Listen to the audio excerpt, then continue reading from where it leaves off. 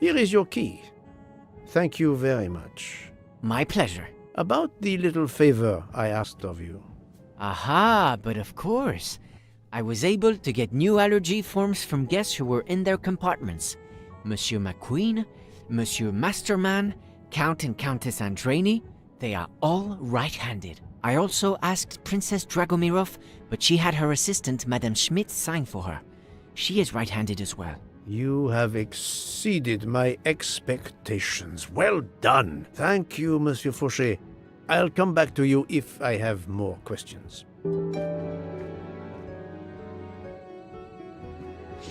So, Poirot, I hope you are progressing in your investigation. I have not finished yet, but it is progressing, yes. I still have many questions that must be answered.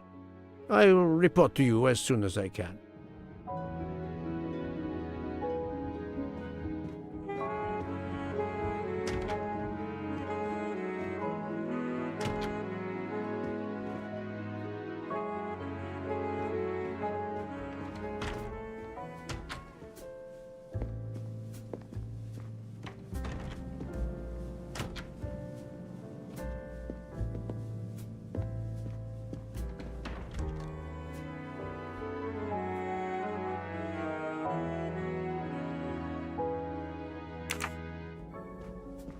Monsieur Fauché, may I disturb you for a moment? Of course. How can I help? So, Monsieur Fauché, are you trying to hide things from me? I know about your little party last night. You are not a detective for nothing. I'm sorry, Monsieur Poirot. Thank you, Monsieur...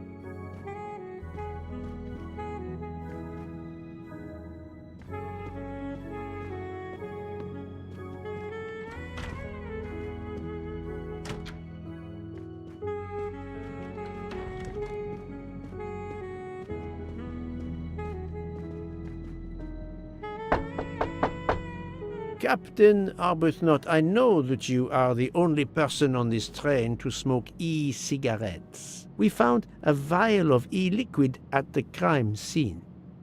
Will you talk to me about this, or should I pass on what I've learned to the police? All right. Come in if you must.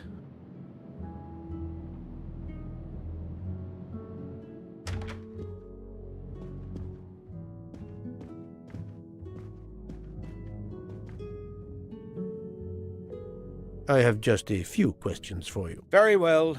Let's hear them. The young English lady, Mademoiselle Debenham, was at the Tocatlian Hotel. Perhaps you met her there? We exchanged a few words. Fellow Brits abroad, that sort of thing. What can you tell me about Mademoiselle Debenham? Nothing whatsoever. We barely spoke. The director of the Orient Express, Monsieur Bouc, thinks the assassin is a woman. And that is enough to accuse her? She had nothing to do with this murder. How can you be so certain? The idea is absurd. Ratchet was a perfect stranger to her. She'd never seen him before. Ah, did she tell you so? Well, yes, maybe she did. She may have commented once upon his somewhat unpleasant appearance. If a woman is concerned, as you seem to think, to my mind, without any evidence, I can assure you that Miss Debenham could not possibly be implicated. It is clear that the captain is defending Miss Debenham, a woman he supposedly doesn't know very well. Thank you, Captain. You're welcome.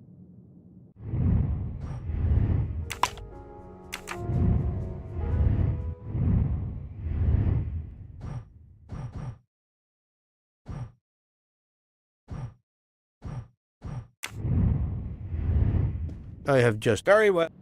What were you doing last night around 1:15? 1:15? I believe I was still talking to that young American fellow, Mr. McQueen, the secretary of the man who was killed. We were in his compartment. He was a friend or acquaintance of yours? No, I never saw him before this journey. We'd hit it off at dinner, and the conversation continued into the early hours. Until what time was that? Until 1:45 or so. Then I retired to my room and went to sleep. There is nothing you can recall last night that in any way struck you as suspicious? It's nothing. A mere detail. Allow me to be the judge. Well, before returning to my room, I went to the lounge car to get a glass of water. When I was passing through the first-class corridor, I noticed that the door, which is just after your room, 201, was not quite closed, and the person who was inside peered out in a furtive sort of way. Then he closed the door quickly. I know there's nothing in that, but it was the furtive way it was done that caught my attention. Struck me as a bit odd. I understand. Thank you for letting me know.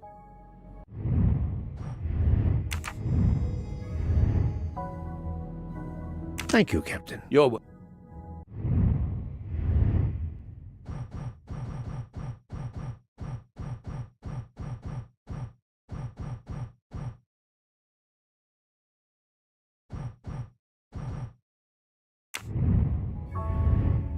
I have just... Very well. Could you write down your address here, please? My address? If you insist.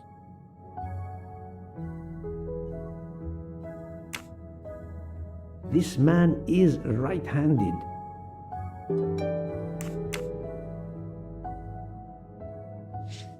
Is this e-cigarette liquid yours?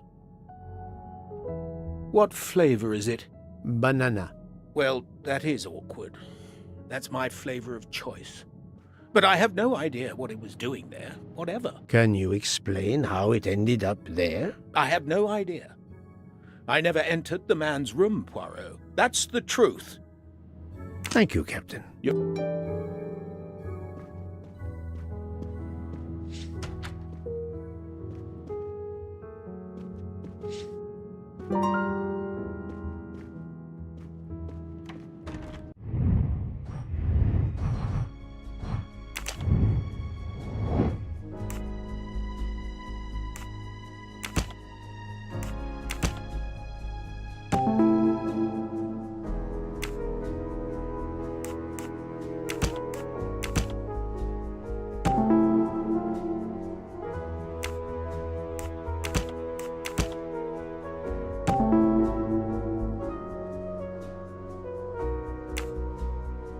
Captain Arbuthnot is the only passenger to smoke an e-cigarette. Even if this liquid in Ratchet's room is a solid clue, he has an alibi.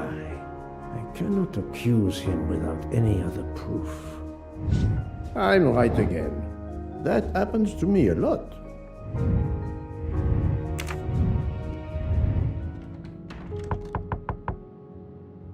Pardon this intrusion, Mademoiselle Olsen, but something you told me earlier confuses me. Oh, please, come in.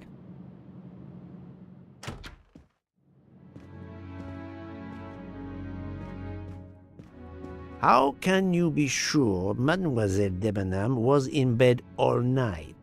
As I told you, I am a very light sleeper. The slightest noise wakes me up. If Fraulein Debenham had gotten out of her bed, I would have heard her. I got up this morning around 8 a.m. She was sleeping soundly.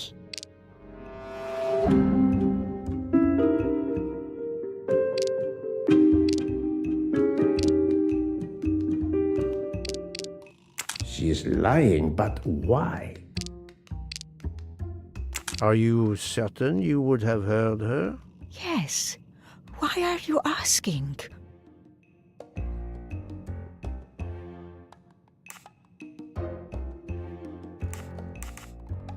I spoke to Mademoiselle Debenham, and she told me that she got up around 5 o'clock in the morning She opened the door and looked down the corridor. It was then that she saw a woman in a red kimono. How do you explain that?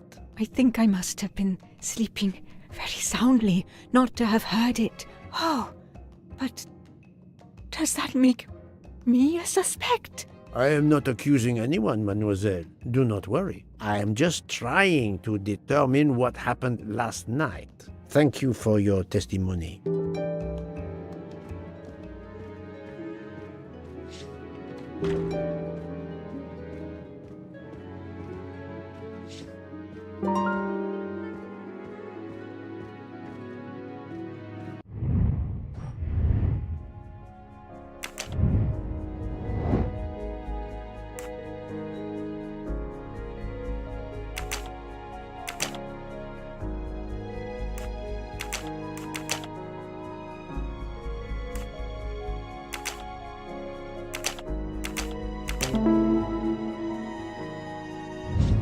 That was easy.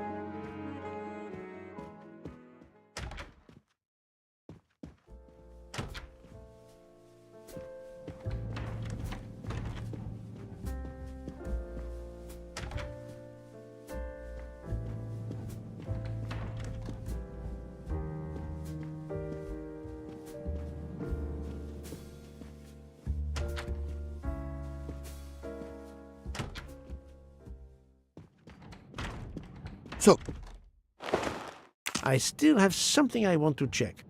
I will return soon.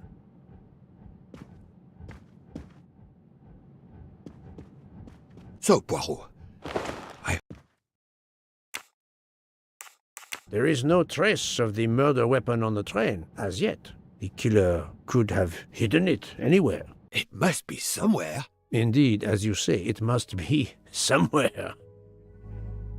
According to Dr. Constantine's report, the stab wounds were made by at least one right-handed and one left-handed person, and with different strength. For the moment, everyone I have checked is right-handed.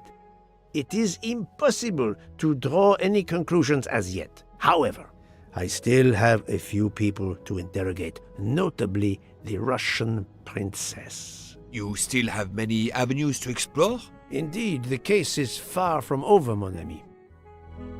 I identified the person responsible for the bottle of liquid for the vape found at the crime scene. So, this is our culprit? Do we hold him? No, unfortunately, this bottle belongs to Captain Arbuthnot, but he has an alibi, confirmed by Monsieur McQueen for the time of the murder. Monsieur Bouc, Monsieur Poirot.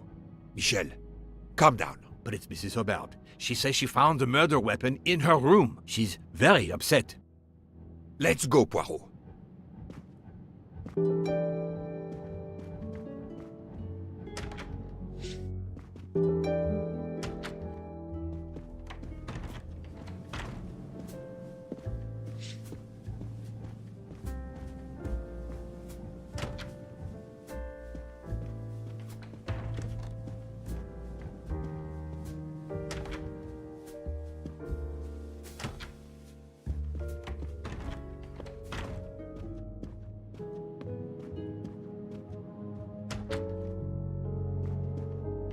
I demand to be allowed to leave this train! Madame, we are in the mountains, trapped in a snowdrift. Stating the obvious, there is a murderer among us. He had the audacity to hide his weapon in my room. Please, Madame Hubert, take a deep breath and tell us what occurred. Where did you find the knife? I wanted to get a handkerchief from my purse, and when I opened it, I saw it! A bloody knife! Am I next to be murdered? I very much doubt the murderer would give you his weapon. What do you mean? Madame, he would have used it. Oh, I haven't! Did you touch the knife? Of course not. What a question. I will take that as a no.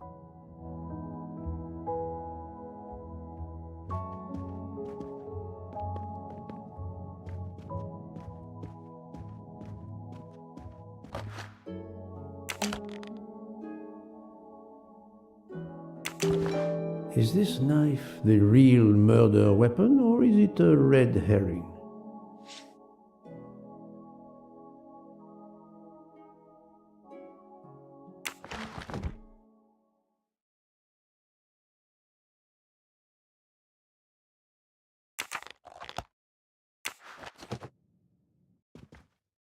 Mrs. Hubbard is distraught, Poirot. I should stay with her. Please go on without me. I have every right to be distraught. Thank you, Mr. Book.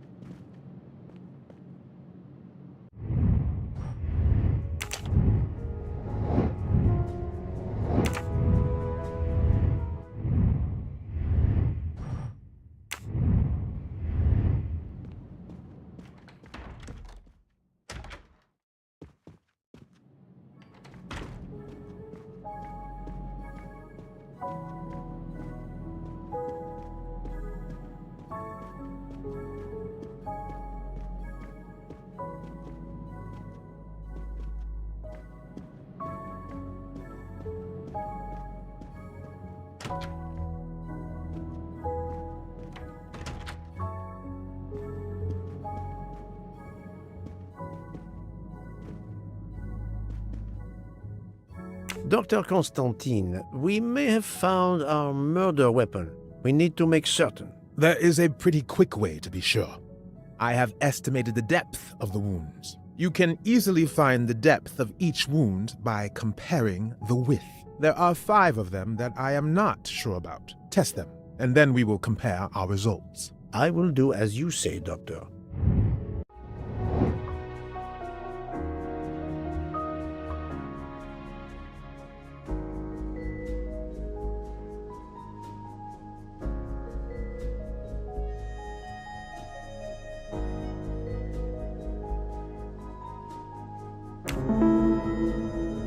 Think, Poirot, that is not... I must admit I'm not right this time. This is wrong. But I'm never far from the truth. No, not good. Et voilà. What do you think, Doctor? Is this knife really the murder weapon? There can be no doubt. You found the same depths as the estimates I made during the preliminary autopsy. I can assure you that you hold in your hands the weapon that took Ratchet's life.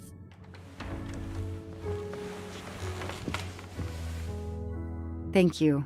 I feel way better now. The rest gave you time to sleep off most of the effects of the drug. I'm still a bit groggy. That's understandable. Are you able to continue your story now? Yes. Yes, I think so.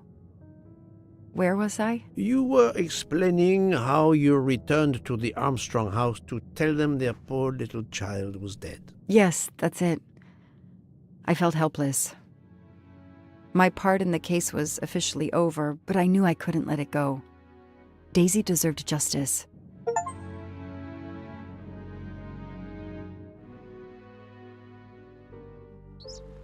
Two days later, I returned to the Armstrong house to tell them Daisy would be released soon for burial. I was angry with myself that I couldn't bring them better news. I wasn't prepared for more tragedy.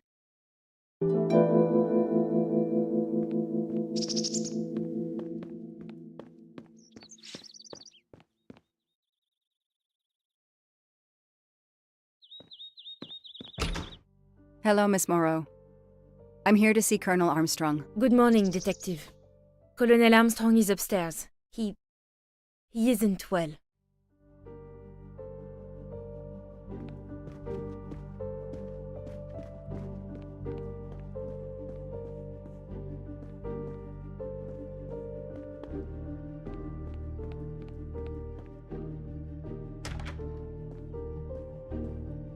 Good morning, Colonel Armstrong.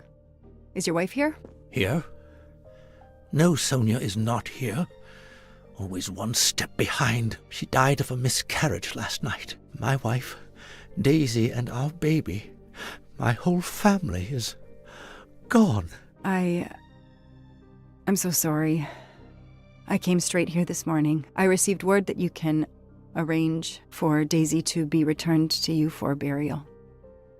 I didn't know. Well, then, now you don't have to come back. I can arrange for Daisy, my wife, and our unborn child to be buried all at once. Very efficient.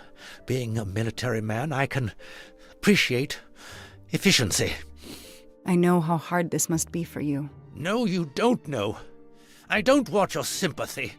I want you to do your bloody job and catch the creature that did this. I know you won't believe me, but I swear to you, I will find who did this. If it takes me to the far corners of the earth, I will find them. Then go. Please go now. Go find them.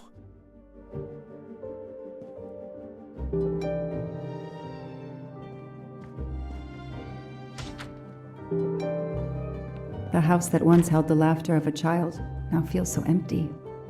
I'm not giving up. I'm a part of this case, or the case is a part of me.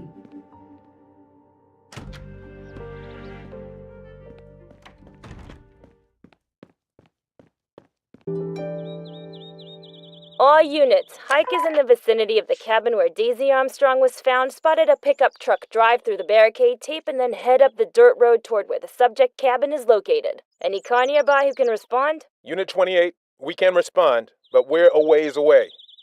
Dispatch, this is 11. I'm on it. Copy that. 11, you're good to go. Copy that.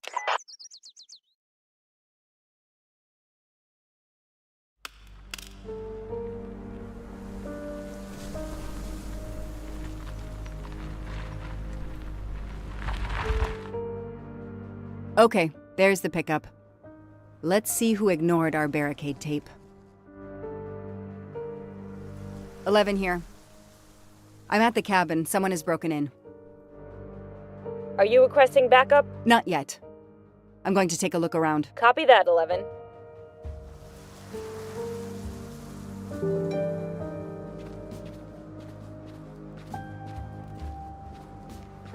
An individual has entered a police-secured area. I have to stop him first.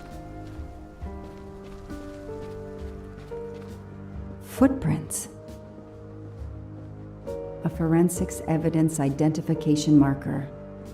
Forensics had to go through this place with a fine-tooth comb. A forensics He's not here.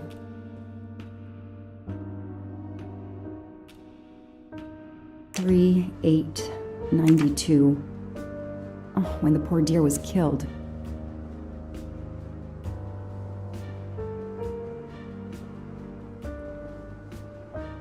That's where I found Fluffy. Daisy's special toy. I hope we returned him to the family.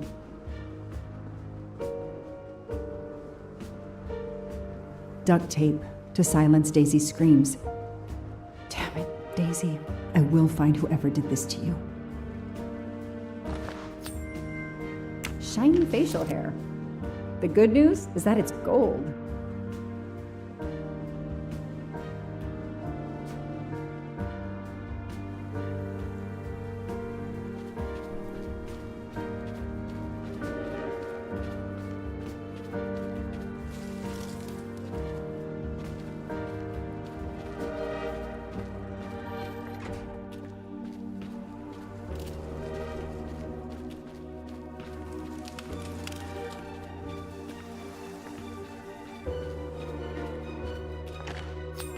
Help yourself, Joanna. You earned it.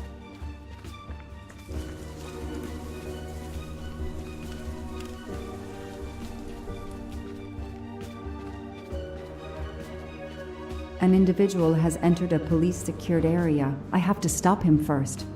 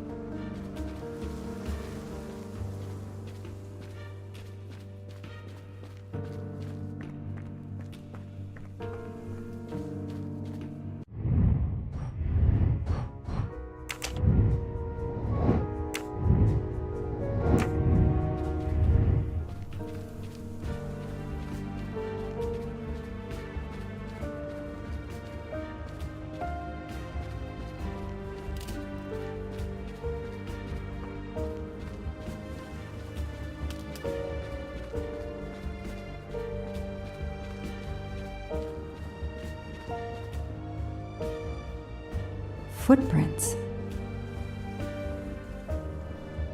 A forensics evidence identification marker.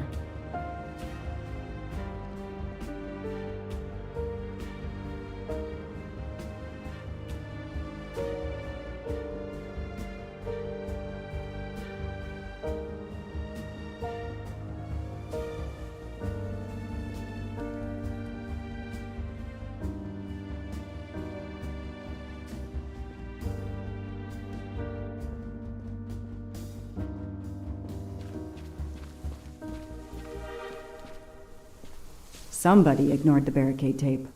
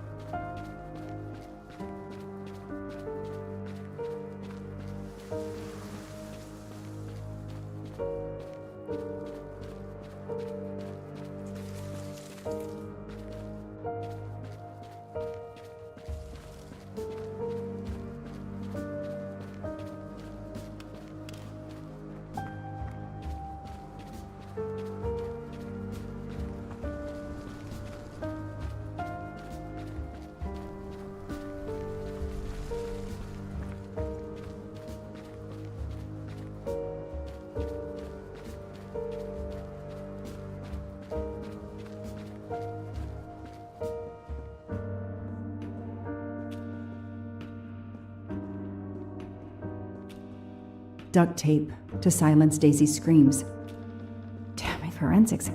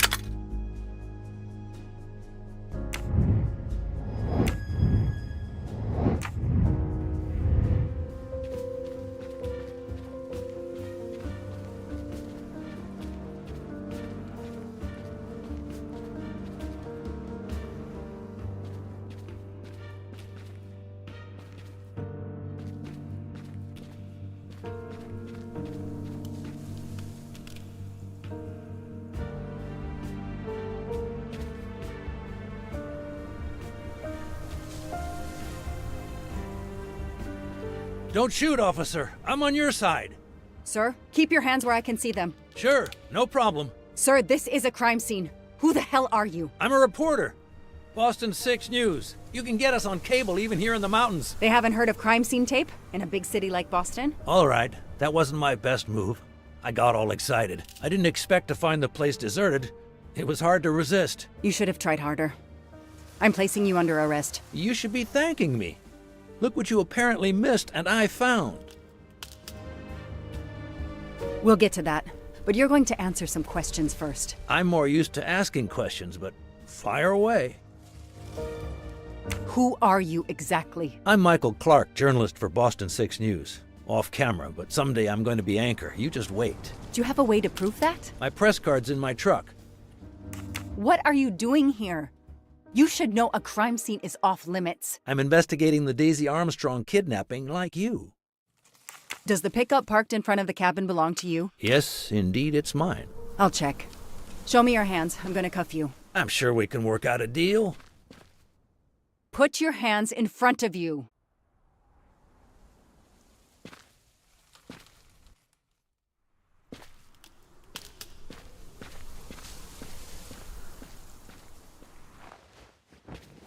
Aren't you gonna read me my rights? You have the right to remain silent. I really wish you'd exercise that one.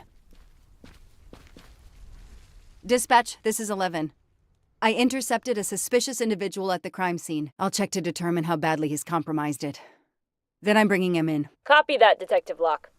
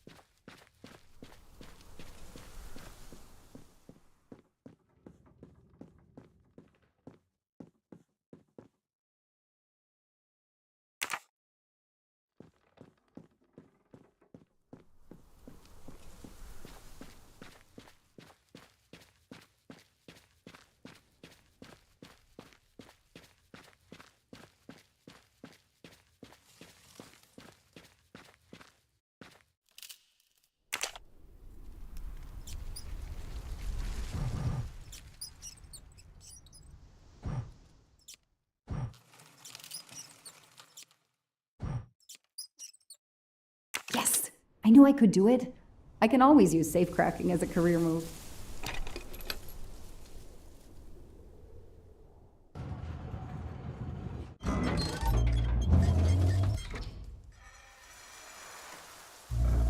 There. Now let's see what secrets you're hiding.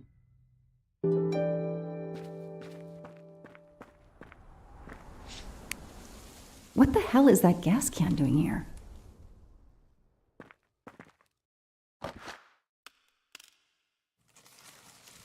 The cap's been damaged, and some gasoline has leaked out.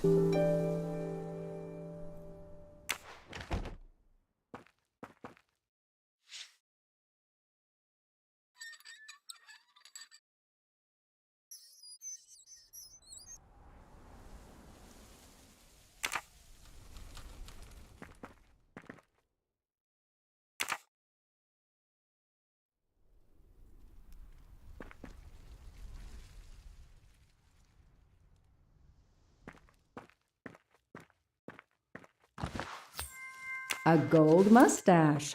Thank you very much. This blueprint.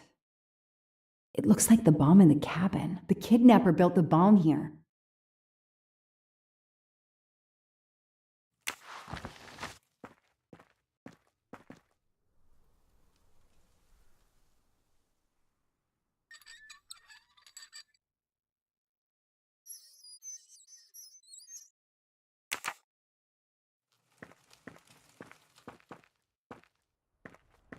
This bunker looks like it's as old as the cabin.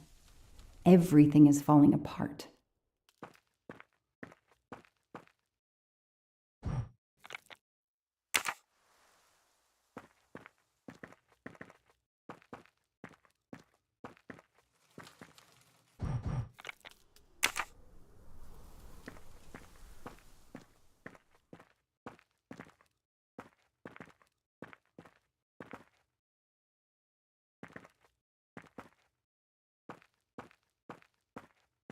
Now what? I have to turn the power back on to open this magnetic door.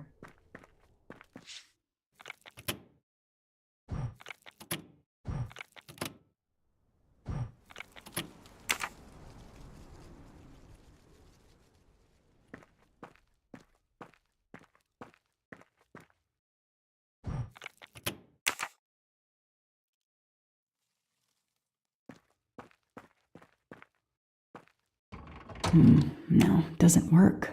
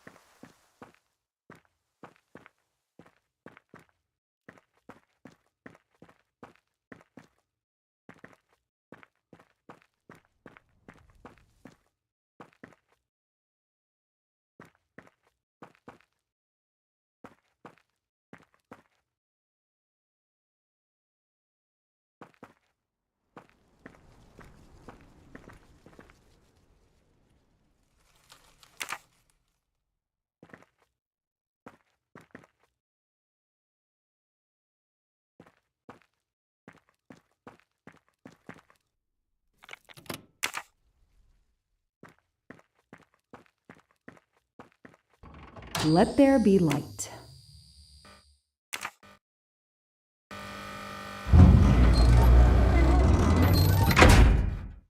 Perfect, it works.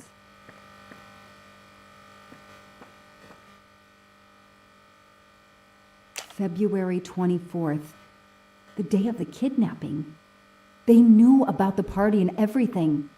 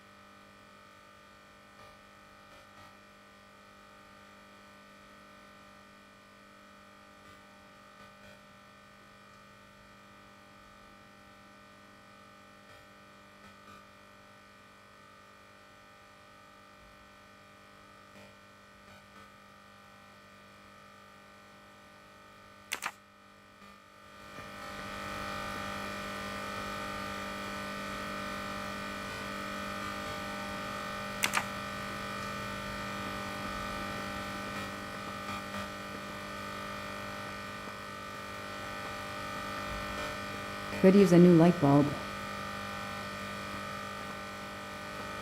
Could use a new light bulb.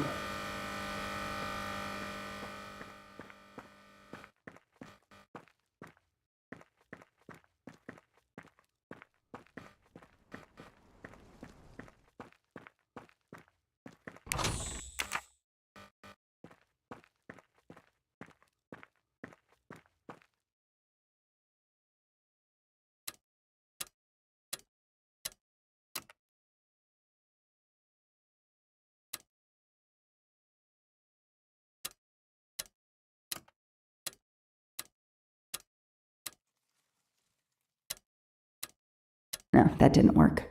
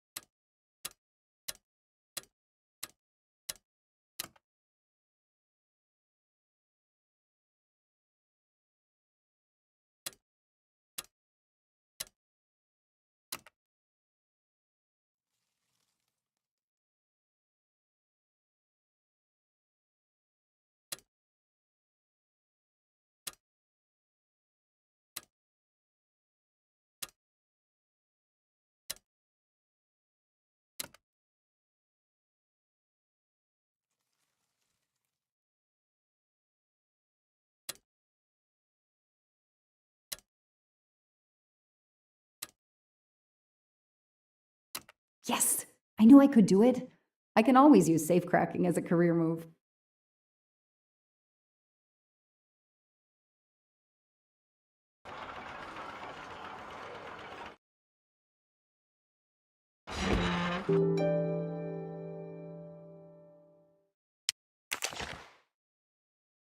An expensive-looking pen with the initials JM? What's its story?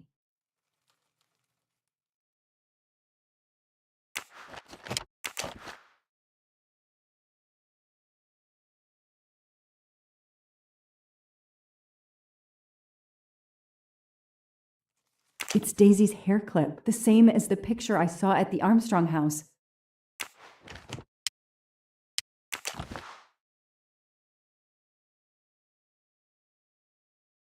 That looks like a hair caught in the band around the money. Forensics will tell me for sure, but that doesn't look like Daisy's color. These get locked up again until forensics get here.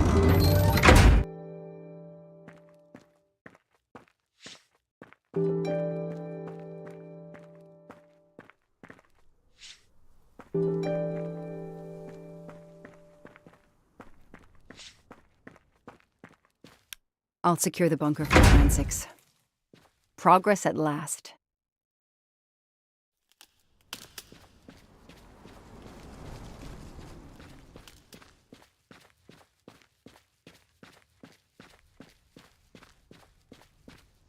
I don't need to talk to the suspect right now.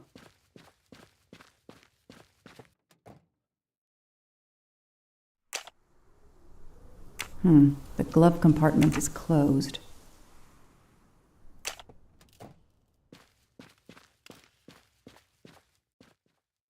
The gas can I found in the bunker would match this outline perfectly.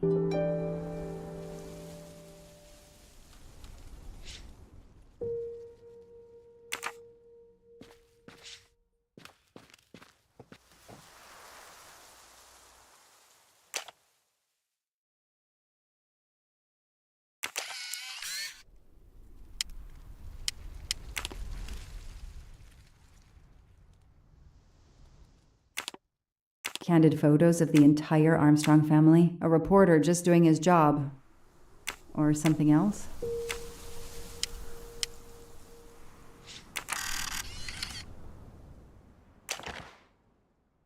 Telephoto lens. Not so surprising for a journalist.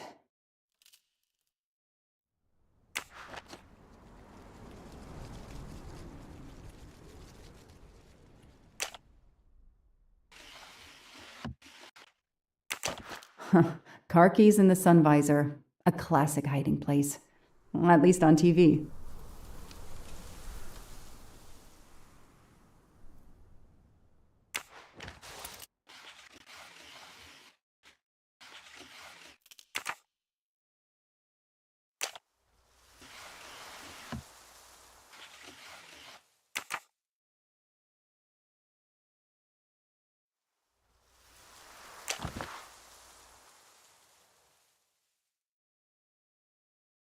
Clark's press card, and the phone number of the newspaper is on it. Ah, good. I can give him a call.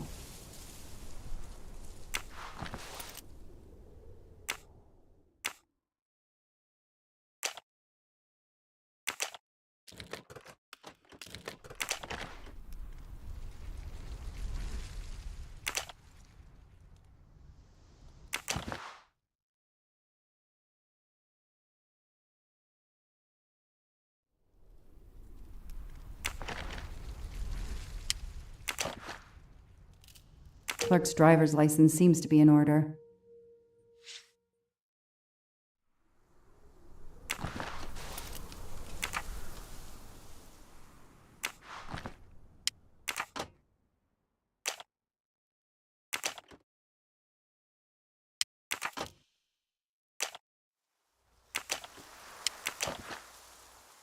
The vehicle registration is not in the name of Michael Clark or a rental company.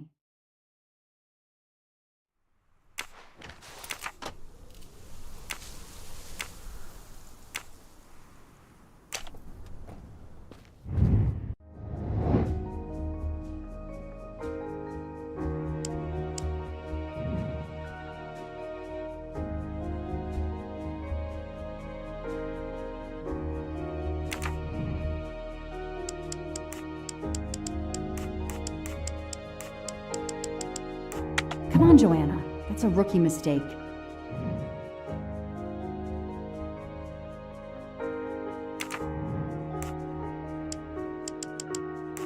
No, this isn't it. Think!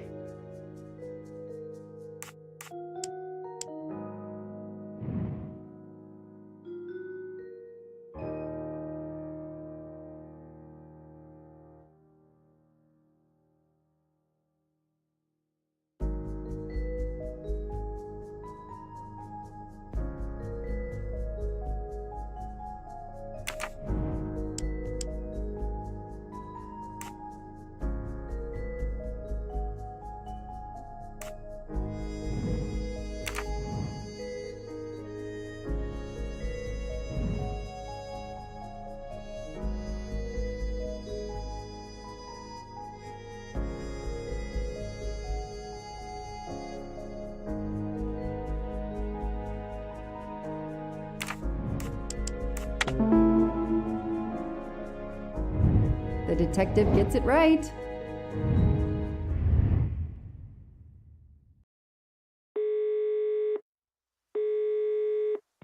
Hi, I'm Detective Joanna Locke, Berkshire Police. I'd like to speak to an editor, please. One moment, please. Hello, Detective Locke? This is Abby Wilson. I'm a senior editor. What can I do for you? Does a man named Michael Clark work for you? Yes, he does. Why? When was the last time you heard from him? Oh, it's been at least 7 or 8 months. That's not unusual. He works in the field? Yes, Michael Clark is what we call a stringer. He works as a freelancer, comes up with a story we can use, we pay him, then we don't hear from him again for several months. What kind of stories does Mr. Clark write? Mr. Clark is an investigative reporter. Mostly crime stories, to tell you the truth. He comes up with some pretty macabre stuff some of the time. Is there a problem? Or a story? Do you remember what the last case he investigated was? It was a murder case. The victim was a millionaire named James Miller. He was called the Frozen Fish King of Gloucester, Massachusetts. His body turned up in one of his nets. Or, rather, most of it did. Ah, well, thank you, Ms. Wilson. You've been a great help to me. Pleasure. I hope he's not in trouble. He can be a little pushy, but he's a good guy overall. So what's he working on now, Detective? Are you sitting on a story? Thanks again.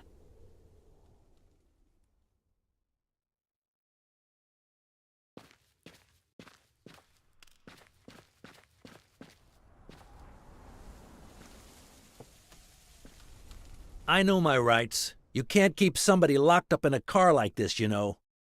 You wouldn't do it if I was a dog. Do they have bathrooms at the station?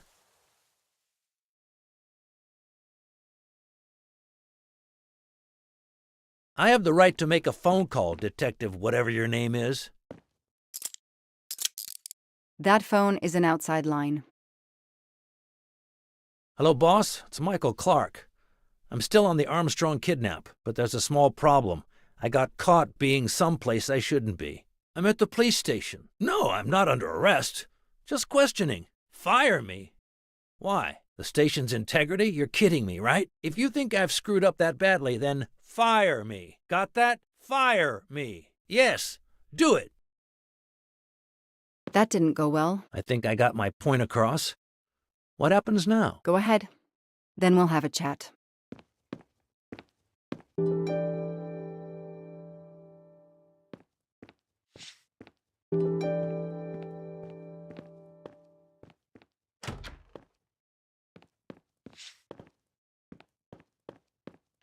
I'll add these to the file. Anything that will erase Clark's smile. Case files. A lot of them for our tiny town. This is all a game to him, and he doesn't expect to lose.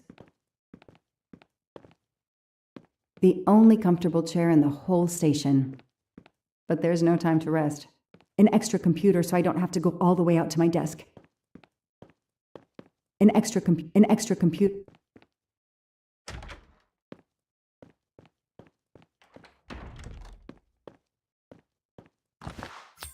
Not really my style, but I'll take it.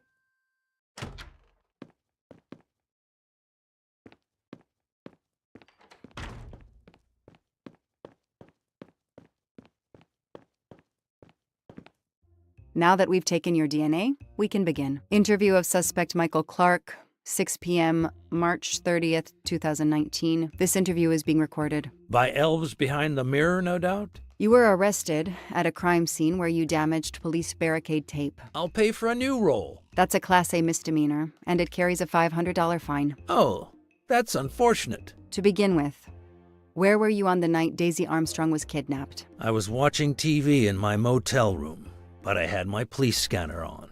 I heard the first reports that the little girl was missing. No way the police at the scene were gonna let me get close. I set my alarm so I could get on the story first thing in the morning, and tried to sleep.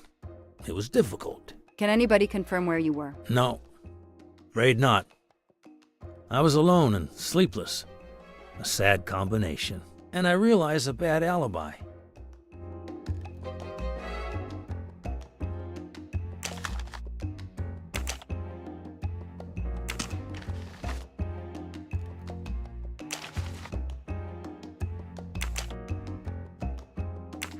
Let's start with why you went to the cabin. If the police were interested in it, I was interested in it.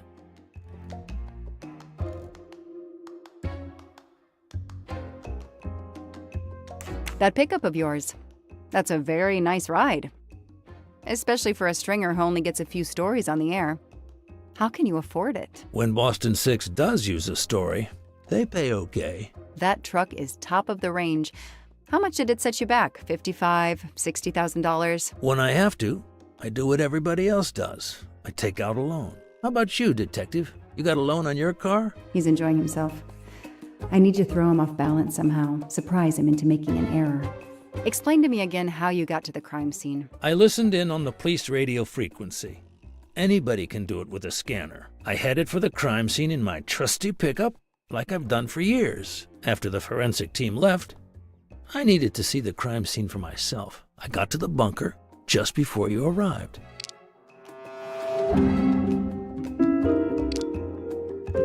You said you've been driving that pickup for years? You heard right. Thanks to it, I never miss a story.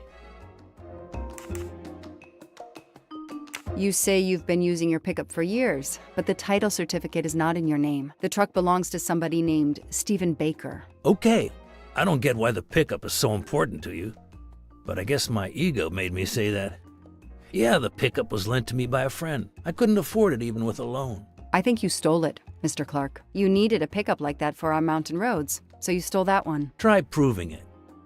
But while you run off on some wild goose chase, you can't hold me.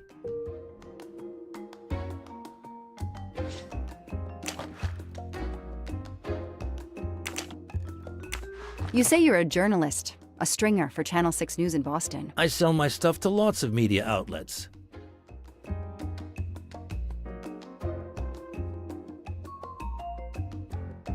How is your editor doing? Last time we spoke, she was fine.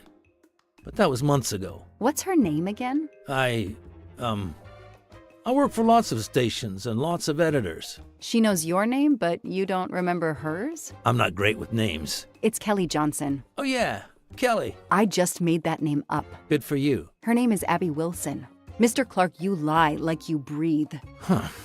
Well, that was mean. He thinks he's invincible. I need to play his ego. That's the key. What are you doing in the Berkshires? And what is your connection to the Armstrong case? For the past few months, I've been working on a big case. Boston 6 News was looking forward to my next story. The Armstrongs have been on my list of potential targets for a long time. I changed gears when Daisy was kidnapped and started investigating the Armstrongs.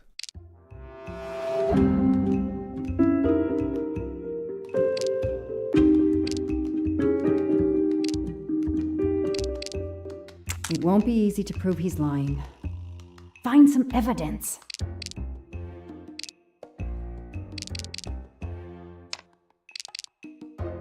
I don't see anything that proves he's lying.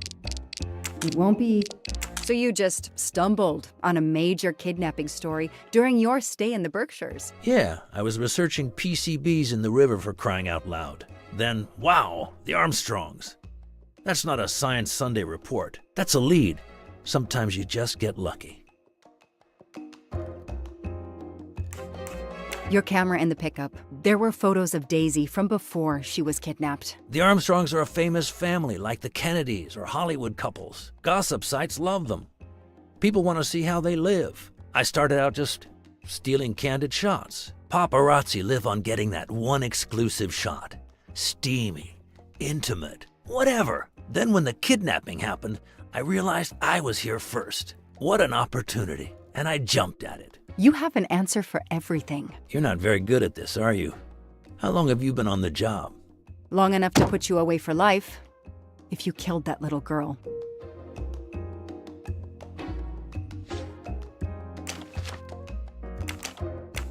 Let's move on to the gas cans and what we found in your pockets when you were brought in here today. That sounds exciting.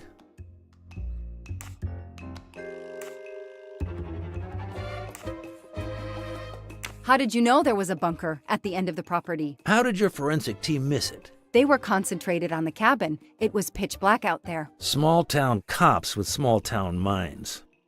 I'm sorry, that was unkind. You know, I'm a bit like you. My job is to find something a news program's viewers want to see. You do it for justice. I do it for money. I just have more flair than you. I know you're lying, Mr. Clark. I followed your footprints from the cabin, and they led directly to the bunker. It was very well hidden. You had to know it was there. Think whatever you want, Detective. I know that Clark is lying. I need to reconstruct the whole sequence of events in order to understand what happened.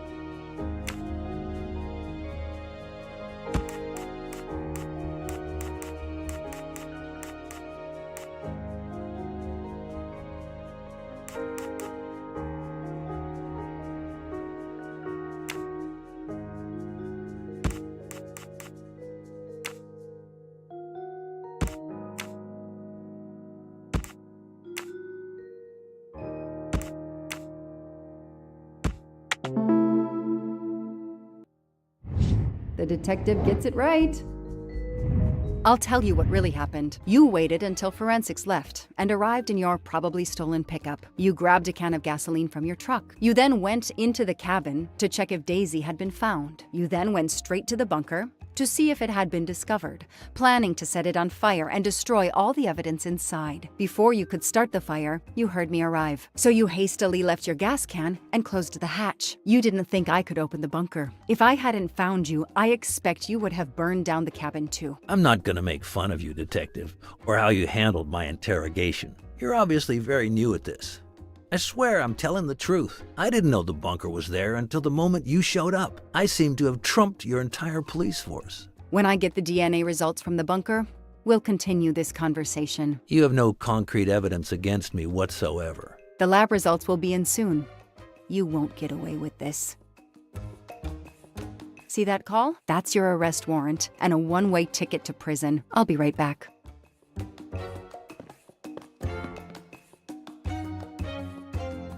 Hello, sir. I think I found the man who kidnapped Daisy Armstrong. I'm interrogating him now. Hold on, Detective Locke. I have some bad news. Someone set fire to the cabin in the bunker. The fire department is on the scene, but they say it's too late. That's impossible. My suspect has been in the interrogation room with me all evening. We can't hold him. Suzanne Moreau.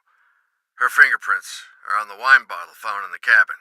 We also found an unknown person's fingerprints, but they don't match your suspects. Sir, with all due respect, I'm convinced Michael Clark is involved. Detective, I'm cutting you some slack already, but we cannot hold your suspect simply because you're convinced he's guilty.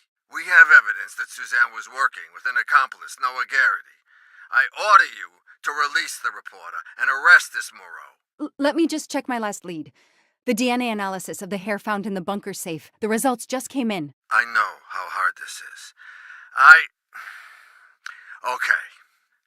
Get the DNA results. Detective Locke, I will give you 1 hour maximum. Then you close the file and arrest Suzanne Moreau. Thank you, sir.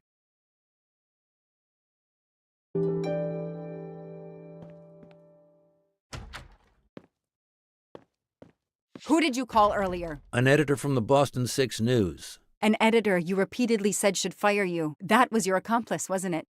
You were telling him to start the fire. An accomplice?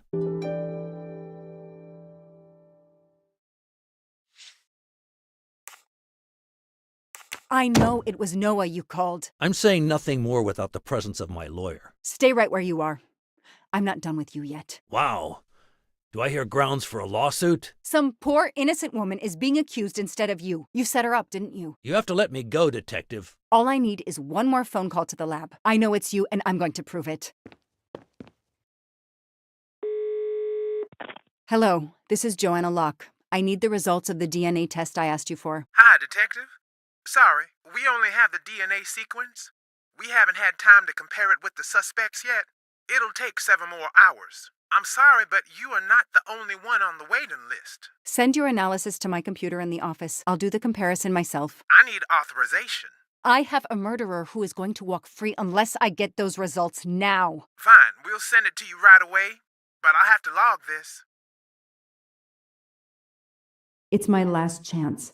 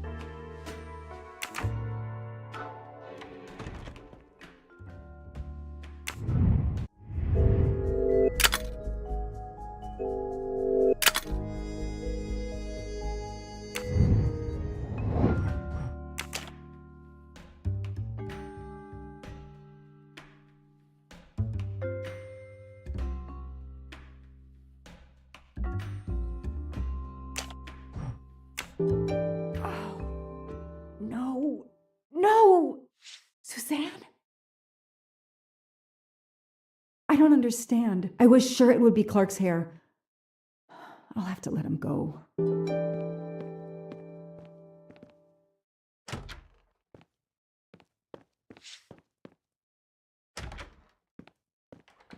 You can leave. Sorry it didn't work out for you, Detective. Maybe you should consider a career change. We are not done. Oh, but we are, my dear. We are done. I had no choice but to return to the Armstrong house to arrest Suzanne Moreau.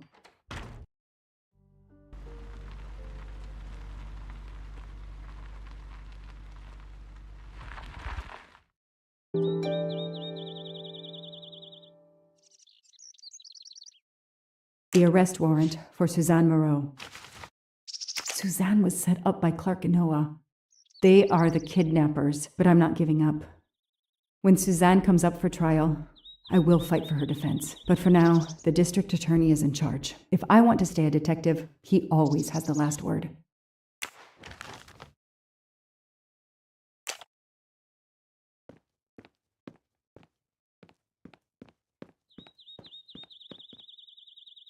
The door is wide open. How strange. Hey, is anyone there? Miss Moreau? Miss Moreau? This is Detective Locke.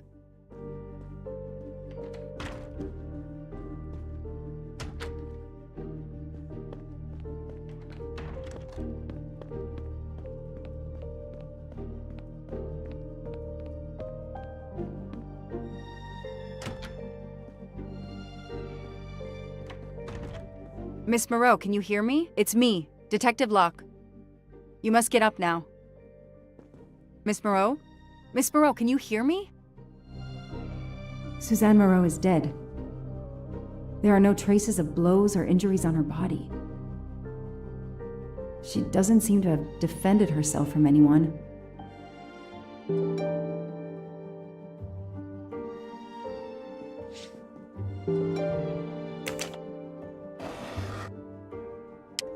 Her glasses are missing.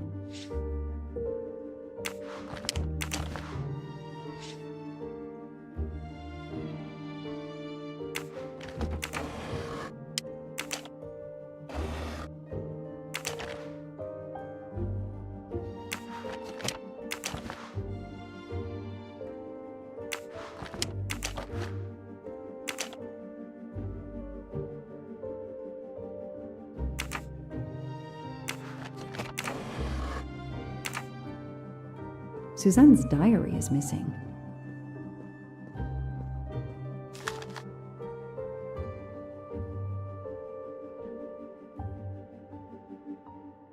Suzanne was telling the truth about her mother.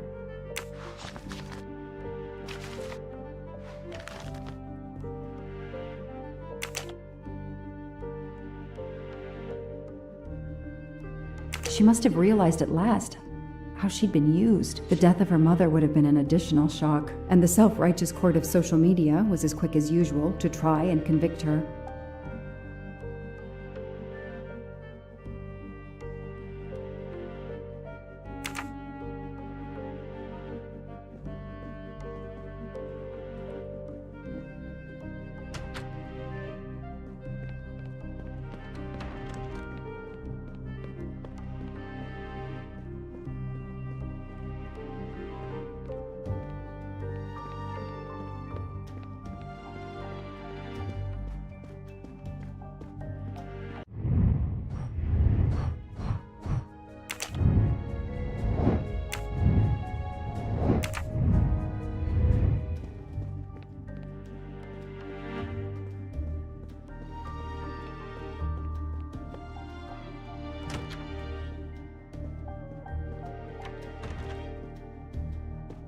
Nothing's been touched. It's as if Daisy might walk in at any moment and begin to play.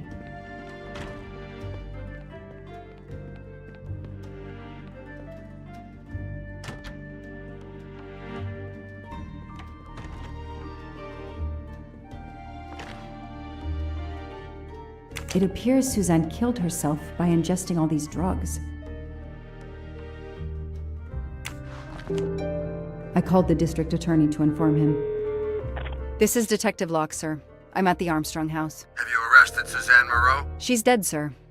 Apparent suicide, but I need a forensics team. She killed herself out of remorse for her part in the crime. We don't know that yet. I'm calling forensics now, but I wanted you to know. What a mess. Stay on site until forensics arrive. Yes, sir. Standing by. The investigation was officially closed. I was certain that she was innocent, and Clark had been responsible for 4 deaths and then vanished into thin air. With $1 million. Dollars marked, though, and not easily spent. I didn't care if the case was officially closed. I swore, Mr. Poirot, whatever it took, I would hunt him down.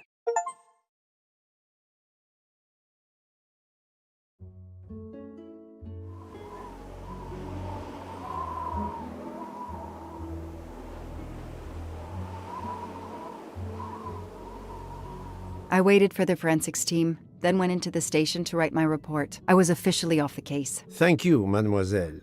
That obviously cannot be the completion of your story. If I might ask a question? Of course.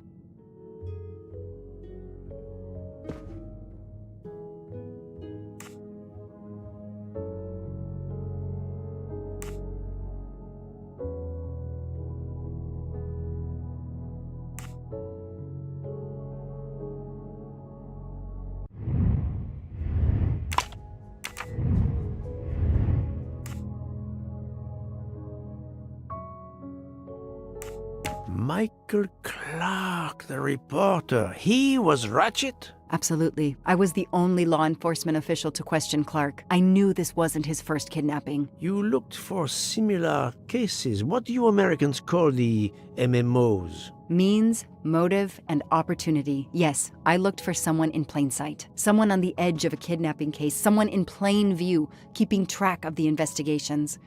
An innocent witness, a concerned neighbor, even another reporter. And eventually you found a name behind an alias. Yes, I found a name.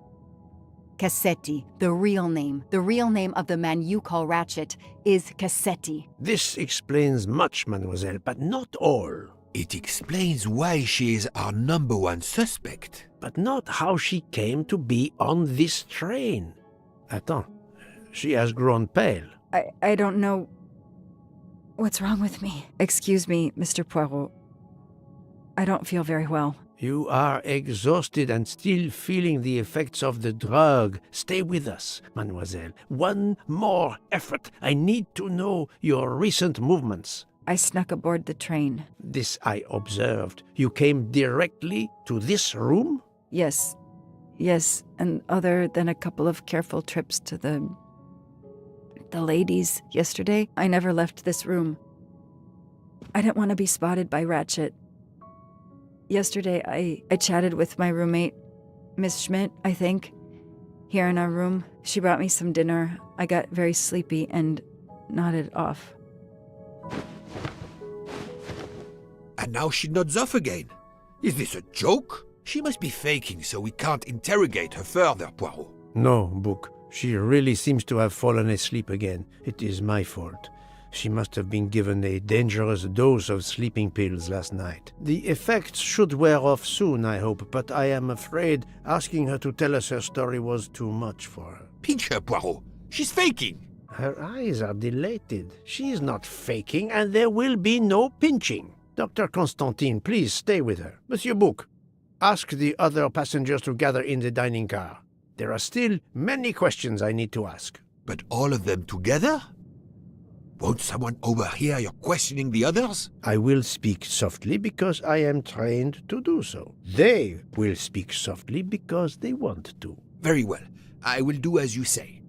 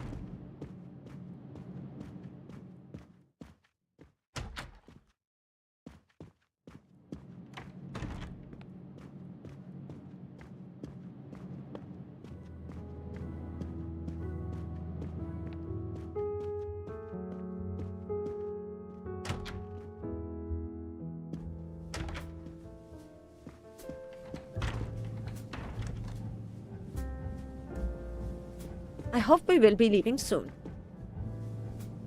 I hope we will be leaving. I hope.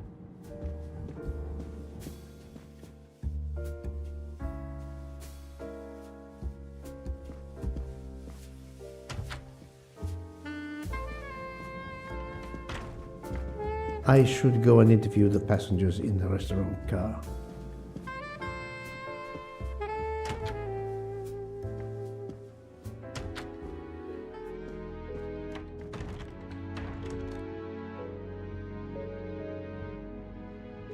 The passengers who agreed to come and talk to you are assembled, Poirot. Mr. Masterman is already here to answer your questions. Perfect. Thank you, my friend. Sit down, Monsieur Masterman, please. Thank you. Does the name Cassetti mean anything to you? No. Should it? Have you heard of the Armstrong kidnapping case? Of course. It was all over the news a few years ago. Your employer's real name is Cassetti. He was the man behind that kidnapping. Mr. Ratchet was... He murdered that poor little girl? Mr. McQueen, the man you worked for is a kidnapper named Cassetti. What? What kidnapping? He murdered his victim, a child named Daisy Armstrong. The Armstrong kidnapping? You had no idea of Monsieur Ratchet's real name? Damn skunk! Why are you so upset? My father was the district attorney who handled the case, Mr. Poirot. I saw Mrs. Armstrong more than once. She was a lovely woman, so gentle and heartbroken. If ever a man deserved what he got, Ratchet, or Cassetti, is the man. He didn't deserve to live. Madame Olson, have you heard of the Daisy Armstrong case? No, I've never heard of it. It was only 2 years ago. It was famous. Maybe so, but it was not famous in Spain, where I have been helping the refugees from Africa. You've never heard the name Daisy Armstrong? No, never. Daisy Armstrong? No. No. No! No. Yes. It was all over the English tabloids before I went to Jordan. A horrific crime that claimed the lives of an entire family and their wrongfully accused nanny. That's right, isn't it? Quite so. I thought the culprit had been punished. Some might say that the culprit was punished last night. Oh, my heavens. May I ask you a few more questions? Yes, of course. You were in Jordan? Yes, I was an English tutor there to the children of a high official. Until recently.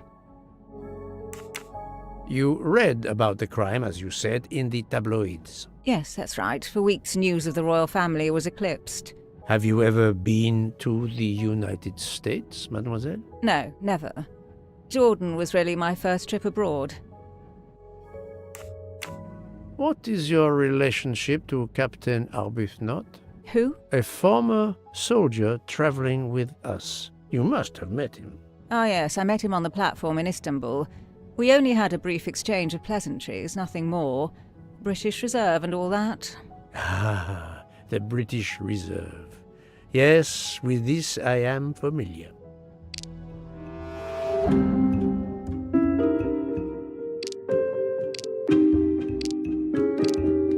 Oh, the truth cannot hide from Poirot forever.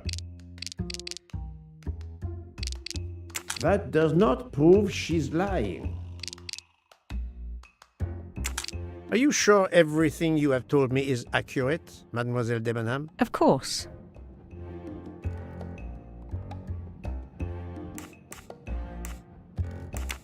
However much you tried to resist, I saw you glancing at Captain Arbuthnot during dinner. It was equally difficult for him to keep his eyes from you. I also looked at the other passengers. That doesn't mean I know them. However softly love may whisper, in the end it speaks louder than words. Mademoiselle, I know that you met Captain Arbuthnot at the Tocatlion Hotel. You were spying on me? I am very attentive to my surroundings. It helps in my profession. Well, it's your word against mine. I had occasion to be of some assistance in recovering Captain Arbuthnot's train ticket. While searching his room, I also discovered one of your earrings. Whatever your relationship may be to the good captain, I doubt it has anything to do with British Reserve. You will not tell me your secret, mademoiselle? I can't. I don't know what you mean. Poirot, Miss Debenham's got nothing to do with this business. Nothing. Do you hear?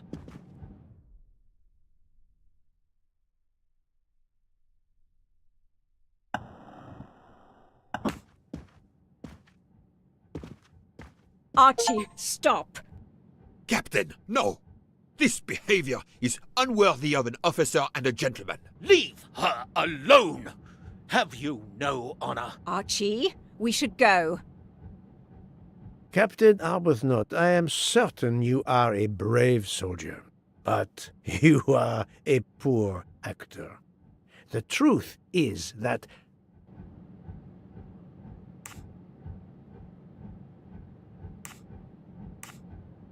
your relationship with Miss Debenham is beyond doubt, Captain. Your reaction was apparently that of a man trying to protect the woman he loves. I might understand that if your relationship were some cleverly disguised secret, but it is not. You make puppy dog eyes at one another at every opportunity. You cannot hide your love. Everybody knows. I advise you to stop with your accusations, Mr. Poirot. I'm going to escort Miss Debenham back to her compartment. Make of that what you will. The captain and Mademoiselle Debenham are obviously adamant about not revealing their relationship, but this scene convinced me there is more that is not so obvious. This murder has everyone on edge. In my 25-year career, I have never seen such madness aboard the Orient Express. I understand, my friend. The more we learn, the more perplexing this train ride becomes. But we have other clues to pursue. What do you have in mind? The broken watch on Monsieur Ratchet's wrist, for example, and the handkerchief found near the body. Who does that belong to? This little drama we have just witnessed has not put you off the scent. Far from it, my friend. Will you return to your watch over Mademoiselle Locke? Yes, I will. Dr. Constantine can probably use a break. Good. Au revoir, Poirot.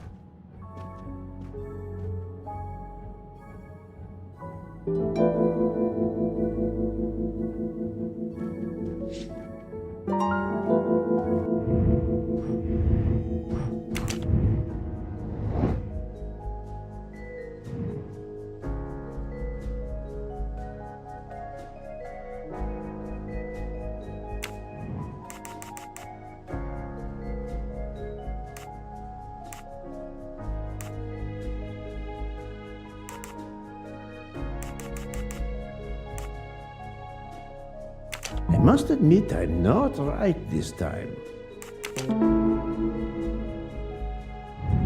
Et voilà.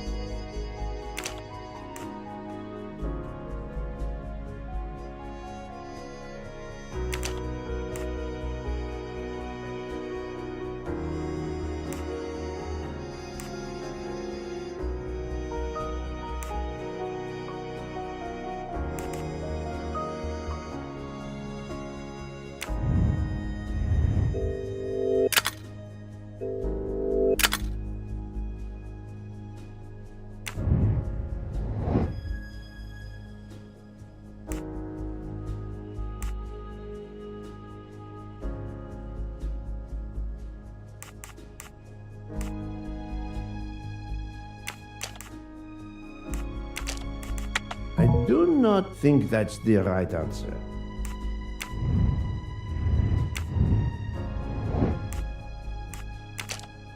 This is wrong. but I'm never far from the truth.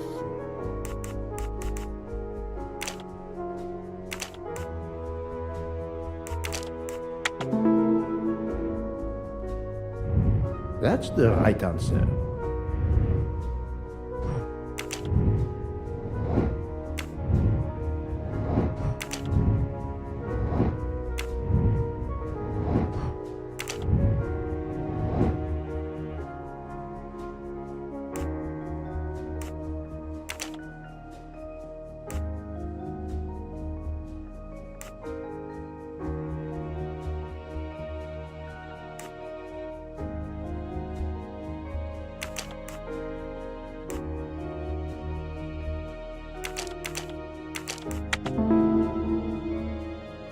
Yes, there are only 3 possible hypotheses. The watch has been tampered with, or it is out of adjustment, or it indicates the time of the murder. I shall explore these last 2 possibilities before reaching any conclusions. If the watch is out of adjustment, it may be broken. There may also be another reason related directly to Ratchet. Maybe the watch is set to another time zone.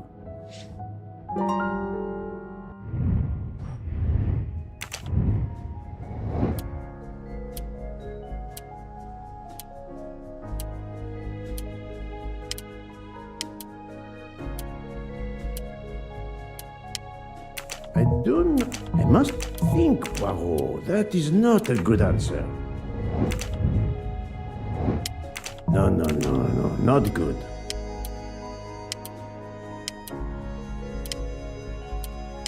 The watch was not defective because the second hand is still moving. I'm right again.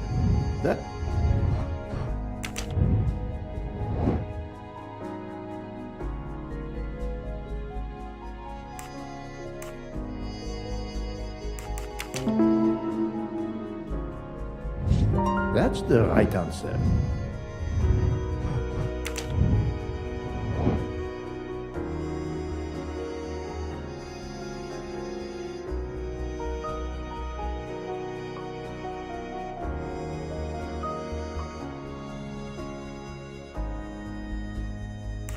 Brilliant.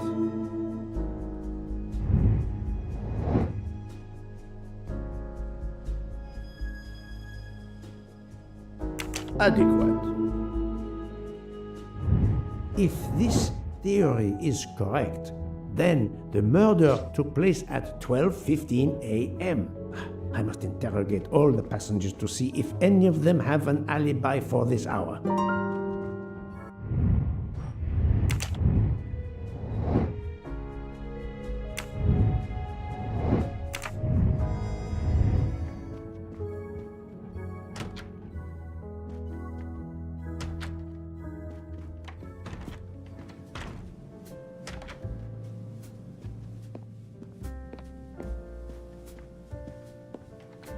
Monsieur Foscarelli, I would like to ask you a few questions, if you allow me. Ah, Signore Poirot, is it?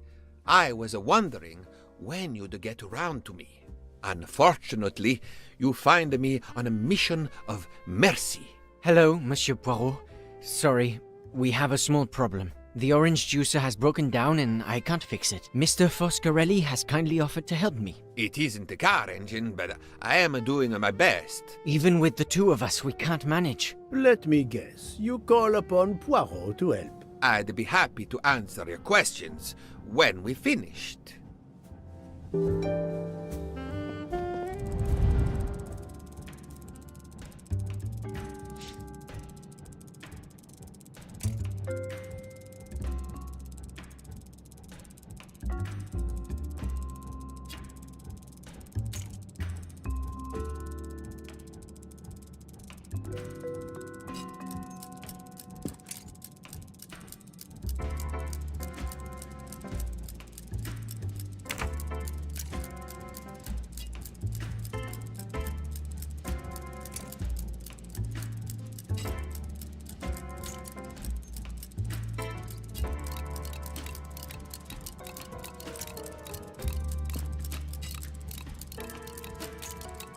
Voila, it should work correctly now.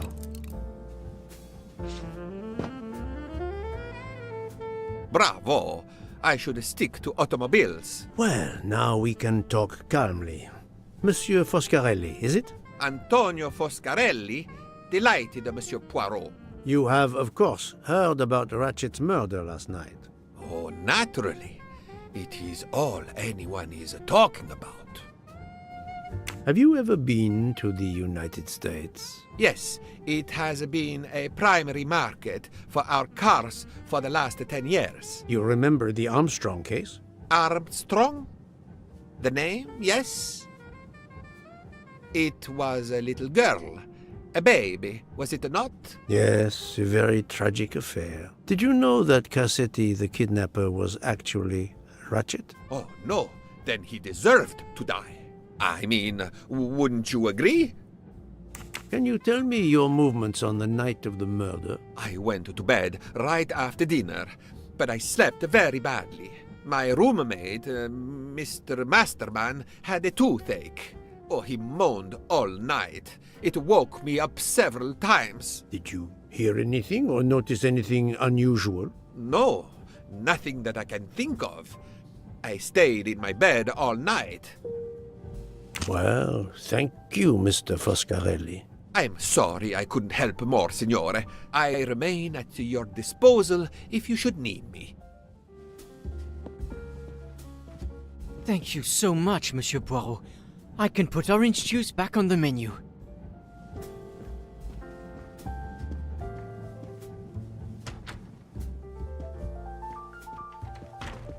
Enchanté, mademoiselle. You are Hildegard Schmidt? I am, Jawohl. And you, I know, are Herr Poirot. Correct. May I ask you for a few minutes of your time to answer a few questions? With pleasure, but first may I ask for your help? Why does this not surprise me? I don't know. I am at your service, Fraulein. My mistress, Princess Dragomirov, has asked me to open this traditional Matryoshka doll. There is a trinket inside she must retrieve. Madame, in my experience, each Russian nesting doll simply pulls apart to reveal the next one inside. Indeed. Yet try it for yourself. As you wish. Ah, you are a gentleman.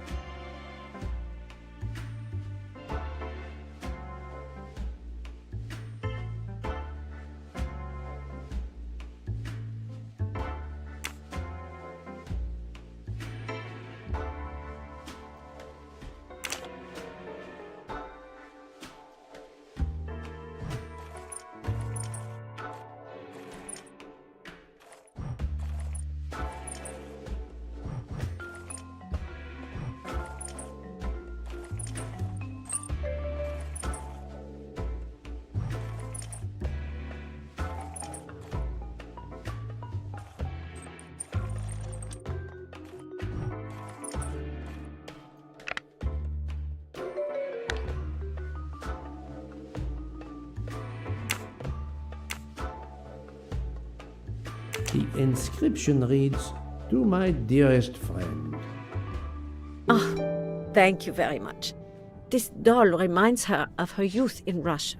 It was very hard under the Soviet regime, but thanks to her strength of will, she rose to be the head of a museum of antiquities in St. Petersburg. Even though she now lives in Berlin, it is said that the Kremlin still fears her. She must be a formidable woman indeed. You are her maid? I am her companion. I help her in her daily tasks, and I keep her company. Ah, forgive me. You will have heard of Ratchet's murder last night. Yes, of course. Everyone is talking about it.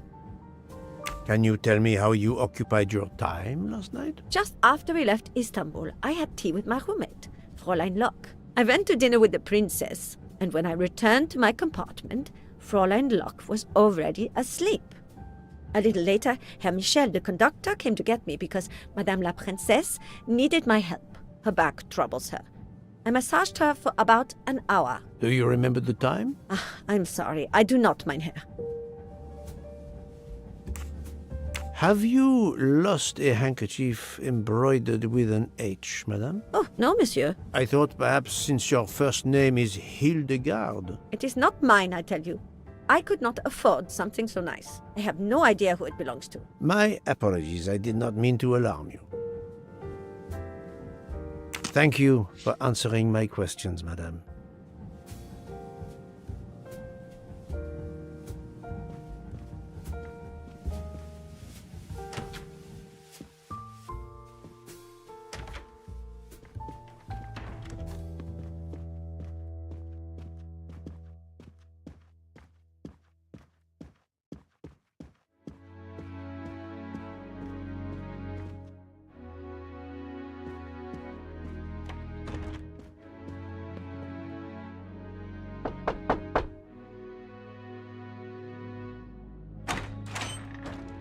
Monsieur, I am Hercule. I know who you are, Monsieur Poirot. What do you want? Answers to a simple question or two. All right, but quickly.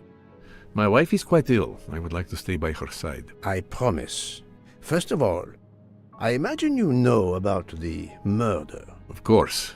The Countess is terribly distressed. Your full name? Rudolf Adreni. Your home is? Budapest. And how do you come to be aboard the Orient Express? I am a Hungarian diplomat. My family has represented our homeland since the revolution from the Soviet Union in 1956. I was on my country's business in Istanbul. Business which I cannot discuss. And your wife often accompanies you on your diplomatic missions? Yes, and why not? Was there anything else you wanted to know?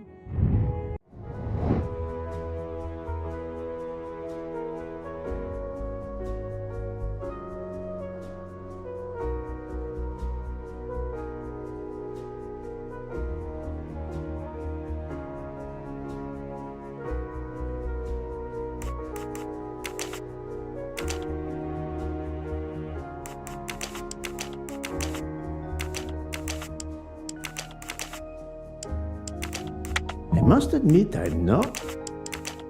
This, No. I must.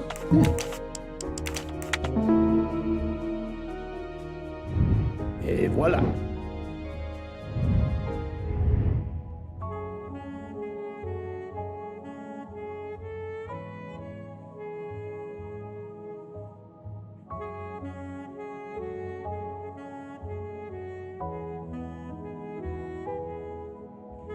Can you tell me how you spent last night? I was in our compartment with my wife. She went to bed early. I played a video game on my phone. Around 11 o'clock in the evening, my wife woke up and couldn't get back to sleep. She took a sleeping pill. As for me, I went to bed soon after that and slept straight through until morning.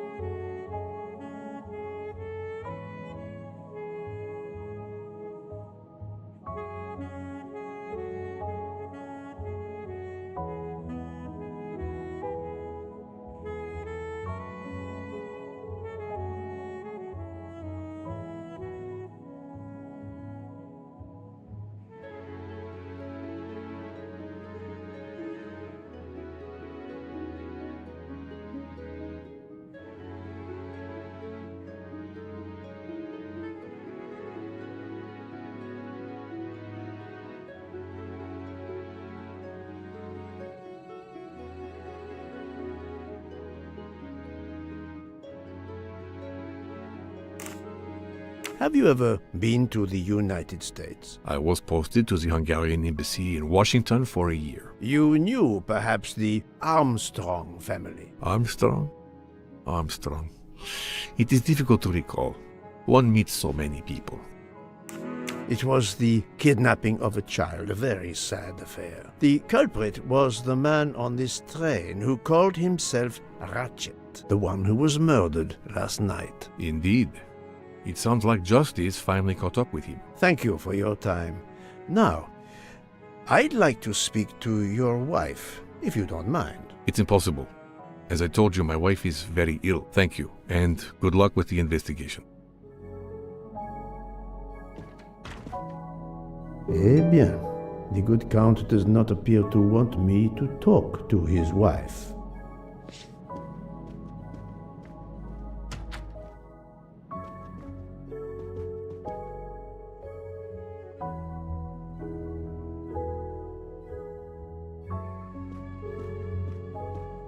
Madame Hubbard, may I ask you a question or two? It won't take long. Anything I can do to help.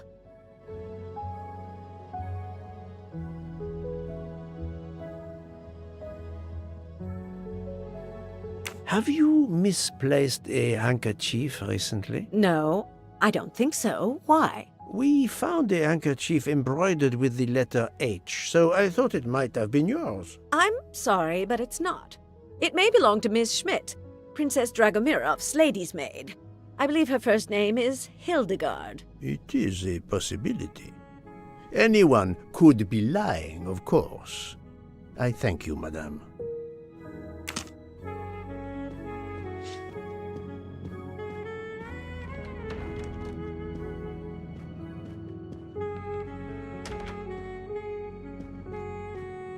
Hello. Can I do something for you? Hello, Monsieur Hardman, I believe. You have heard of the murder? Cyrus Hartman. Yes, and the fact that there's been a murder is all over the train. You do not seem very concerned about it, monsieur. It's not the first murder I've run across. I had no idea the selling of toys was so dangerous. I did overhear you mention at dinner that this is your profession. Toy salesman is a cover.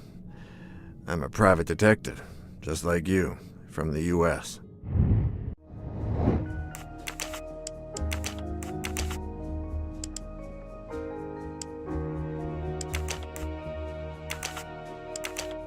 I do not think that's the right answer.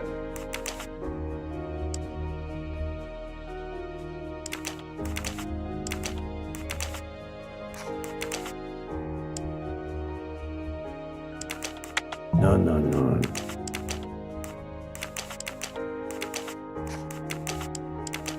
I do not...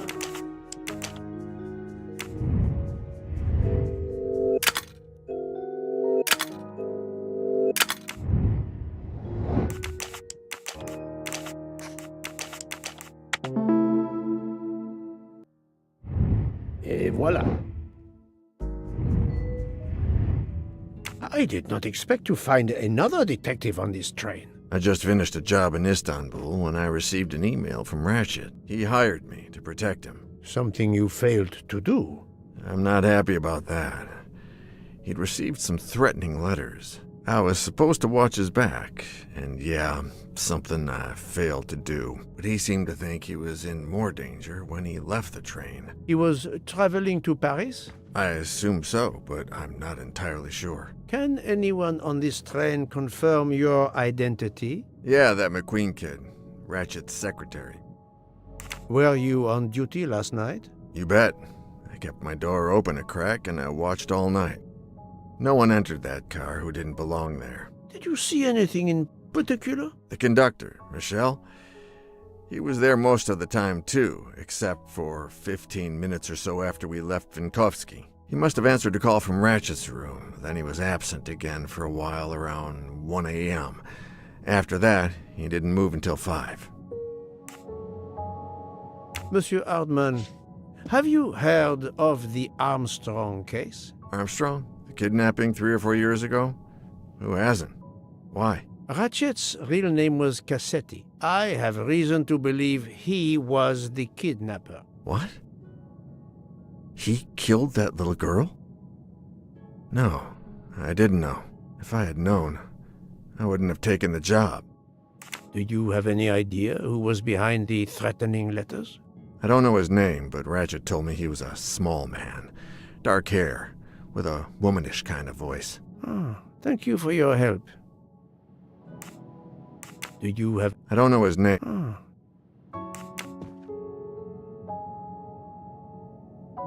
Is this handkerchief embroidered with an H yours? Do I look like the kind of guy who would use a handkerchief like that?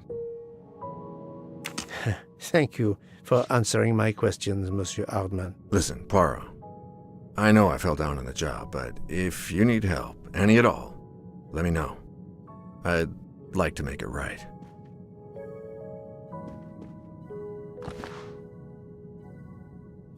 Ah, it has been a while since I have seen one of those.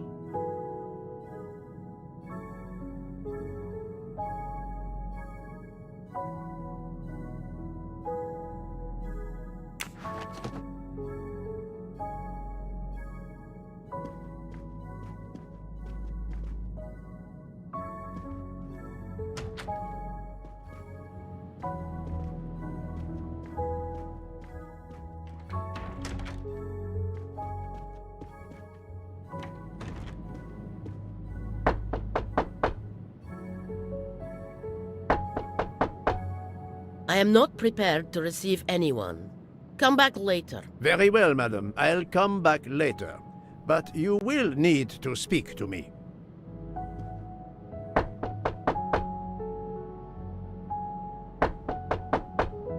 I am not prepared. Very well.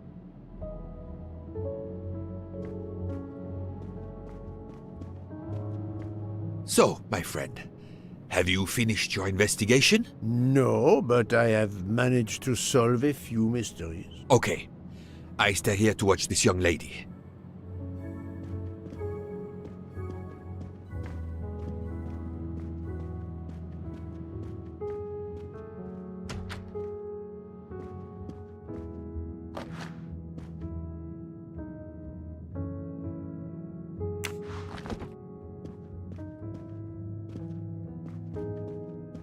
Ah, Monsieur McQueen, may I ask you a question? Anything I can do to help, Mr. Poirot?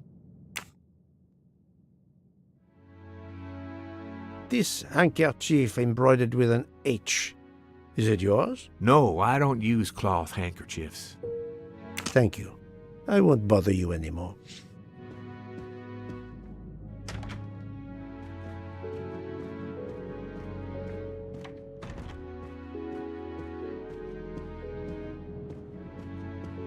I hope your investigation is going well, Mr. Poirot.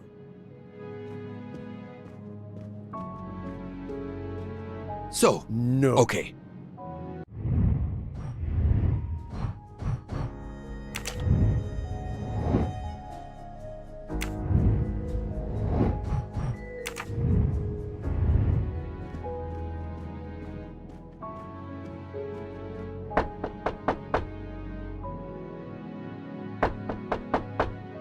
I am not prepared. Very...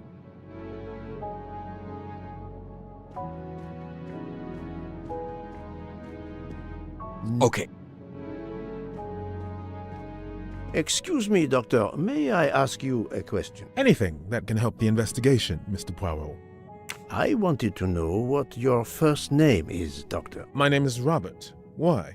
To find out if the handkerchief embroidered with an H could have been yours. I'm a doctor, Mr. Poirot. Cloth handkerchiefs are a playground for viruses. I would not touch one.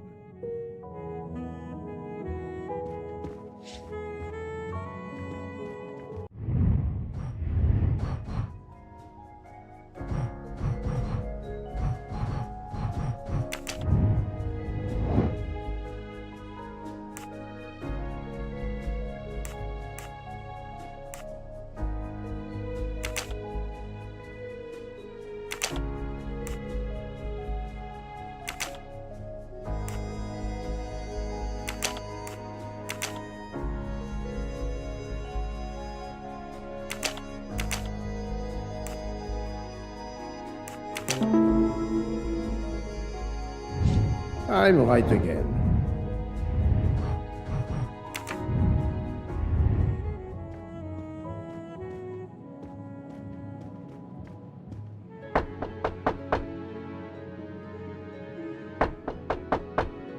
I am not prepared. Very well, madam.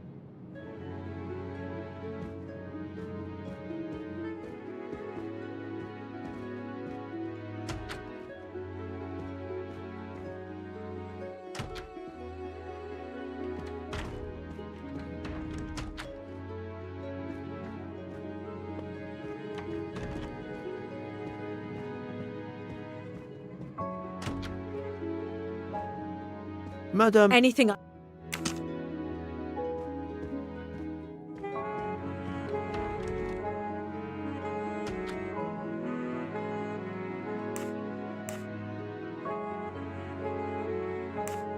Monsieur, if I am to catch this murderer, I will need your help. My help?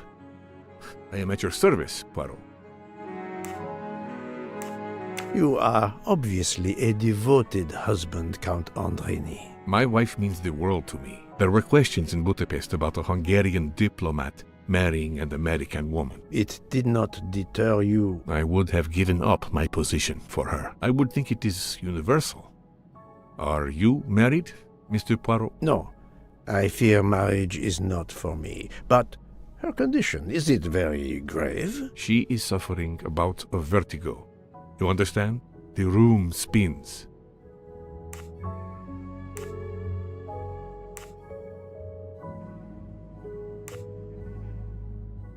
If you allowed me, perhaps I could come in and see if I can help your wife. Are you a doctor?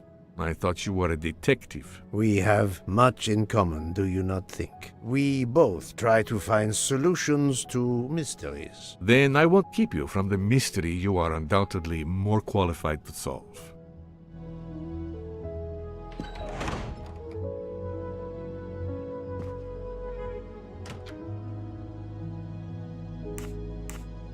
I would like to speak to Countess Andrini, please. As I have already told you, she is in no condition to speak to you. Monsieur le Comte, I am investigating a murder. I wish you every success, but my wife is too frail to be questioned.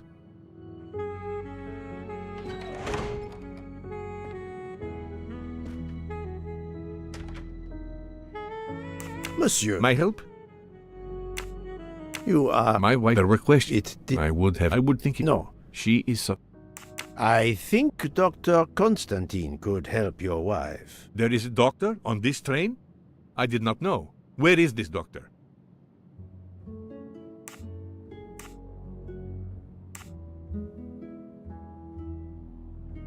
I think Dr. Constantine is in the lounge car. If not, perhaps the conductor can tell you where he is. Very well, I will find him.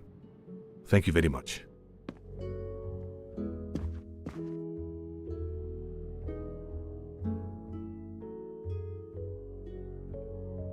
Forgive me for intruding, madame. I am Hercule Poirot. I know who you are, Mr. Poirot. I overheard you send my husband on a wild goose chase. Your husband cares for you greatly, madame. I apologize for exploiting that fact. But the situation is urgent, and I need to ask you a few questions. Apology accepted. I realize you must speak to everyone. This horrendous murder. It's very upsetting. That is a beautiful music box. Please don't touch the music box. It's a fragile family heirloom. Your accent, is it American? Boston, perhaps? You have a good ear, Mr. Poirot. Yes. Born and raised in what we call the Back Bay. Are you in the diplomatic service like your husband? No, not officially. I was still in college when I met Rudy 2 years ago. I keep myself busy handling his scheduling, travel, appointments. Ah, what is the saying? Behind every great man there is a great woman. That was the saying. Today one might reverse the sentiment as well, don't you think? Of course, I stand corrected.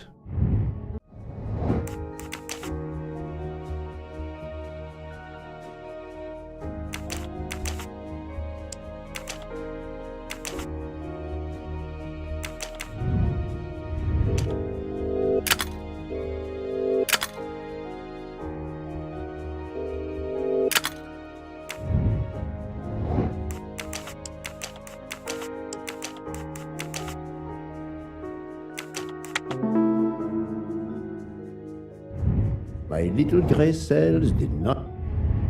A handkerchief embroidered with an H was found at the crime scene. By any chance, does your first name begin with an H? No, my first name is Elena, with an E. Can you tell me what you did last night? Well, my husband and I went to dinner. Then we came back here. We went to bed around 10 o'clock. I tried to sleep, but I couldn't, because of the shaking of the train. I suffer from vertigo. I finally took a sleeping pill, and that did the trick. When did the train's motion prevent you from sleeping? Between midnight and 2 a.m. I know because I must have looked at my watch about 10 times. I see.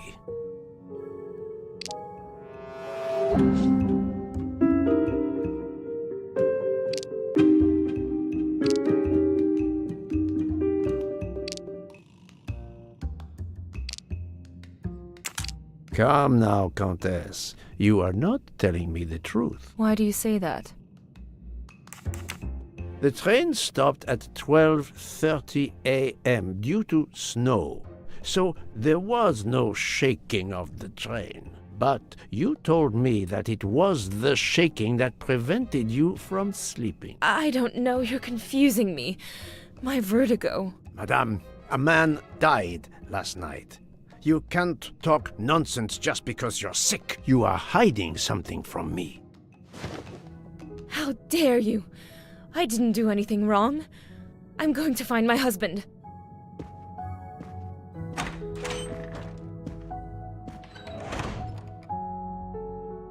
That was unkind, I know, but my strategy worked. I can now inspect this room in peace.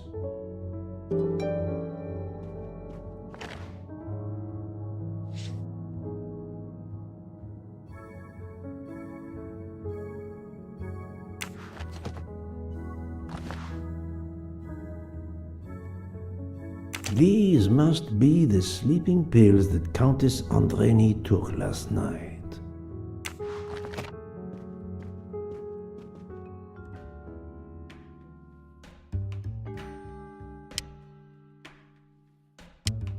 There seems to be something missing here.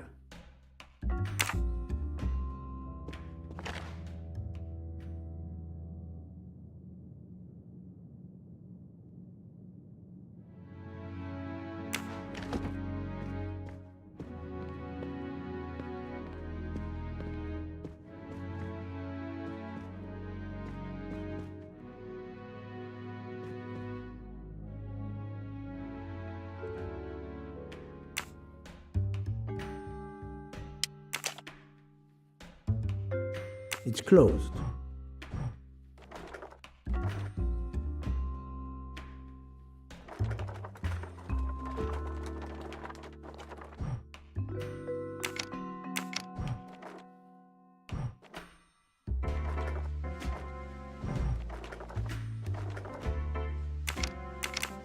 It's closed. It's closed.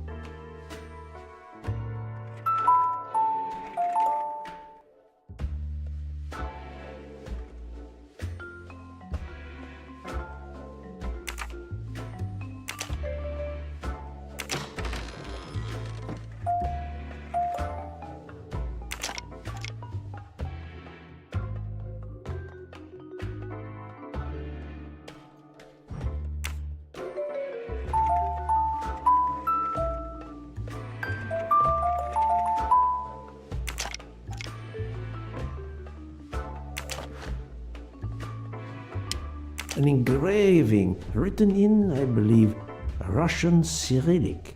It looks like a first name. An engraving.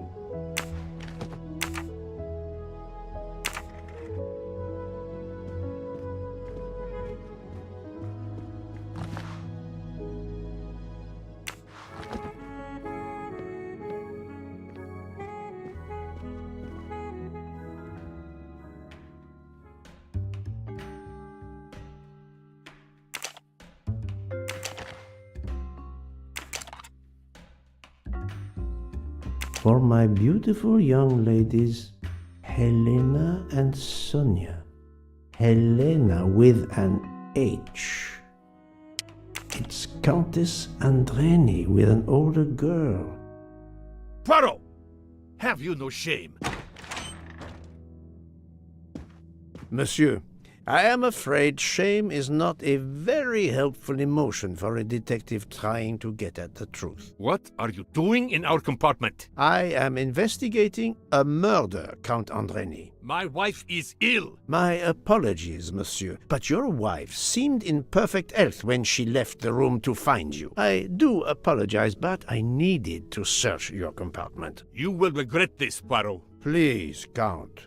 You aren't going to challenge me to a duel, are you? Countess, I'm afraid I took the liberty of inspecting your little music box. How dare you! The message in the medallion was addressed to you and Sonia. Sonia Armstrong, your older sister, the mother of Daisy, the murdered child.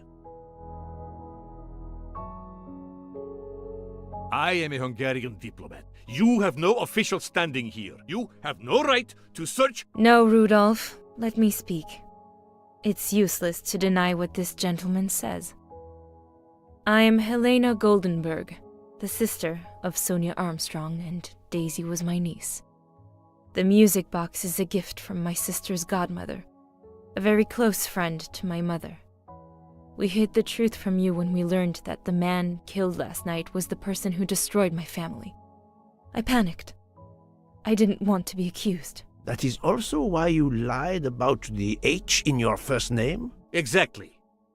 Your ferreting about looking for the H is obviously part of your investigation. If I found a handkerchief in Monsieur Ratchet's room embroidered with an H, I might suspect you had been there. A handkerchief? I don't have any handkerchiefs embroidered with my initial. To be honest, that sounds awfully old-fashioned to me. I give you my word of honor that last night, Helena never left her compartment. My wife is telling you the truth, Poirot. I hope so. I'll let you rest. The matter of the H on the handkerchief still needs clearing up. But first I should check the inscription on the back of the medallion.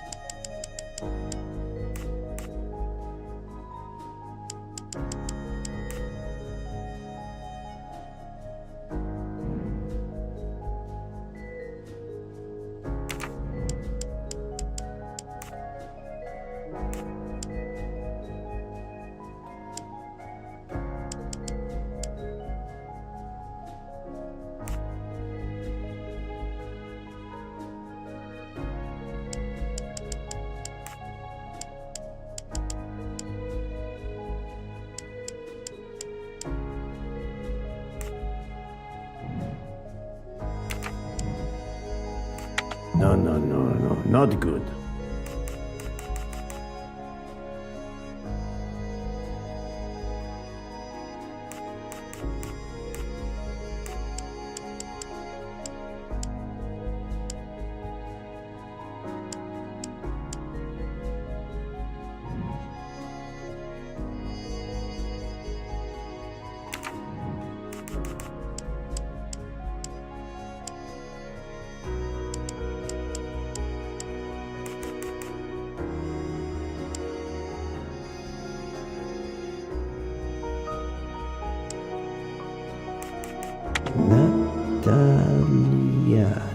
Natalia. Would it be Natalia Dragomirov? She is the only Russian passenger on the train. In addition, her first name begins with an H in Cyrillic. I'm right again. That happens to me a lot.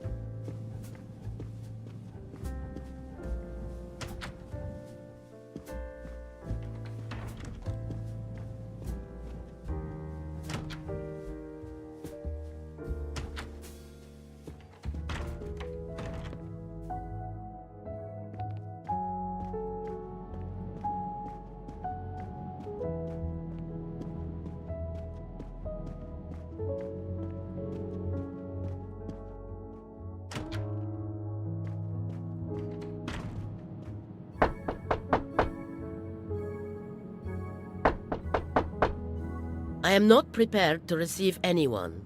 Come back later. I'm sorry, madame, but a man has been murdered. I must ask you a few questions. You must have misunderstood me.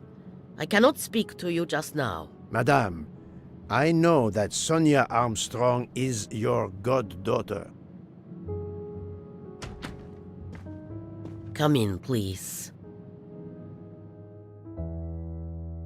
Please forgive my intrusion, madame, but I really must ask you some questions. Then ask. I'll answer if it pleases me. We have not been properly introduced, yet I have observed her a couple of times, so I can already deduce some things about her.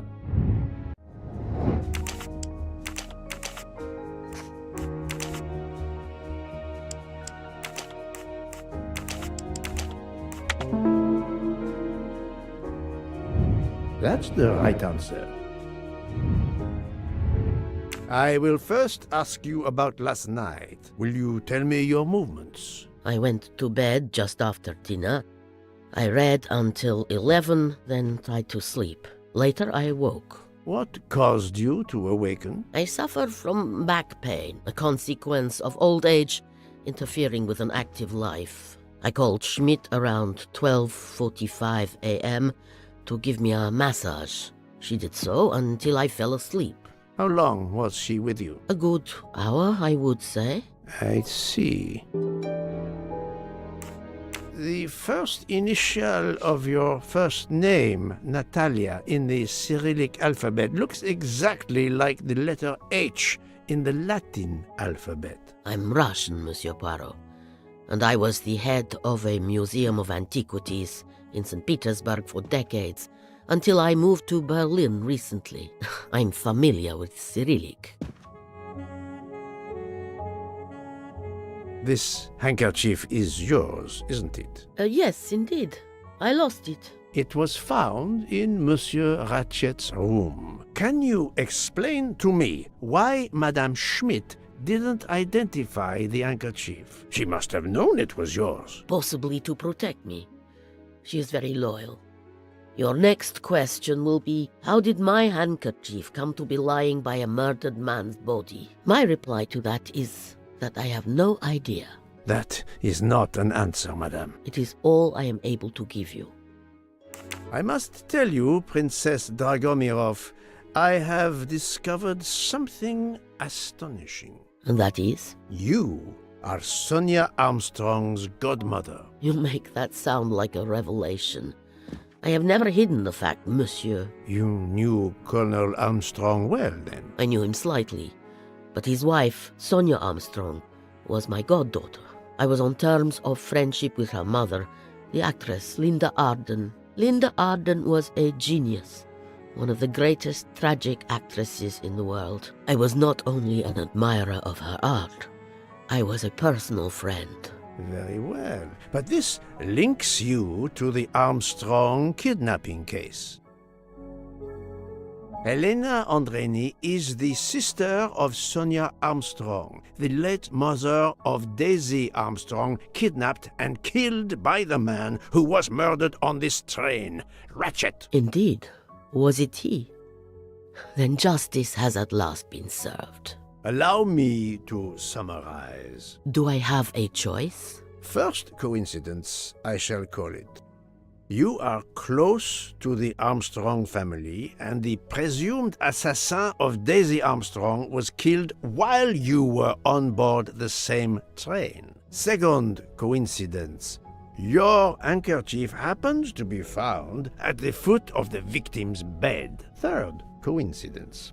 One of the stab wounds inflicted on the body was by a left-handed person. You are left-handed. That is a lot of coincidences, Princess Dragomirov. Well, Monsieur Poirot, call it fate.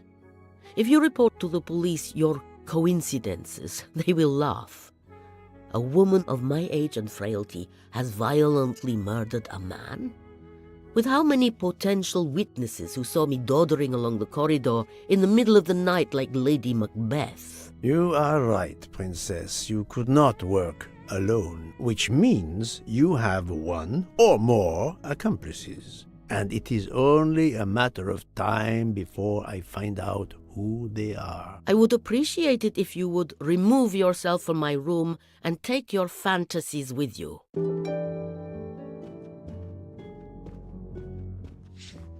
Привет! Привет!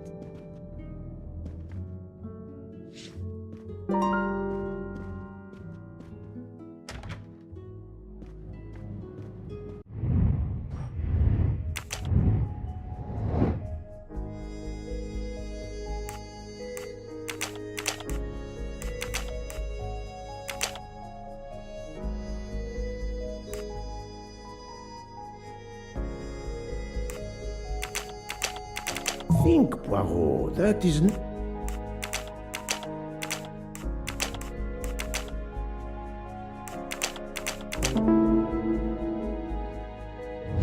My little grey cells...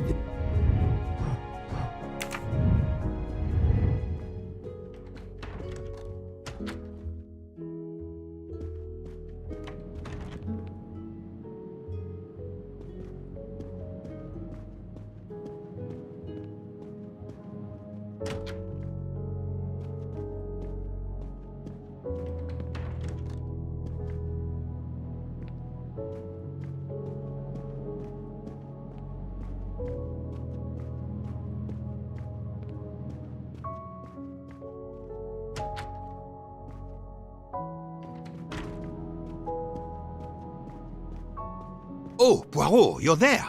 She hasn't moved, but she seems to be waking up little by little. What about you? Your investigation progresses? I find myself helping everyone with their problems before they can help me with mine. I have shifted boxes, helped with hangovers, repaired an orange juicer, unlocked some Russian dolls, all so my investigation can proceed. Don't forget the dessert recipe. How can I? Truly, the labors of Hercules. My friend, I would rather clean out the Orgeon stables. Yet, I have managed to solve a few mysteries. Oh, tell me everything. The embroidered handkerchief belongs to Princess Dragomirov. I also found out that she was Sonia Armstrong's godmother. On the same train with the little girl's murderer? Exactly. Also, Elena Andreni is the younger sister of Sonia Armstrong, Daisy's mother. Another passenger connected to the Armstrong case? Yes, Book. What are the odds, do you think? But I cannot see either woman stabbing Ratchet over and over again in a frenzy. And they apparently have alibis. I had 3 theories concerning the broken watch. It could have been tampered with. It could have been out of adjustment before the murder. Or, of course, it could indicate the actual time of the murder. The only hypothesis I could rule out was that the watch was out of adjustment. For the others, they are impossible to verify. So the watch is of little use to the investigation. And I was convinced that it indicated the time of the crime. 2 women involved in the Armstrong case. Let us not forget our patient here. There are 3 women. Look, she seems to be waking up.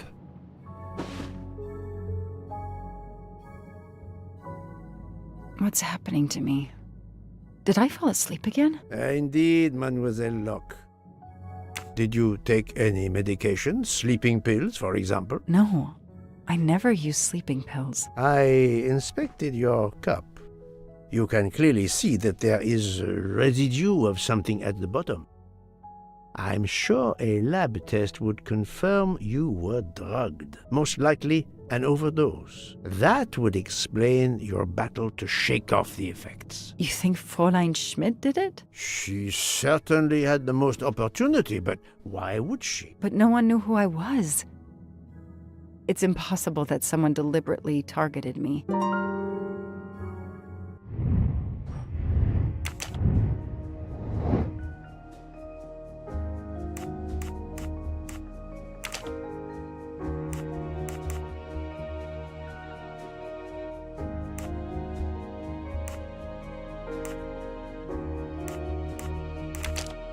I do not think...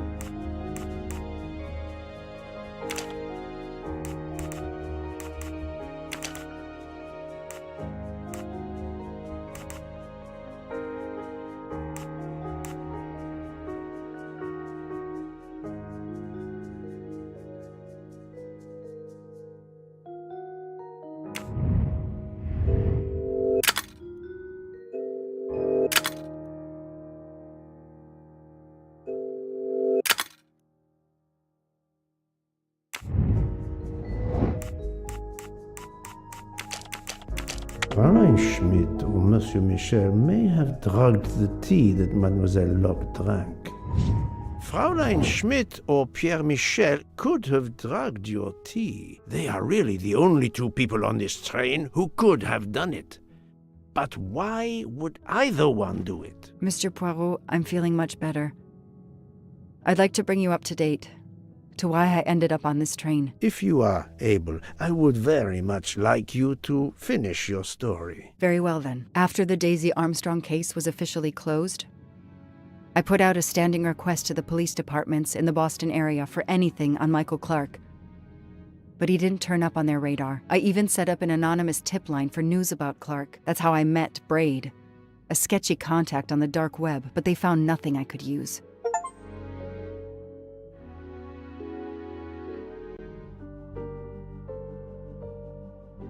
Four long years passed without anything new. Every day I looked at the evidence board I put up in my apartment bedroom. Then this morning, a police report landed on my desk that changed everything. I paid a visit to the police property room and took home a box full of clues. There was his name.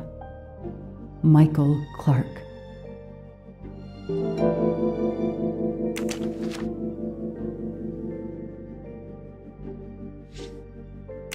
A bill from the power company with, I'm sure, plenty of excuses why my rates keep going up. Travel. For the discriminating traveler. Also for the overworked detective who never seems to have time for a vacation. Well, I can dream, can't I?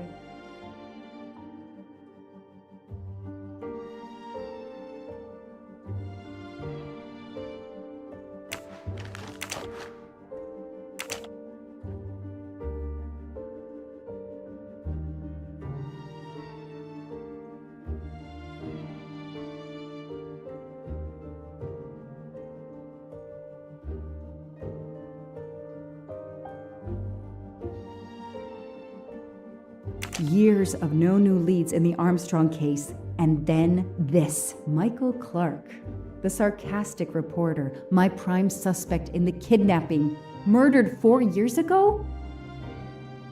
This is Michael Clark? He doesn't look anything like the journalist I interviewed. Michael, you have earned a place on my evidence board.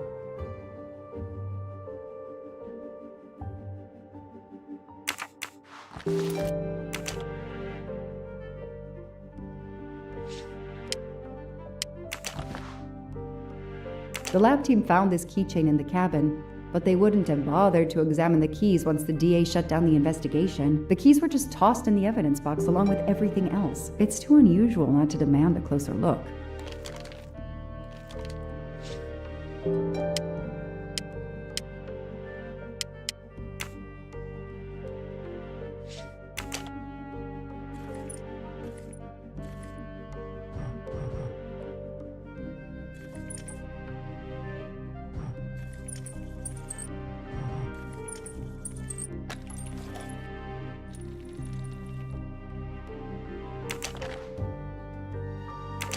A USB key. Let's plug it into my PC and see what nasty little secret it contains.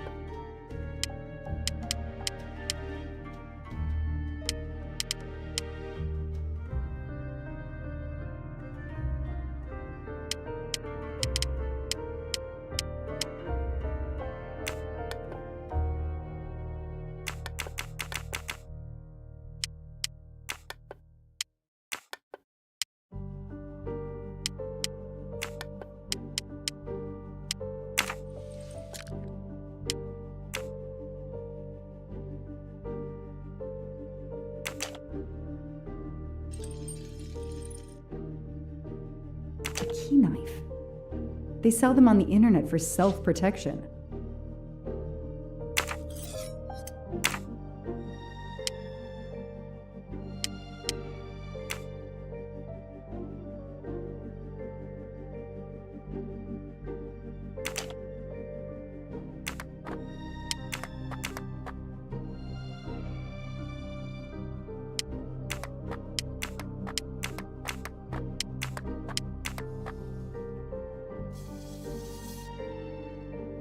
What do they call this?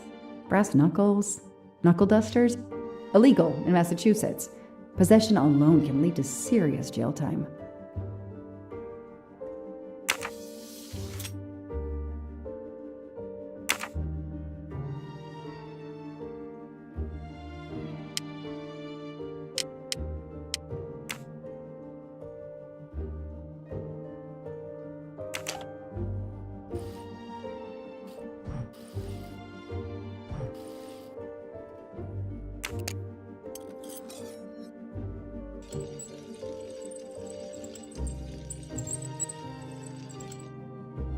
What do we have here? A flashlight. They can also conceal knives, but in this case we have lockpicks.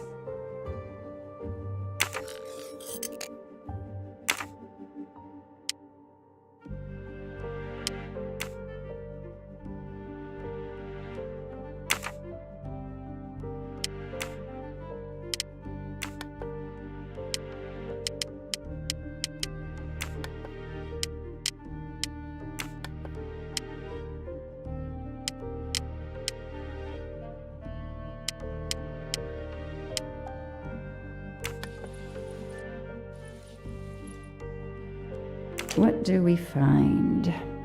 A capsule and a smell. Bitter almonds. Cyanide.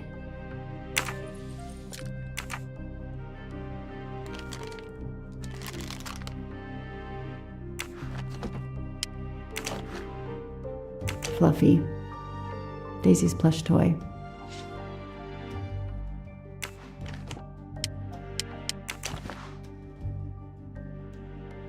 So clever.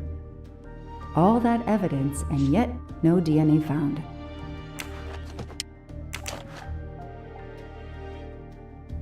The only fingerprints found on the bottle were Suzanne's. Suzanne's hair, so conveniently left in the cabin for us to find. It was planted. I knew she was innocent.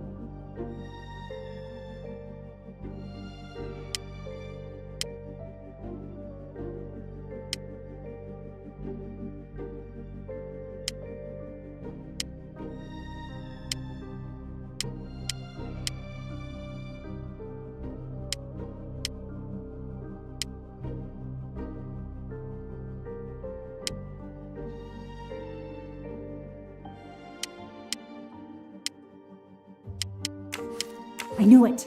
The faces don't match at all. They are clearly two different men. I should run facial recognition on my computer.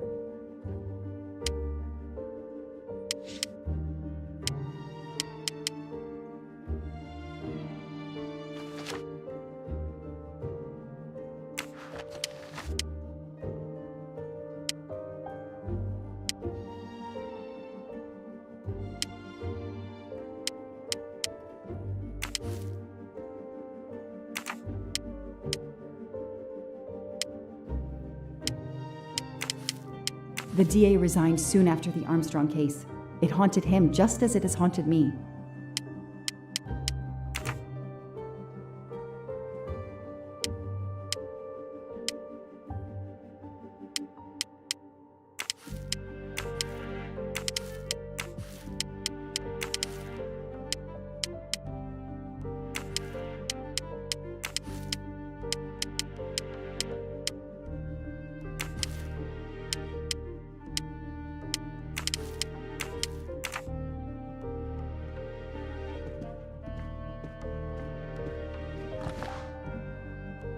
I've read it probably 10 times already, but I can't get enough of it. Don't know why. Maybe because it helps me sleep? I don't have time to waste on magazines.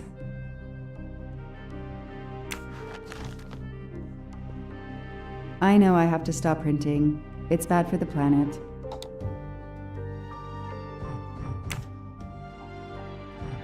Shaved off the Metro beard. But I'd recognize that smug bastard anywhere. The man I interviewed 4 years ago posing as Michael Clark. This goes on the board.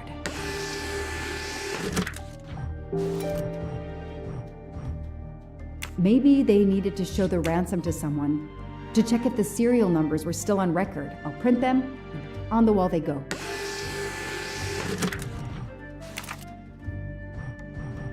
Okay. The real Michael Clark has been dead for years. Let's see if the photo of the fake Michael Clark matches someone in the database of known criminals. I've tried this several times in the past few years, but came up empty. Maybe whoever he really is has finally made a mistake. That could be him, but he looks pretty different. Yes, he seems different at first glance, but still it's the same person. Good! All right.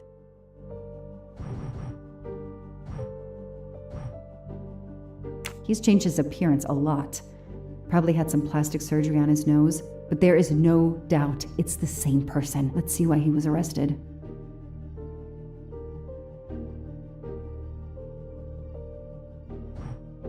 Mr. Ratchet, You didn't just steal statuettes. What recent information does the database have on you?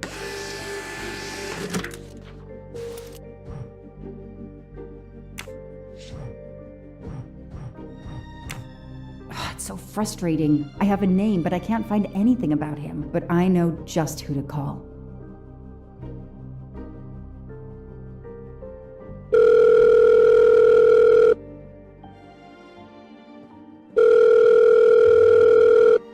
Robot Defense League, we are monitoring this call. Hello, Braid. Long time. Oh, Joanna. Hey, how may I assist you? I need you to search the dark web. Yeah, can you narrow that down a little? Cause, it's pretty big and pretty dark out here. Could you find intel about a Samuel Ratchet? Samuel Ratchet. Got it. Bad dude? They don't come worse. Send me what you find by email. Alright, hang on. Okay.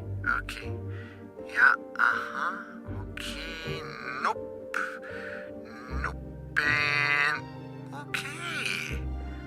Oh, this might be something. I gotta do a deeper dive, but you should find this interesting. Could be coincidence if I believed in them. Emailing details. Domo arigato, Mr. Roboto. We're here to save mankind. Oh, it's a cookbook.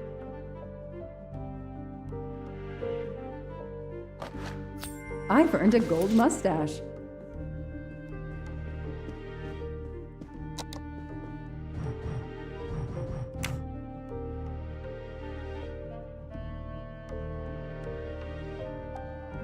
The Orient Express. I'm gonna print these tickets and put them on the board.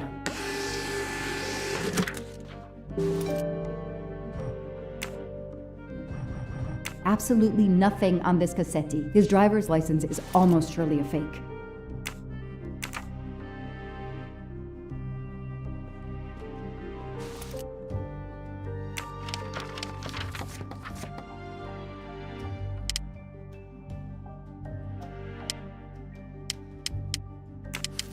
These tickets were all booked by McQueen.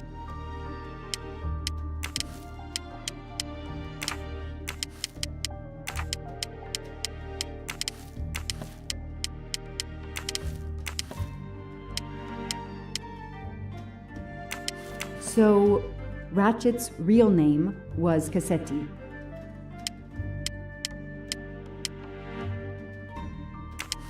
Goodbye, Michael Clark. Hello, Samuel Ratchet, the man who stole your identity and your life.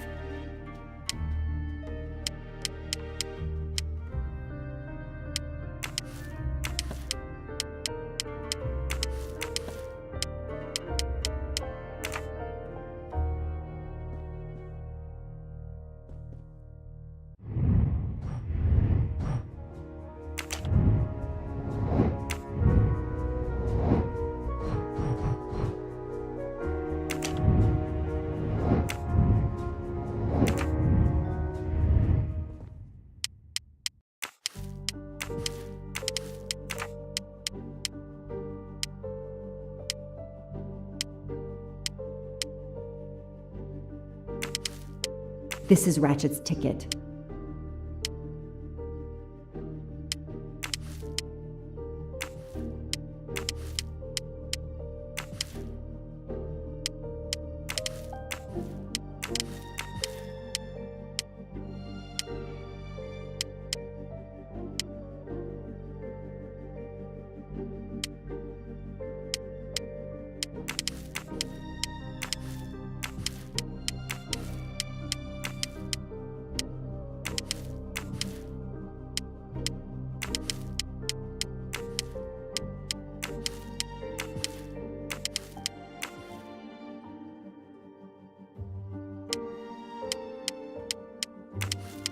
The person traveling with Ratchet has the same last name as my district attorney during the Armstrong case?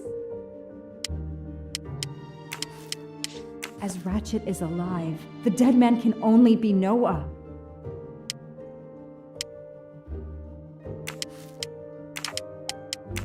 This tattoo is the same on both pictures.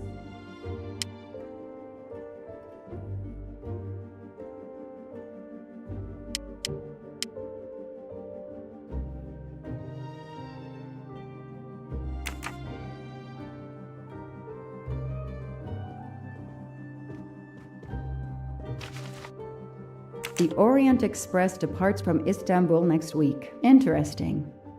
I'll put it on the board. The event? Some old train. But that face, that man.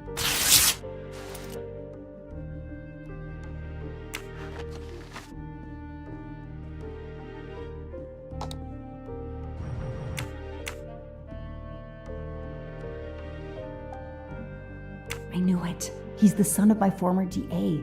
He goes on the evidence board.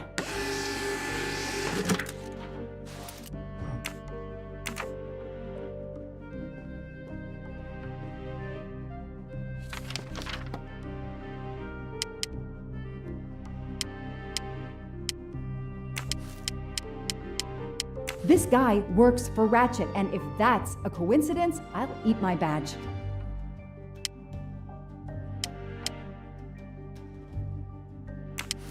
Foscarelli will be on the Orient Express next week.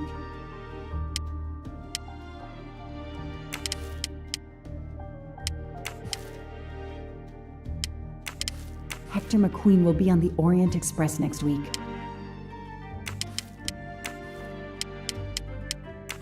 Hector McQueen is the son of District Attorney McQueen. I know that face. That's John Armstrong's driver.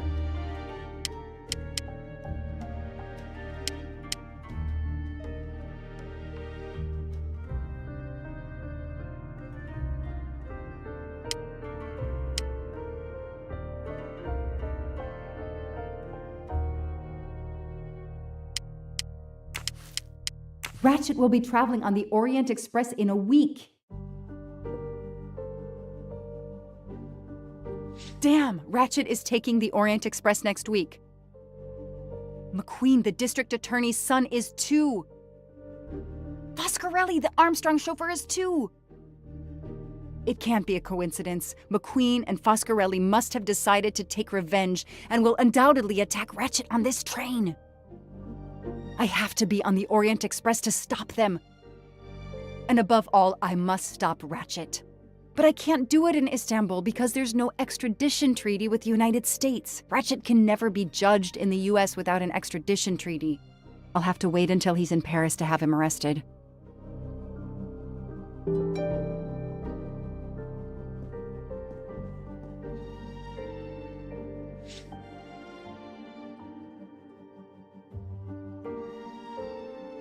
Every compartment is taken for this special anniversary journey. Oh, it's impossible to find a ticket. What can I do? I could try to get on the train without a ticket, but I could end up arrested. And Ratchet could get away or get murdered. No, there's a better way. Let's find out who's traveling on the Orient Express. Time to call Braid.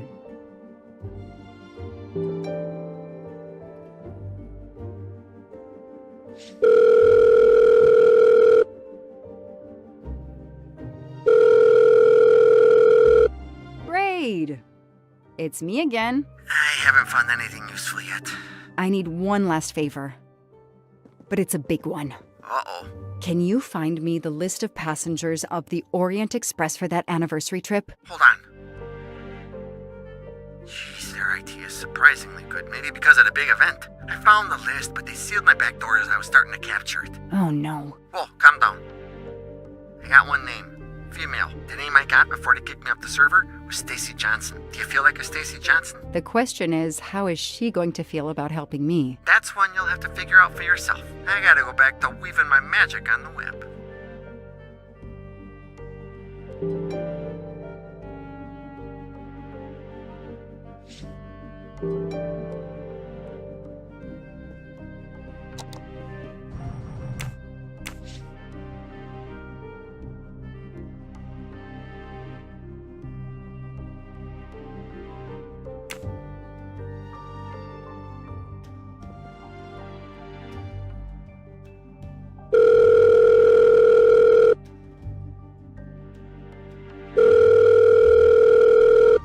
Hello, is this Stacy Johnson? Who's asking? My name is Joanna Locke. I'm a police detective. And I'm just an actress. Now what did I do wrong? Nothing. I need your help. I need to take your place in the Orient Express. Is this a joke? No way. Do you remember the Armstrong kidnapping? Of course I do. That poor little girl. I'm a police officer. I have a new lead that may help me find her killer. Wait, didn't they prove it was the nanny? I have found compelling new evidence. I've reopened my investigation. You know, I had my doubts about the murderous nanny. I played a nanny a couple years ago in a slasher. I was killed in the first episode, but it got me interested in helping kids. Stacy, please. You say you help kids? Well, I joined a couple of associations who are trying to help underprivileged kids. If this little girl's real killer is still out there somewhere, I'd do anything I could to help. Getting me on that train will help more than you can imagine. So, you want my ticket for the Orient Express? But I booked it months ago. I was so much looking forward to this trip.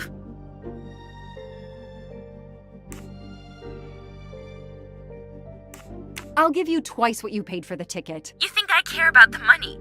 You still don't get it, do you? I'm hanging up. Goodbye. Wait. Stacy, I can tell you care about kids. Here's your chance to help put this beast in prison for the rest of his life. Think of the publicity for those causes you care about. Think about the kids. The kids? Yeah. All right. We'll do it for Daisy and the kids who suffer. I'll take care of changing the tickets to your name and send it to you. Get him. Make him pay. I will. Thank you so much.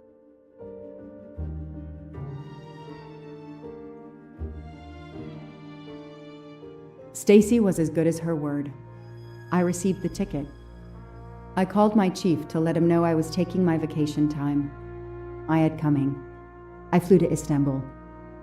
I was finally going to nail the monster responsible for Daisy Armstrong's death, Michael Clark's death, even his accomplice, and, I suspected, so many others as well. You know the rest.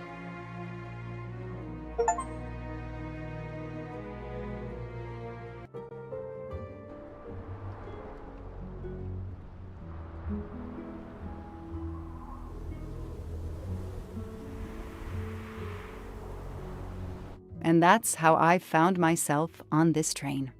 On Ratchet's trail. The rest, you know. My identity is easily checked with the Berkshire Police. Thank you for your detailed account, Mademoiselle Locke. In addition to giving us crucial details of the investigation, you have made it clear that there are many who might wish to see Ratchet dead. I know you are innocent. Your forthright testimony and your movements, or lack of them, last night, eliminate you from our list of suspects. I agree, without a doubt. Another detective will be great help to the investigation. Book. Although my friend certainly does not need any help. You are too kind. Thank you for believing me.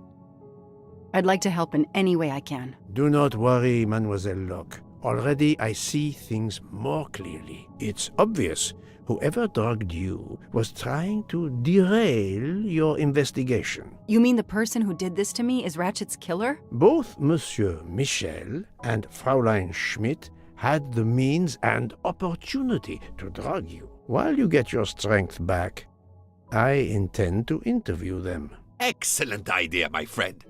All this excitement has whetted my appetite. I'm sure Mademoiselle Locke won't say no to a good, invigorating meal.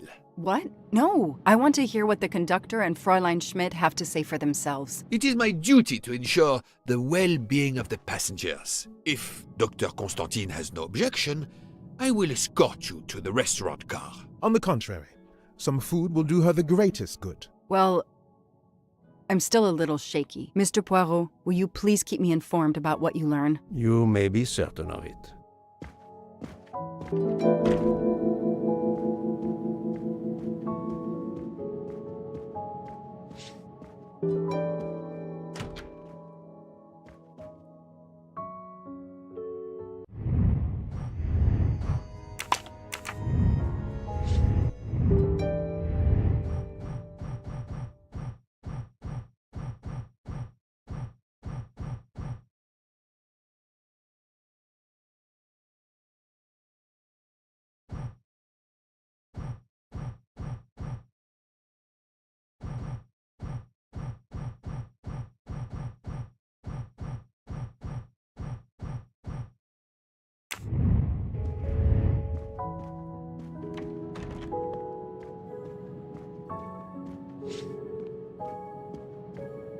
I have nothing to ask them at the moment. I should leave them alone.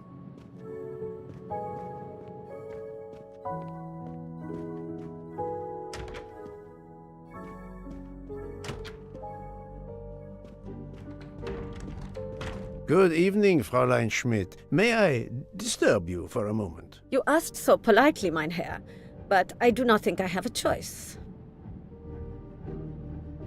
I know you drugged Mademoiselle Locke's tea. Don't try to deny it. Nevertheless, I do deny it. I wanted to let you know that your roommate, Mademoiselle Locke, is awake. Ah, yes, I'm glad to hear that. I was worried about her. Did she tell you what had happened to her? Unfortunately, she doesn't remember much, but we found a residue of a sleeping pill in her cup of tea. Since you two were alone together in your room when she drank it, who else but you could have dragged her? Must I point out I do not make the tea on this train? You should question the conductor or the kitchen staff.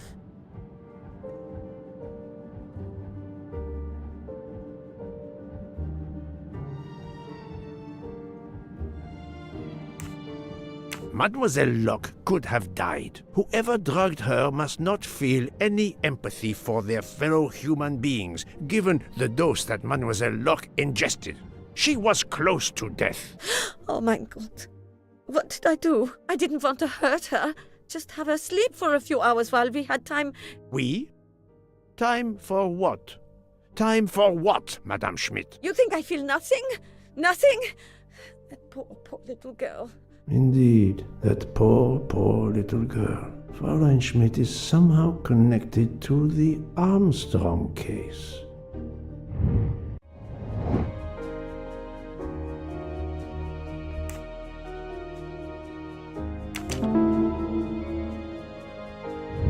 My little gray cells did not let me down. Fräulein Schmidt, I have a certain reputation for sniffing out... I am not a murderer! Forgive me, but I was going to say brilliant chefs. You were the Armstrong family's cook, were you not? But...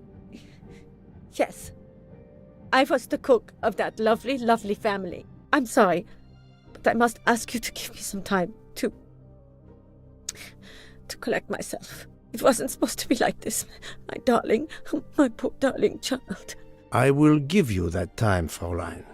You have given me much more in exchange. I must check in with my other suspects to make certain I have all the pieces of the puzzle in my possession.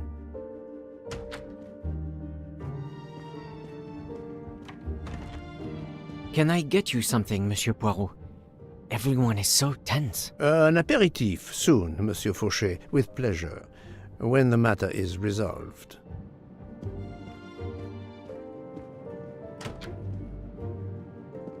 Jean, you've mixed everything up again. Oh, I can't find the coffee liqueur for tonight's dessert.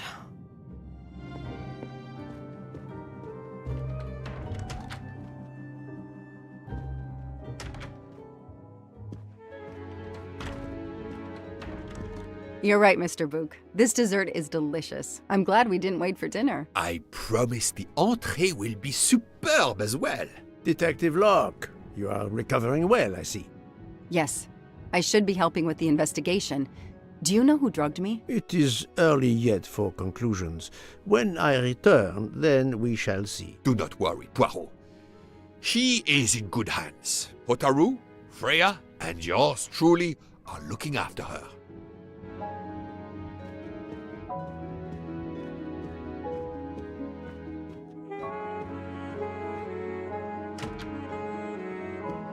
Not now!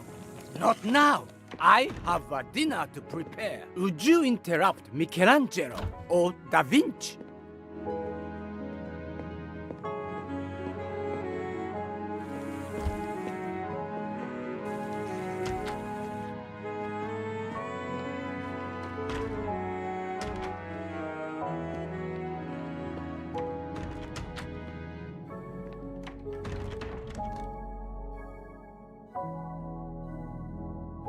Good evening, Michel. Am I bothering you?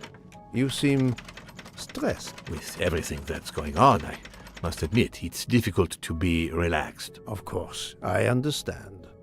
Especially since we know that Detective Locke's tea was drugged before it was served to her. Detective? Come now, Michel. Surely you would have taken the opportunity to search her things and found her badge. Luckily, she woke up and was finally able to tell us her story. Otaru boiled the water, Jean made the tea. I just brought it. Sir, it could have been any of the staff. Your defense is to accuse others?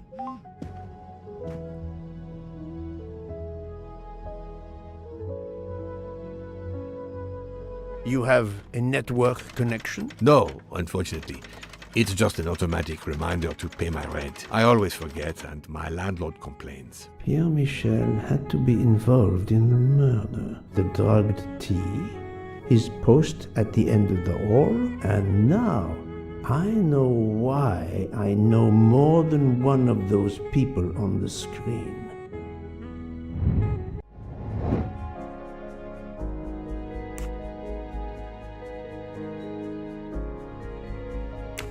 Yes.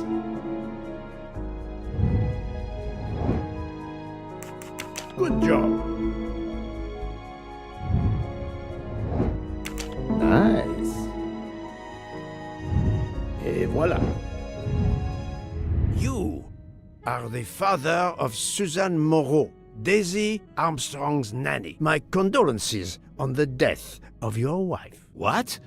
But my wife... Enough lies. Suzanne does not bear your name? No. Suzanne's mother and I were divorced. Suzanne kept her mother's name. My most sincere condolences, Monsieur Michel, on the deaths of Suzanne and your wife. This job, I loved them, but I was never there for them. Then, a year after the divorce, Solange became ill. Suzanne took her to this special hospital in the US. Got that job as Daisy's nanny. I understand your pain, and the reason that led you to drug Detective Locke. We really can't hide anything from you, can we? Many have been foolish enough to try and keep the truth from Hercule Poirot. Yes, I admit, I drugged the tea. But it was only to keep her quiet, until I could... But she reacted so much to the sleeping pills. She was lucky, as are you, that she didn't die. To be frank, there is one more thing that puzzled me, but I think I understand now.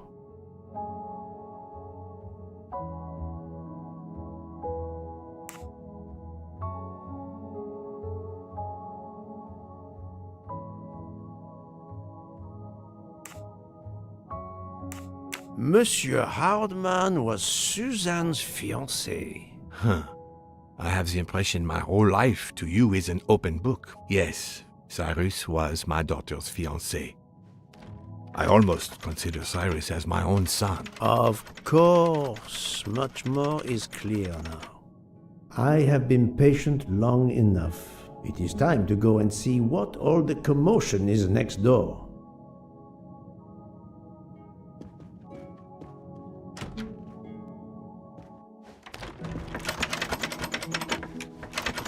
Monsieur Hardman, excellent. The gods who watch over detectives must have trapped you here. Why didn't they watch over me? I'm a detective too. I was talking to Michelle about a leaky faucet, and I wanted to go out, but you showed up. No need to invent some preposterous story. But really, Michelle has told me everything. You are the fiancé of Suzanne Moreau, his daughter. Oh. I see. Surely this is not a big surprise to you. No. Suzanne was the only woman I ever loved. And I failed her. We got into a spat. It was nothing, but I was too proud to apologize. We weren't speaking at all. Suzanne never really cared for that guy Noah. She would have forgiven me. If only. If only. If only. A common refrain between lovers who quarrel. Obviously, Pierre Michel and Fräulein Schmidt both drugged Detective Locke's tea, causing the overdose. No wonder she had so much trouble waking up. Time to report my findings to her and book. You can never have too many of these. I wonder if our master chef gets his recipes from a game.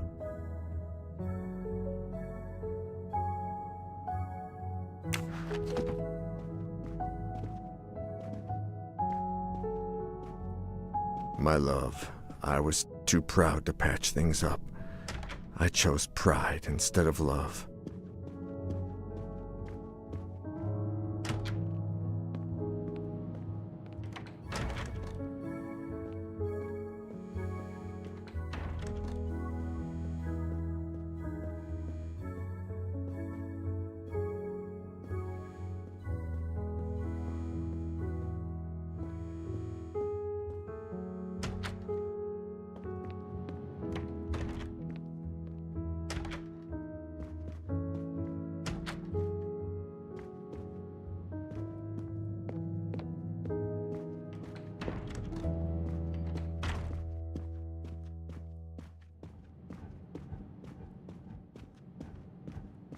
So, my friend, tell me, you have something new? Mademoiselle Locke, I know who drugged you. Fräulein Schmidt and our conductor Pierre Michel both admitted putting sleeping pills into your tea. This explains your overdose. They are relieved you are recovering. Michel drugged a passenger? On behalf of the company, I offer my apologies to you, Mademoiselle Locke. Michel will answer for this outrage. Both of them? I was pretty sure about Fräulein Schmidt, but I admit that I did not suspect the conductor. I have uncovered multiple connections with the Armstrong case. Pierre Michel is the father of Suzanne Moreau, little Daisy's nanny, and Monsieur Hardman was Suzanne's fiancé. As for Hildegard Schmidt, she was the cook of the Armstrong family. What a coincidence, don't you think? But it's incredible! What are the odds that so many people linked to that tragic affair ended up on the same train? About the same as you winning the lottery, my friend. I wasn't the officer who interviewed Fräulein Schmidt back then, so she couldn't recognize me here on the train. How could they know who I was? There were other passengers who might have. Or she may have seen you when you visited the Armstrong home. It is now clear to me that some of the clues to this elaborate plot were staged for my benefit.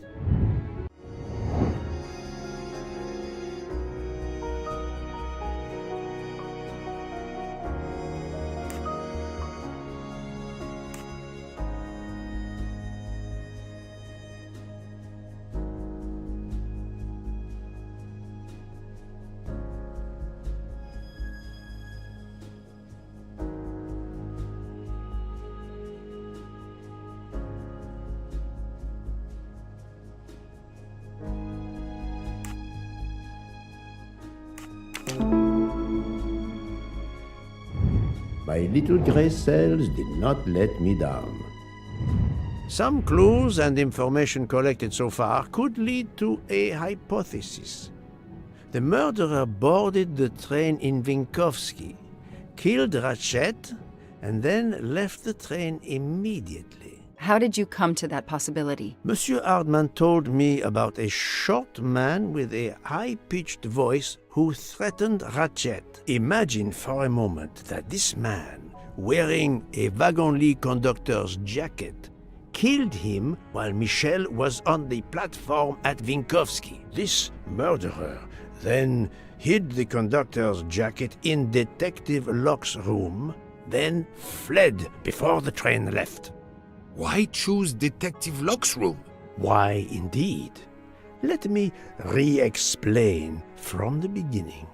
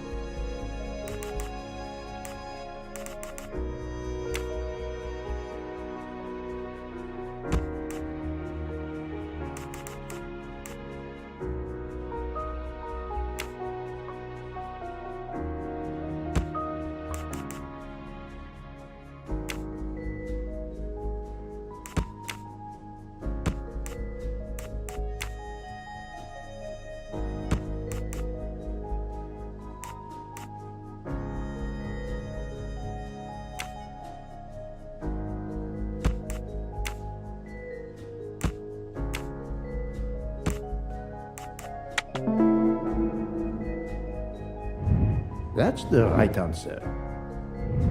Mon Dieu! Oui! That must be it!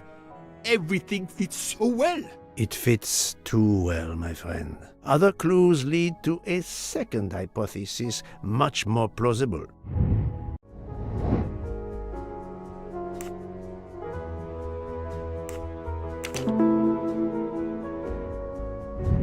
I'm right again.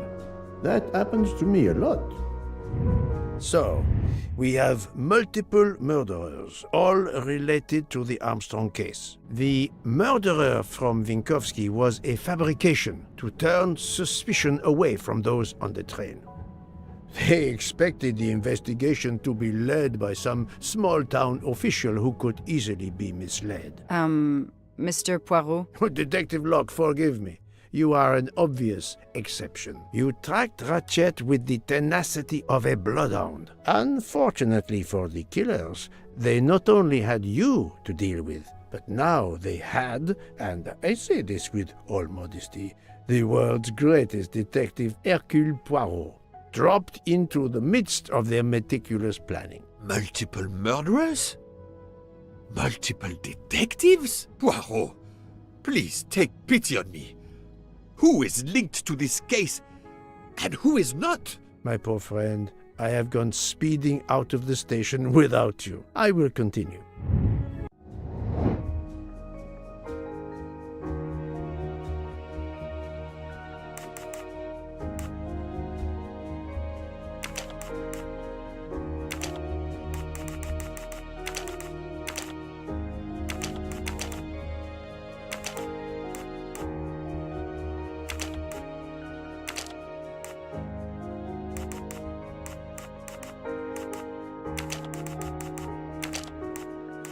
I do not think that's the right answer.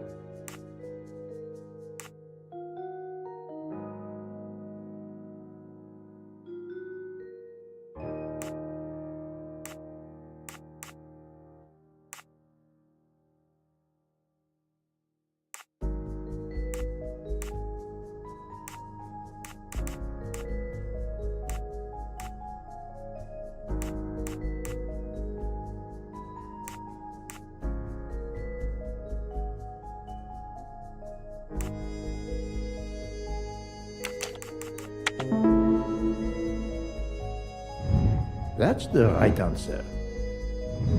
Fräulein Schmidt, Pierre Michel, Monsieur Hardman, and Monsieur McQueen are all linked to the Armstrong case. I also know that Sonia Armstrong's sister and godmother, Countess Andreni and Princess Dragomirov, are on this train. And finally, Detective Locke discovered that Mr. Foscarelli was the Armstrong chauffeur. If we add Detective Locke and Ratchet, of the 12 passengers in that coach, 9 have a connection with the Armstrong case. What next, Poirot? Or should I say, who next? It is time to summon everyone. Everyone? Even Dr. Constantine? The train crew other than Michel? Dr. Constantine, yes. I will need him. But we don't want the others as witnesses. I will see that their duties keep them occupied elsewhere. Excellent. I have always thought this moment in a case is much like Rodin unveiling the thinker before a captivated audience. A work of art. Have you not felt that way, Detective? No, Mr. Poirot. I'm happy just to slap the cuffs on him. Well, there is some artistry in that as well, I suppose. Where would you like the unveiling, Poirot? The lounge? Perfect. Then I will gather all the passengers in the lounge.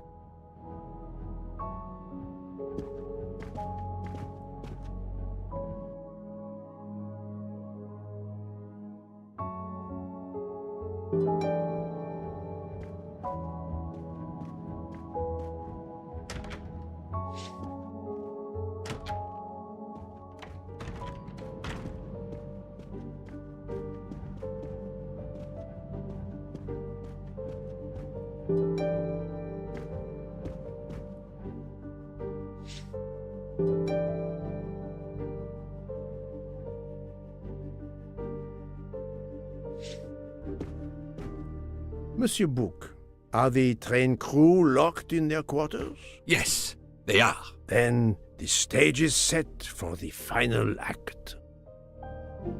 Ladies and gentlemen, I have gathered you together to hear my reconstruction of the murder of Samuel Edward Ratchet, also known as Cassetti. There is not one, but two possible solutions of the crime. I shall put them both before you, and I shall ask Monsieur Bouc and Dr. Constantine here to judge which solution is the correct one. Two solutions? Mr. Poirot, I am hardly qualified. Nevertheless, your assistance is required. Now, you all know the facts of the case. Ratchet was found stabbed to death this morning. He was last known to be alive at 12:37 a.m. last night when he spoke to the wagon-lit conductor through the door. His watch was found to be badly dented, and it had stopped at 1:15. Dr. Constantine, who examined the body, puts the time of death as having occurred between midnight and 2 in the morning. At half an hour after midnight, as you all know, the train ran into a snowdrift. After that time, it was impossible for anyone to leave the train. So, here is my first theory. The enemy, as Ratchet expected, joined the train at Vinkovsky by the door left open by Captain Arbuthnot and Monsieur McQueen, who had just descended to the platform. He was equipped with a wagon-lit jacket, which he wore over his ordinary clothes, and a pass key which enabled him to gain access to Ratchet's compartment in spite of the doors being locked. Ratchet was under the influence of a sleeping draught. This man stabbed him with great ferocity, 12 wounds in all. He left the compartment through the communicating door to Madame Hubbard's compartment. Yes, that's so. Scared me half out of my wits. The murderer thrust the dagger he had used into Mrs. Hubbard's handbag in passing. Without knowing it, he lost a button of his uniform. Then he slipped out of the compartment and along the corridor. He put the uniform jacket into Detective Locke's suitcase to cast suspicion on her. And a few minutes later, dressed in his ordinary clothes, he left the train just before it started off again, using the same means for egress, the door near the dining car.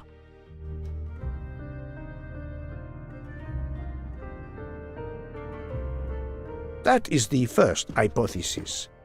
But there's a second. For that, we must examine the motive for the crime. Why was Ratchet killed? The motive is clear. Revenge, of course. Nothing was stolen, and we know that Ratchet had made many enemies. This was a premeditated crime, meticulously planned.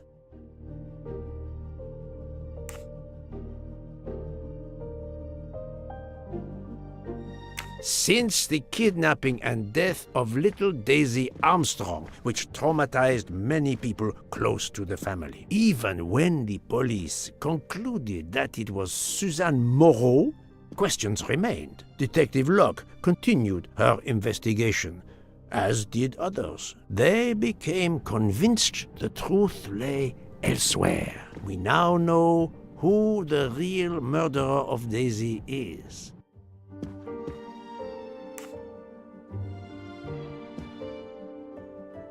It is clear now that Daisy's killer was Ratchet, also known as Cassetti and Michael Clark and how many other names. But of course, many of you have known this for a long time. It is obvious that the 12 stab wounds are not a random number. Dr. Constantine's analysis revealed that some stab wounds appeared to have been caused by a right-handed attacker.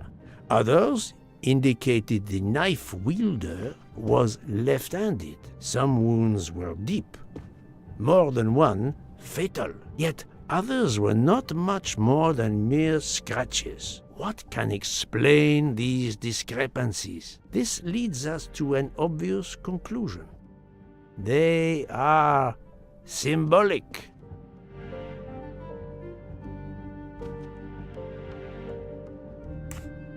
Come now, Poirot. Daisy was 3 years old. 12 stabs. 12!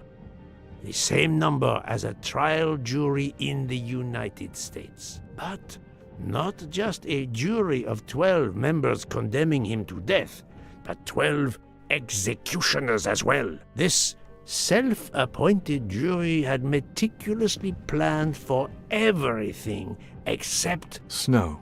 Snow. The avalanche that stopped us, as well as the presence of not one but 2 detectives on the train. They had to improvise, to hastily add clues and false leads.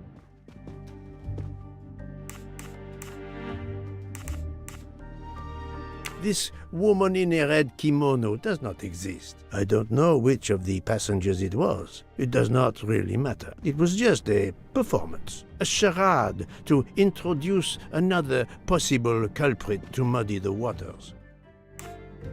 The time on Ratchet's broken watch was deliberately set to conceal the true time of the crime. The vial of vaping liquid incriminated Captain Arbuthnot. However, he had a solid alibi confirmed by Monsieur McQueen. Impossible then to suspect him. The conductor's jacket, found in Detective Locke's suitcase, was put there only to cast suspicion upon her. All these false leads were intended for me. But I am Poirot. I understood the truth. We have a train full of suspects. It's time to identify who the real culprits are. Let's start with Detective Locke.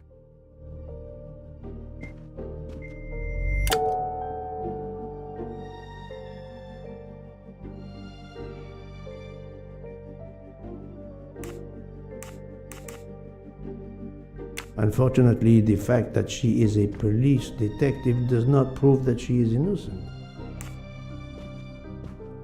Planting the conductor's jacket in her suitcase was an attempt to implicate Detective Locke, but she couldn't fake her drugged condition. Dr. Constantine can testify that the drugged tea incapacitated her for hours, and she had 2 relapses. Let us move on to Monsieur McQueen. When I told him about Cassetti, he looked very surprised that I managed to make the connection between him and the Armstrong case. He told me, "But I thought we had..." I think he meant, "You thought you didn't leave any real clues linking the murder to the Armstrong kidnapping. Moreover, you insisted that Ratchet did not speak French when you knew I had heard a voice calling out in French that was supposed to be Ratchet."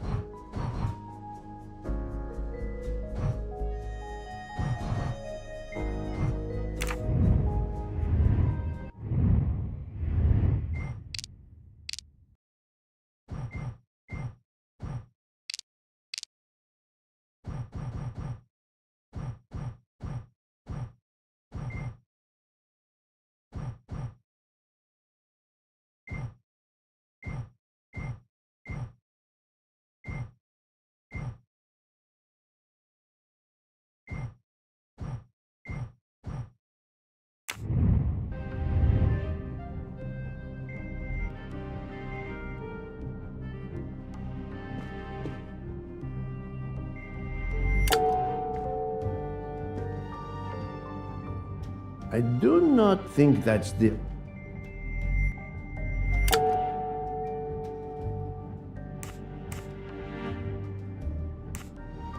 You took some pleasure in leaving me false clues, I think. It was quite annoying. But you told me yourself that your father was the district attorney who handled the Armstrong case. The case haunted my father. At first, he believed Suzanne Moreau had helped her boyfriend, Noah, to kidnap Daisy, even though there were questions that went unanswered, and a young policewoman refused to let it go, continuing to find discrepancies, but never enough to reopen the official investigation. That policewoman sits there. Her name is Joanna Locke. Then tell him. Tell him how in the end my father believed you, how he resigned a job that he loved, racked with guilt that he may have let that monster go free. He died young, broken, his faith in justice broken. That's what Ratchet did to him. Thank you for your honesty, Monsieur McQueen. Your father is one more victim of the man who called himself Ratchet. Now, I will turn to Ratchet's valet, Monsieur Masterman.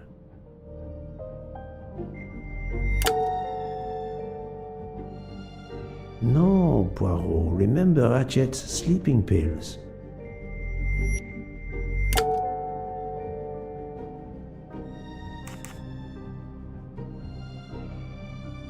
Ratchet sensed danger close to him and naturally wanted to stay awake. You gave him sleeping pills without his knowledge. Once he was sound asleep, you could do what you had to do in peace. Sir, I'll tell you the truth.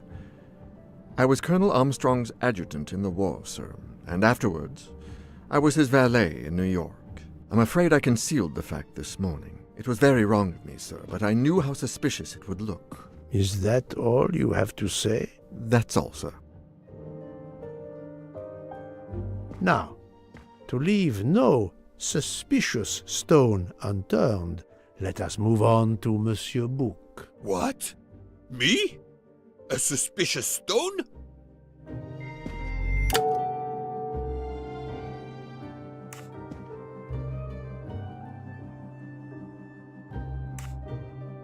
Bouc, my friend, of course you are not guilty. You did everything you could to get me on this train. What madness would cause you to ensure, and I speak with all modesty, that the best detective in the world could be present to witness your crime? But doesn't our friendship count as well? Most assuredly, but a murderer can wear all sorts of masks, including friendship. Let us consider our ever-efficient wagon-lit conductor, Pierre Michel.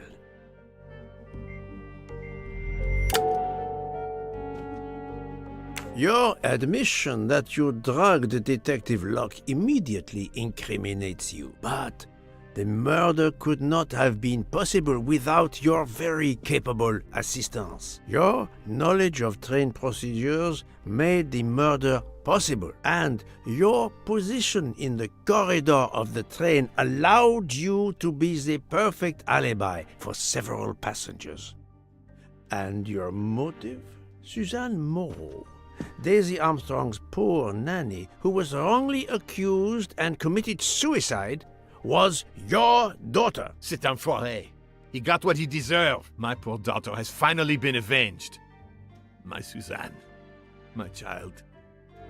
Let's move on now to Monsieur Hardman, one of 3 detectives on this train.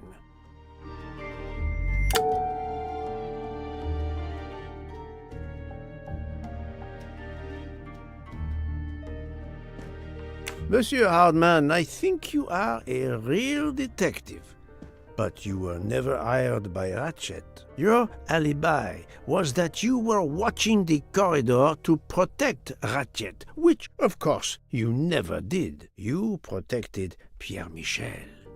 However, we just saw that his alibi doesn't hold up, so neither does yours. I don't know about the conductor. Being Suzanne's fiancé, you had a substantial motive to punish Ratchet. You used your detective skills, just as Detective Locke did, to hunt him down and finally avenge the death of your beloved.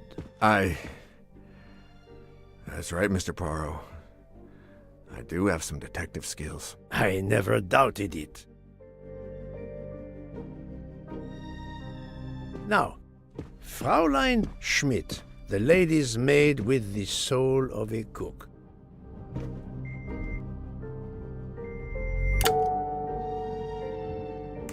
Fraulein Schmidt, you told me of your remorse for drugging Detective Locke. I believe you are sincere. However, as the cook of the Armstrong family, you experienced the drama from within. The death of Daisy, then Sonia Armstrong, who died in childbirth, and finally, Suzanne and John Armstrong. So much misfortune in that poor family. The death of this criminal is only justice. Let us move on to Countess Andreny. I was impressed by the earnestness of her husband when he swore to me solemnly on his honor that his wife never left her compartment that night. Should I believe it? Even if it seems logical, it's more complicated than that. I believe Countess Andreny.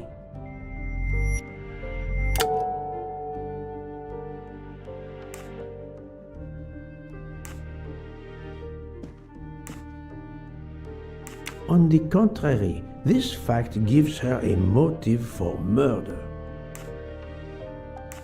Countess Andreny is young and fit, physically quite capable of stabbing Ratchet. The problem must be somewhere else.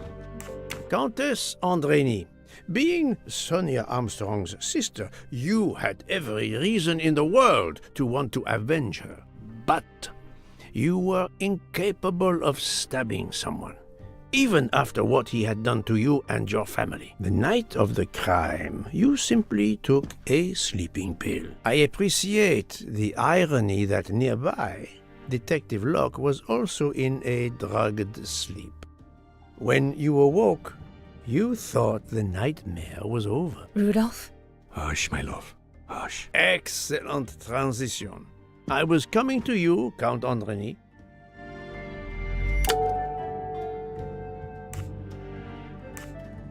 12 people, a jury. This was very important to all of you. If Countess Andreny did not stab Ratchet, someone had to take her place. And you, Count, the beloved husband. I've seen how fiercely you love and protect your wife. Enough! I would do anything for Helena. Anything. Even that. Yes, even that. Let's move on to Monsieur Foscarelli.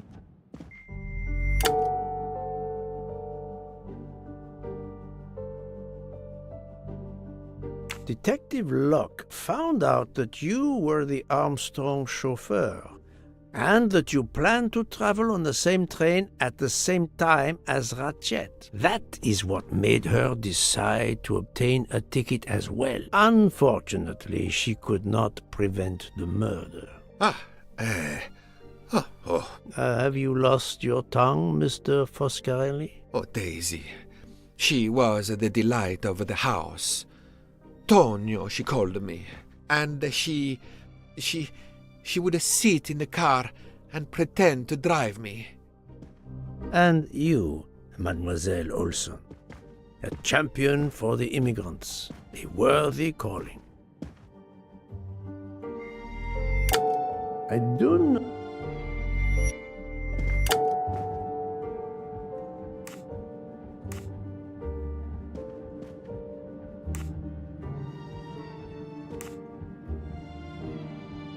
Admittedly, she lied to me about Mademoiselle Debenham's schedule. But one lie does not convict her. Mademoiselle Olsen, you supported Madame Hubbard's story about her connecting door latch, a story that I later demonstrated to be impossible. So, you deliberately lied to me, and you also lied about Mademoiselle Debenham's whereabouts. Enough! I can't take this anymore! I know what you want from me, Mr. Poirot. Very well. Here it is. She was my little Daisy, my angel, so patient. When I patched a scrape or took her temperature, that was my job. But she was so much more to me. She was a shining light in an ever-darkening world. I've tried to honor her by caring for children who have lost everything. Thank you, Mademoiselle Olsen. You too shed light on your part in this mystery.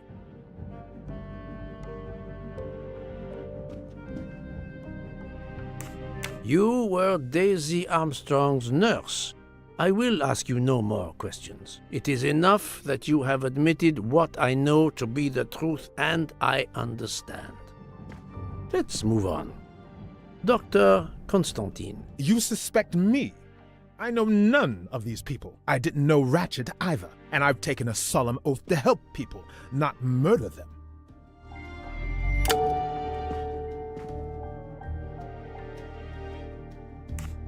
Dr. Constantine was certainly helpful to my investigation, but that does not prove he is innocent. You are one of the few people in this room not to have any connection with the Armstrong case. Moreover, your alibi is confirmed by Monsieur Bouc, whom I would trust with my life. That is very kindly said, my friend. We now come to Mademoiselle Debenham and Captain Arbuthnot, whose relationship was not in doubt from the moment I inspected your room at the hotel. You have a bloody nerve. Indeed, I do. We're getting married. Congratulations, but I would rather talk about your relationship to John Armstrong.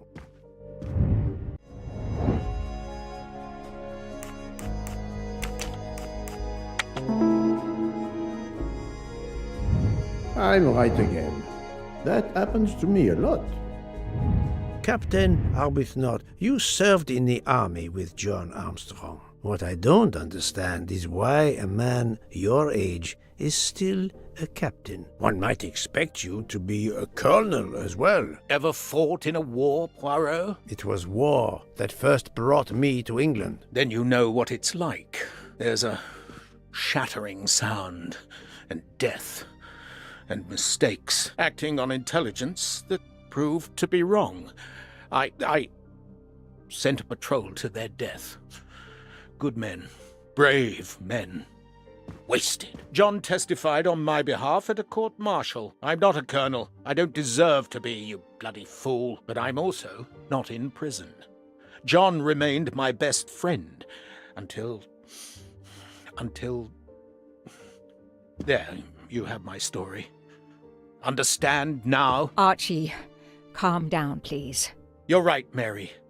What you see in me, I don't understand. Oh, Archie, I see in you what John saw. Miss Debenham, I'm sorry. My turn, is it? I'm afraid so. And you have caused me quite a puzzlement. Your connection with the Armstrong family was not obvious. Then I remembered the job you currently hold.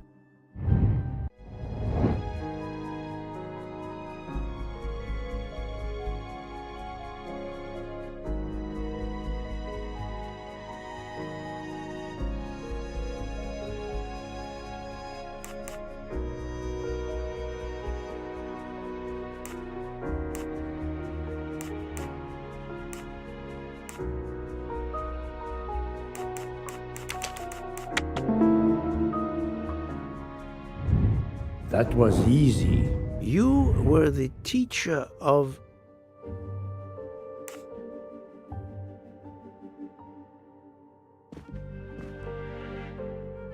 No, she was the teacher of Countess Andrény. You were the teacher of Helena Andrény, whose maiden name was Helena Goldenberg before she married Count Andrény. Yes, absolutely. Why lie to you? She was an excellent student. Captain Arbuthnot.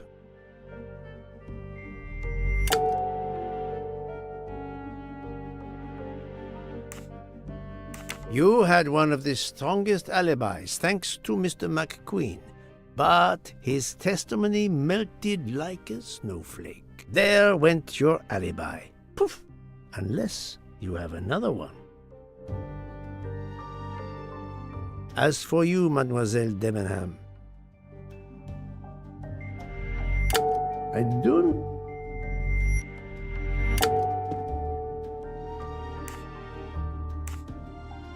Mademoiselle Olsen was the only one who could confirm your alibi. I think you know where you stand. Very good, Mr. Poirot. Are you satisfied? I will be soon. Now I must turn to Sonia Armstrong's godmother, Princess Dragomirov.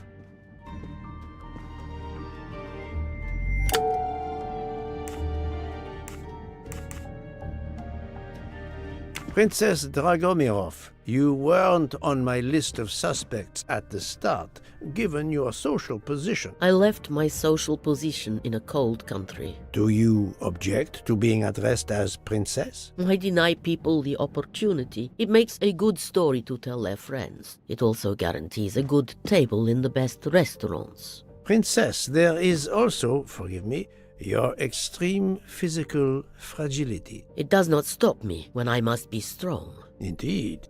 Of more importance, though, is the fact that you're the only left-handed person on the train. And the single blow to ratchet from a left-handed person was very, forgive me, weak.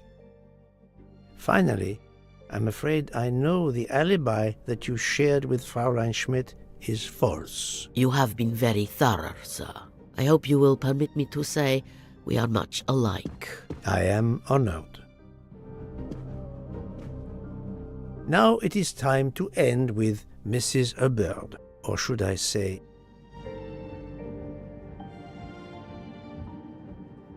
Linda Arden. If Princess Dragomirov hadn't told me about her relationship with this famous actress, I might not have made the connection. But you are a great actress, madame. Your performance as a flighty, self-involved woman was superb.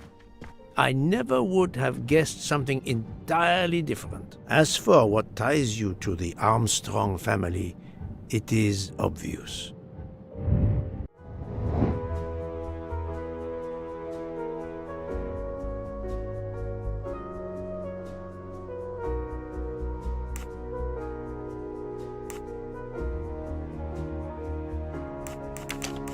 I must admit I'm not right this time. Think, Poirot, that is not a good answer.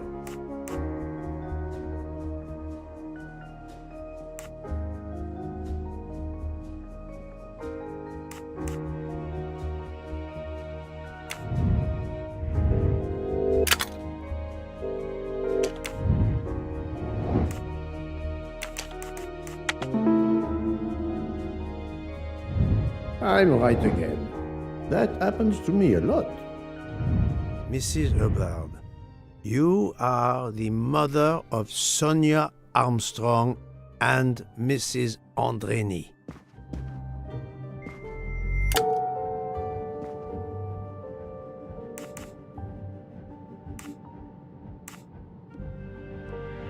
Madame Hubbard, you really are a remarkable actress. You put so much effort into your character and into staging the murder. I saw it as a perfect mosaic, each person playing his or her allotted part, so carefully arranged that if suspicion should fall on any one person, the evidence of one or more of the others would clear the accused person and confuse the issue. Everything was meticulously planned.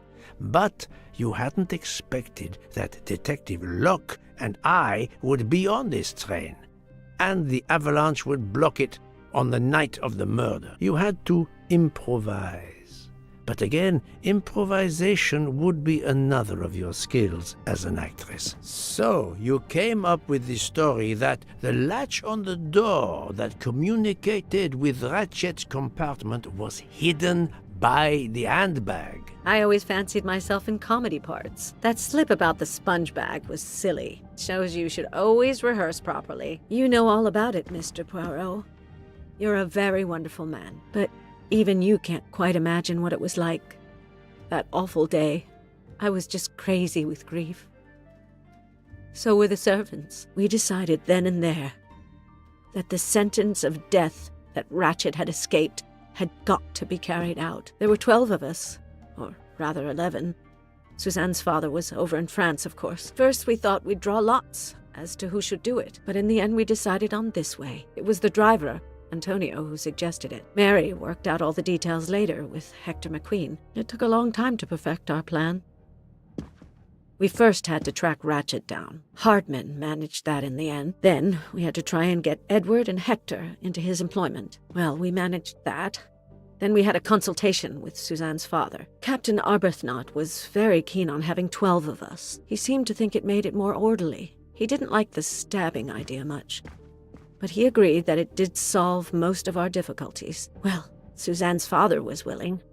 Suzanne had been his only child. We knew from Hector that Ratchet would be coming back from the east sooner or later by the Orient Express. With Pierre Michel actually working on that train, the chance was too good to be missed. My daughter's husband had to know, of course, and he insisted on coming on the train with her. Hector wrangled it so that Ratchet selected the right day for traveling when Michel would be on duty. And then, at the last minute, you came. For the rest of the story, you worked out everything, Mr. Poirot.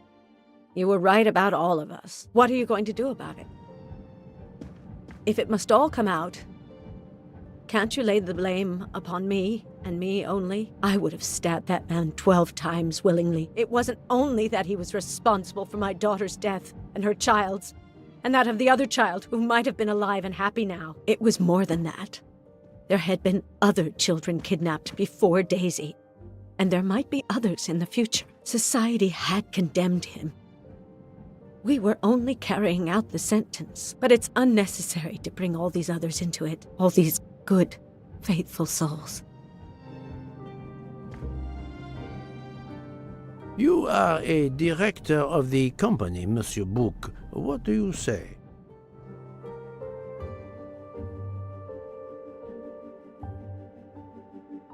In my opinion, Poirot, the first theory you put forward was the correct one.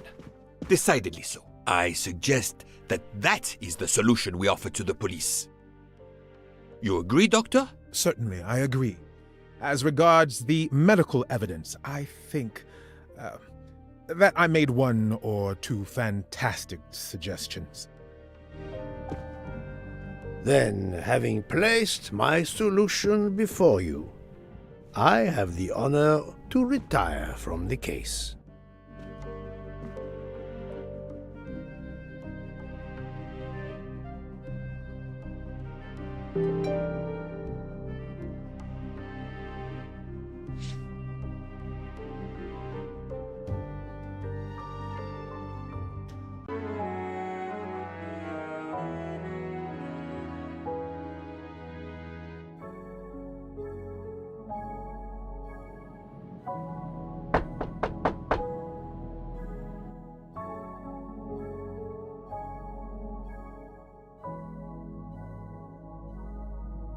I'm sorry to wake you up in the middle of the night, Poirot, but it couldn't wait. There was a detail that bothered me in my preliminary autopsy of Ratchet's body. I went back to examine the body and I discovered a wound covered by another. The blow I hadn't seen was delivered by a thinner, sharper blade. So there were not 12, but 13 stab wounds. 12 stabs for 12 jurors. It doesn't work with 13 wounds. The symmetry is destroyed. It can't be one of the culprits who stabbed him twice? Doctor, a different knife was used. There is only one explanation.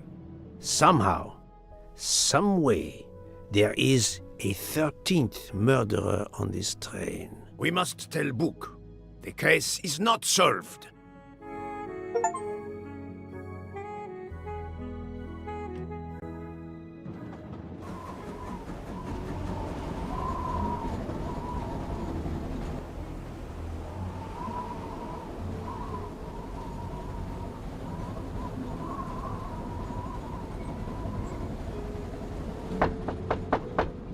Please, come in. Ah, Book. I see we are moving at last. Yes. The way was finally cleared while we slept. If all goes well, we will arrive in Venice this evening. The train will be there for several hours for refueling and reprovisioning. What do we do with the 13th murderer? Do you have a lead? I thought about it. There is one clue that was left aside in my investigation. The diary I found in Ratchet's safe mentioned an appointment in Venice. Someone with the initials A.W. He will never keep the appointment. But there should be enough time. I must try to keep that appointment for him.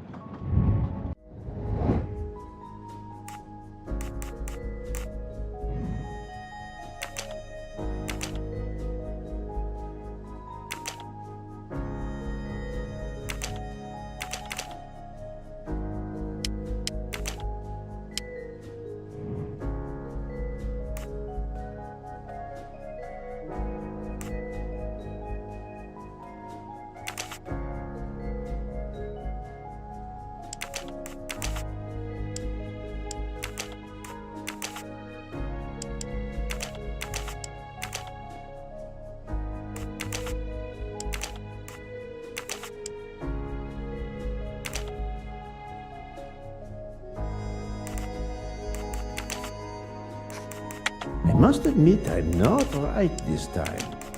Think, Poirot, that is not a good answer. I do not think that's the right answer.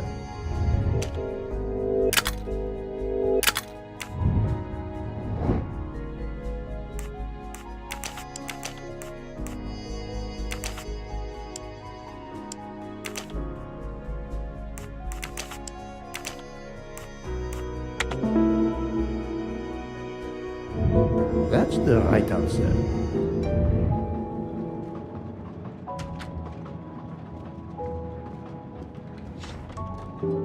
I think we should let Ratchet rest in peace.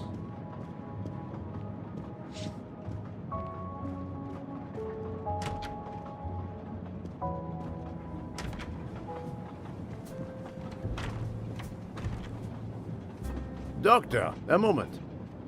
Have you made arrangements for Ratchet's body? Yes, it will be collected by the Italian authorities when we reach Venice. The autopsy will be performed there. However, there is something odd. Oh? Since the train is French, jurisdiction must be shared. When I told them you were already on the scene, they have both agreed to support your investigation until we reach Paris. Ratchet's compartment will be sealed until we arrive there. All of those who conspired to kill Ratchet are to be confined to the train until then as well. So, thanks to you, I am the rope in a tug-of-war between two countries. Oh, but I thought you would want to be in charge. And isn't it odd we continue on our journey with a trainload of people that police consider potential murderers? Calm yourself, Doctor. It is not the first time I find myself in the middle. And, to be honest, I welcome the chance to see this case through. It is fast becoming one of the most challenging of my career.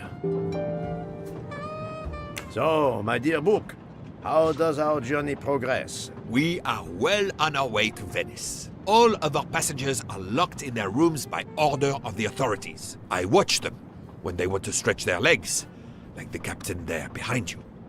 I see that you have the situation well in hand. Would you be able to accompany me to Venice to follow a lead? I'm honored you asked me, my friend. I would have loved to help you. But I have to manage the situation here. I must make sure no one gets off the train in Venice and that Ratchet's body is transferred.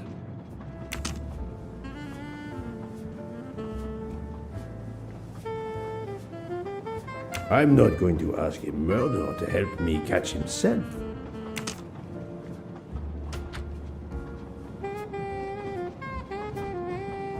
Mademoiselle Locke, you are clearly an excellent police officer. Could you accompany me to Venice for an investigation into Ratchet's activities? There is much we still need to know. Well, yes. It would be an honor to work with you. And I'm glad you trust me. What do you have in mind? There was a notation in Ratchet's appointment book. He had an appointment. With who? There were only the initials A.W. They were to meet at 10 o'clock at the Fontana dei Conigli. I want to know who Ratchet was meeting and why. But you've already discovered the 12 conspirators. Why is this meeting important? Unfortunately, the case is not complete. Dr. Constantine has discovered the presence of a 13th stab wound. One of them could have stabbed him twice. The wound was made with another, finer blade. Why would one of them have used 2 knives? Did they want to confess they killed him more than the others? And if so, why bother to deny it when they have already confessed? No, it makes no sense. And I do not close a case until all questions have been answered. You, of all people, must understand this. You're right. I do understand. I'll help you. Thank you. Together, we will uncover the truth. We will arrive in a few hours. Take the opportunity to rest. I slept well last night. No more effects of the drug. Excellent. Then be prepared when we reach Venice. We have another mystery to solve.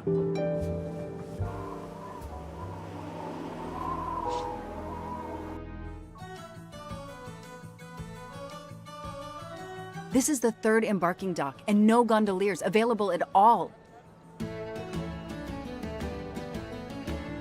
With Carnival, you can't find a gondolier to cross that damn canal. They're all booked.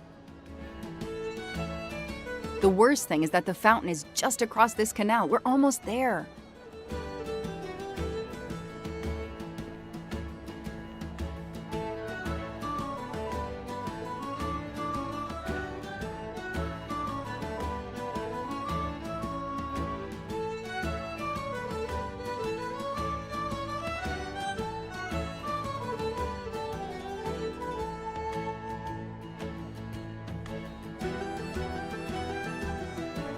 I see a gondolier just over there.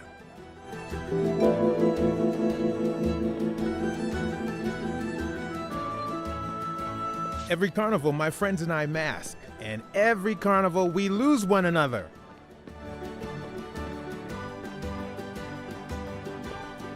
It's calm and relaxing, although not as clean as it could be.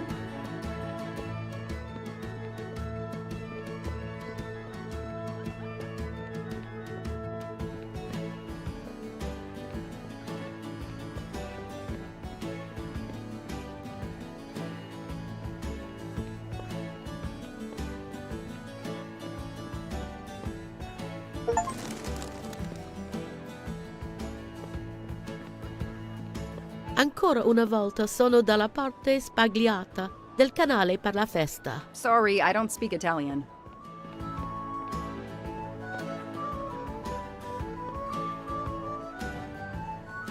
Hi there. We'd like to cross the canal, please. There is a bridge about a kilometer down the canal. Please. According to the map, the Fontana dei Conigli is just across the canal here. No, I, Gabriele, cannot help you. I'm sorry. We'll miss the 10 o'clock rendezvous if we try to get through this crowd, and have to walk a kilometer in both directions. Why is he refusing to take us across? He looks upset. I should try to find out why. If it's a matter of price, I'm sure we can work it out. Money? Money won't help me now. His problem isn't money. What is it then?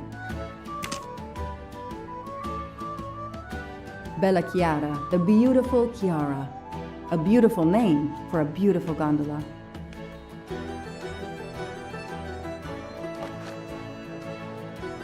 Ah, what a sham. A beautiful bouquet crushed by revelers. Ah, what a shame.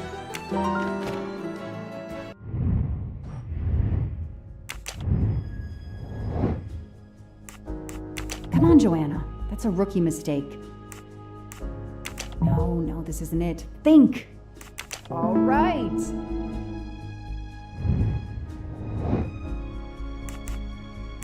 Good. That's it. No rookie mistake there.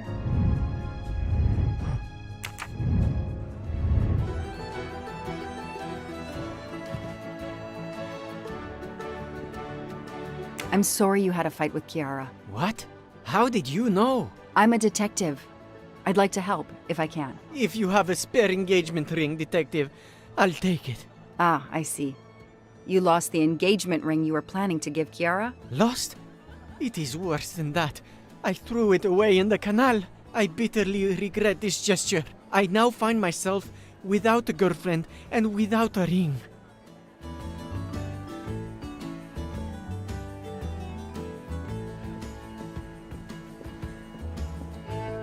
If we find the ring, maybe the gondolier will take us across. You are right. There is not much time. I will help you.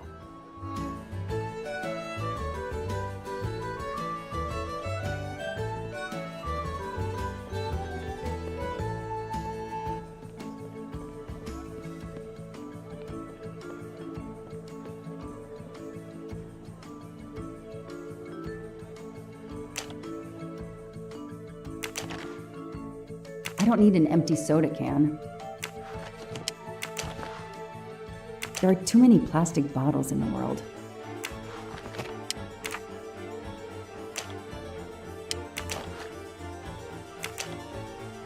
I know someone who will be happy.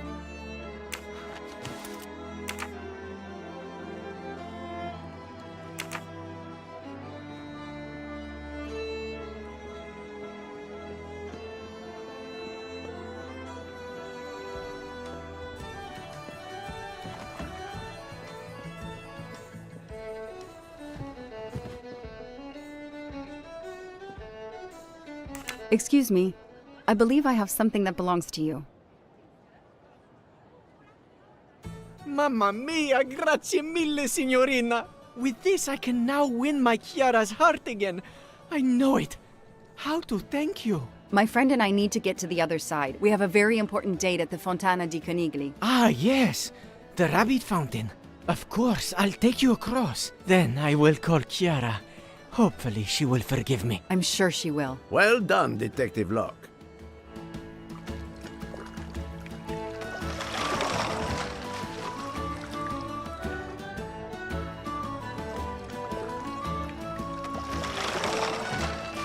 This district of Venice is very charming. You will love it.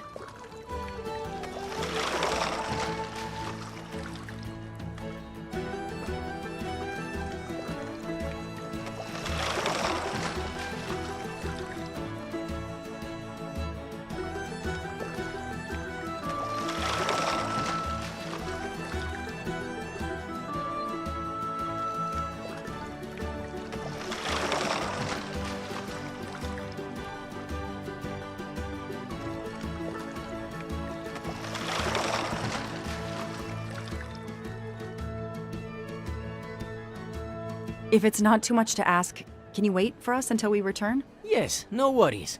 I can call Chiara from here. To find the fountain, walk along the quay on the left, then cross the bridge and you are there. You cannot miss it. Got it. Thank you. Thank you, signorina.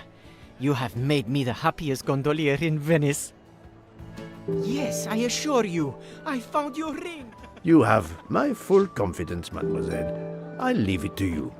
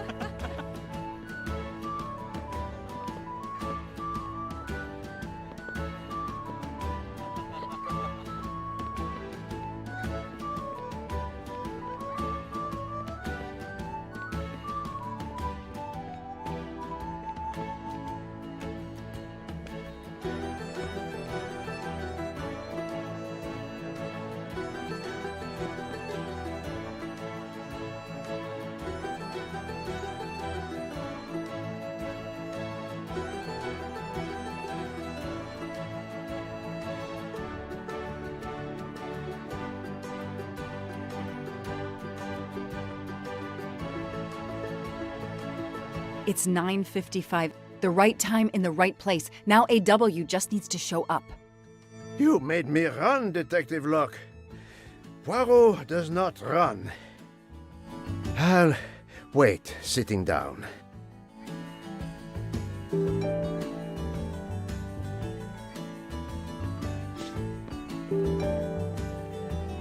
Did you see anyone who could be AW? No, no one.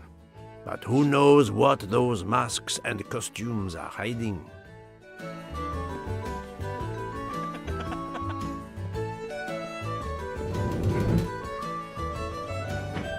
If there's no one to help me, they won't mind if I help myself.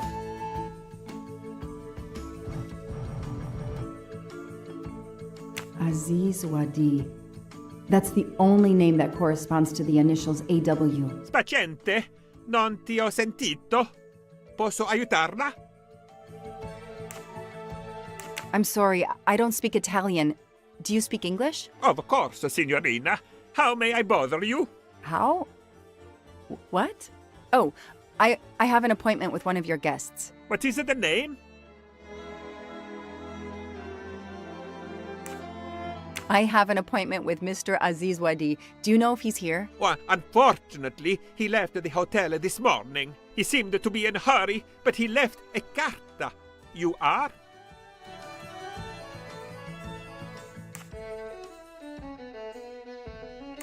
I'm Mrs. Ratchet. Mr. Wadi asked me to give the message to the signore, but I suppose this is okay.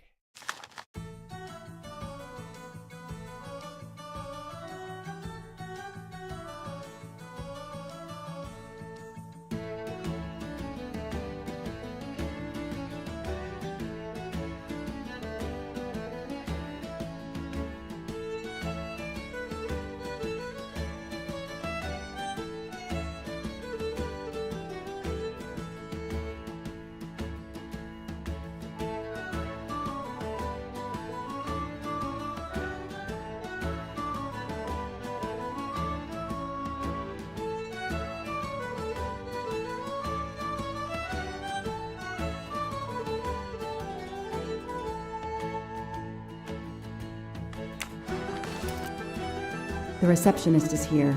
No need to ring the bell.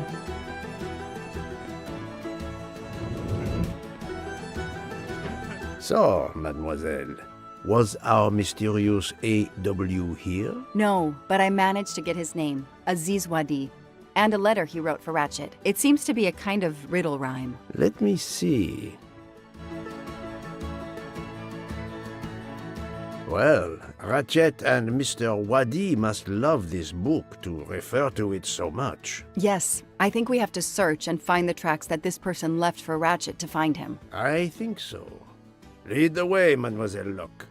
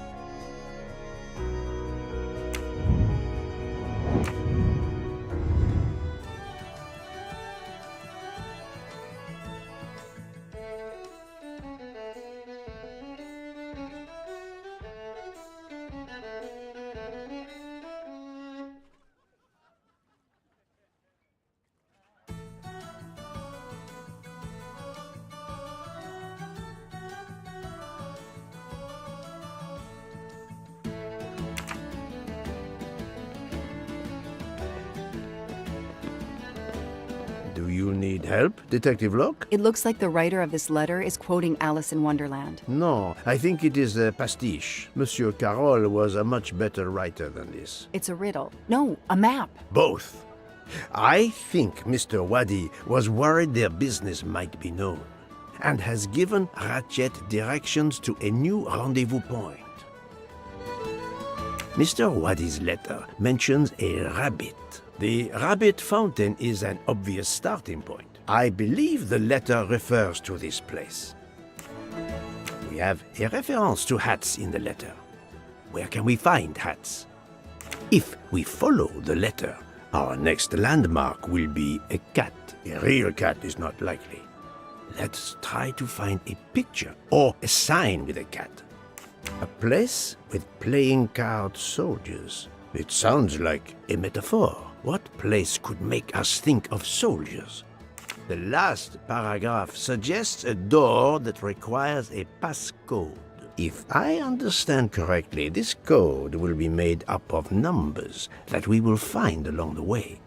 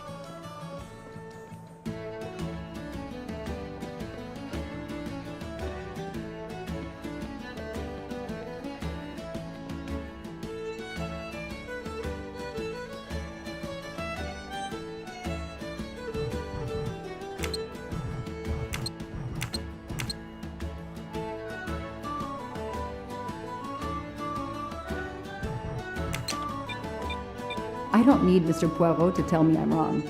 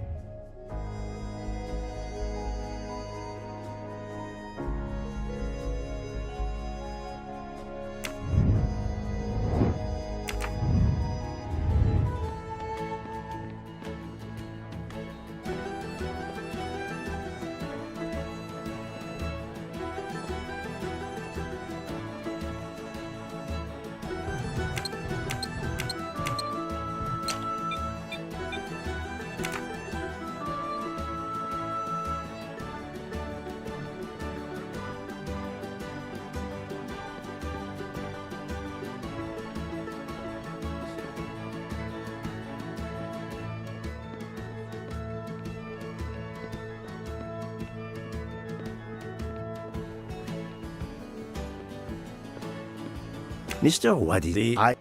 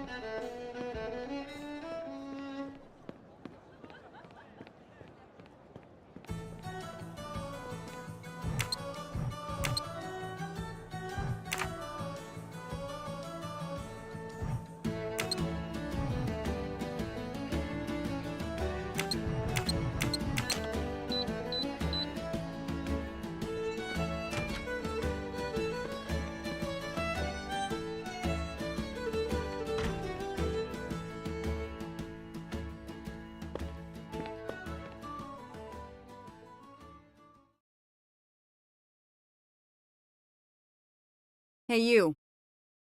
I can't lose them.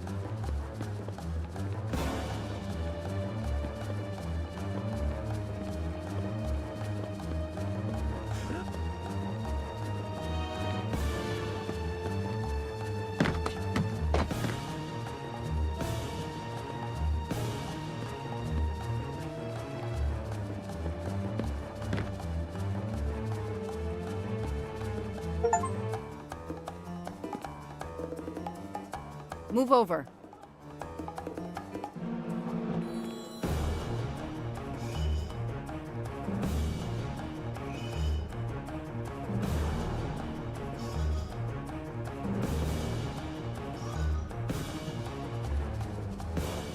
Too many! Too many masks! The murderer could be standing there watching me and laughing.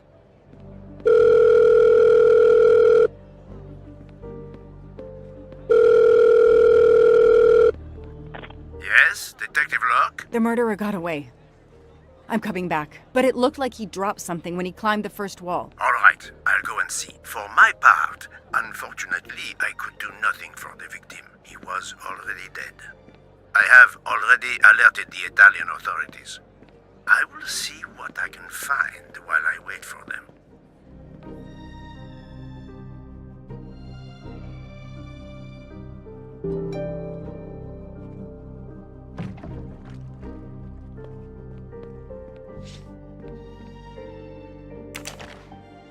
A pair of women's glasses. Was Ratchet planning a new identity? There must be several tens of thousands of dollars in this bag.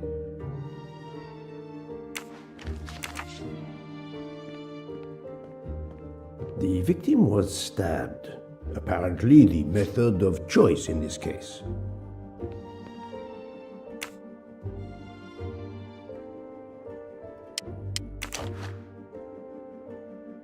A bunch of keys. If, as seems likely, Mr. Wadi is a resident of Geneva, then one of these may belong to his home there.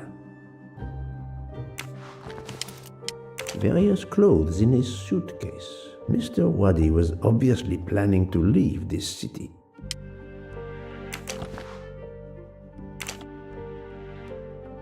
Mr. Wadi's Swiss passport. I'll see if I can find a match on the internet to confirm his identity.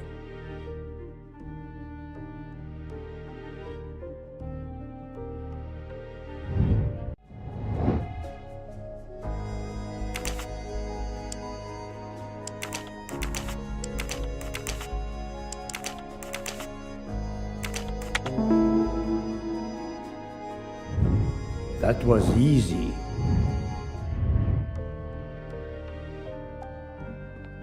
The victim was...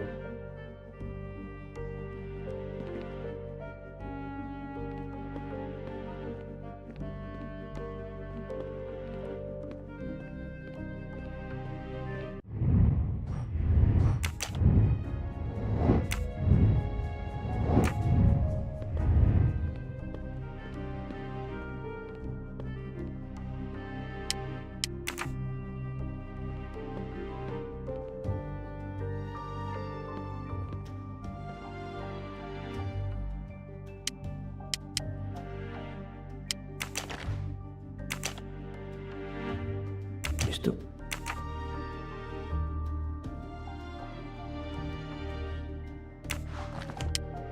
Various clothes in Mr.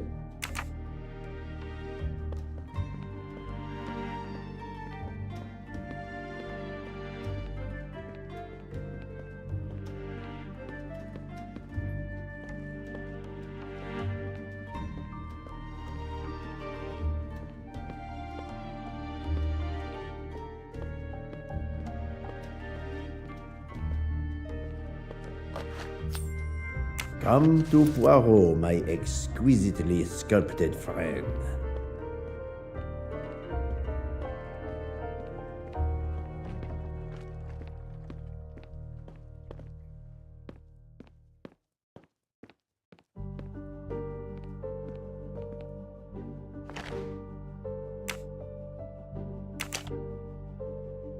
A false passport with Ratchet's picture. Clark, Ratchet. How many others? Now he will become Enrico Caldo. It appears Ratchet changed his identity as often as his socks.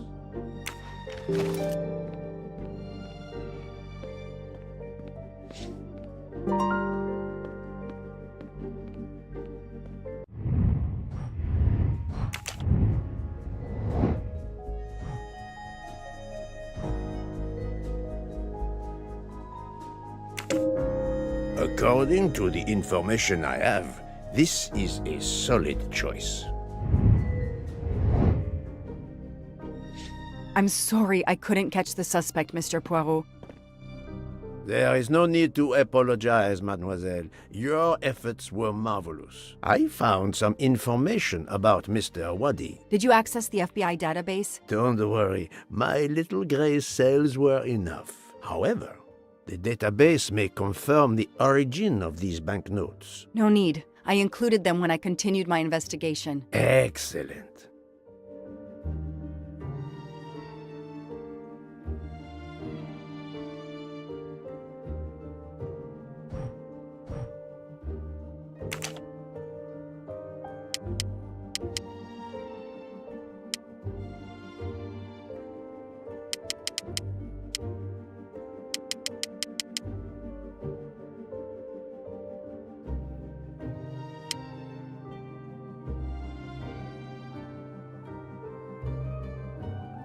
No, I did something wrong.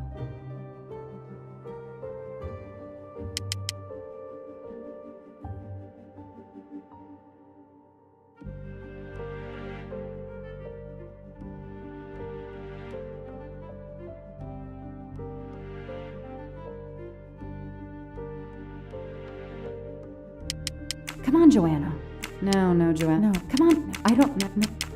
I don't. No, I don't. No, Joanna. That doesn't track.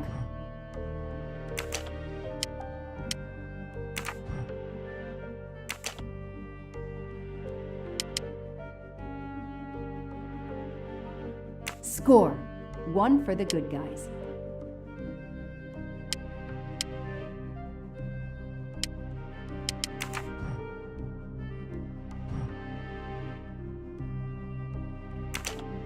No, this isn't it. Think! Hey, I'm a pretty good detective after all.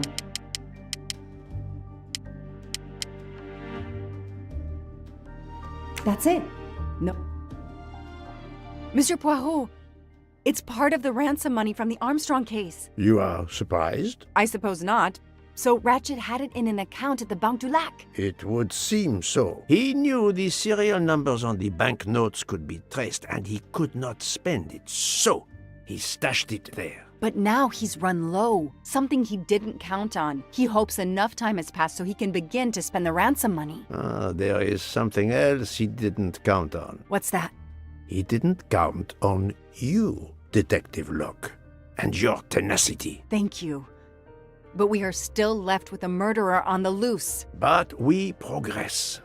We know Mr. Wadi had an appointment with Ratchet. He had a bag full of money and a passport with Ratchet's photo, but a new name. What is your opinion about the passport?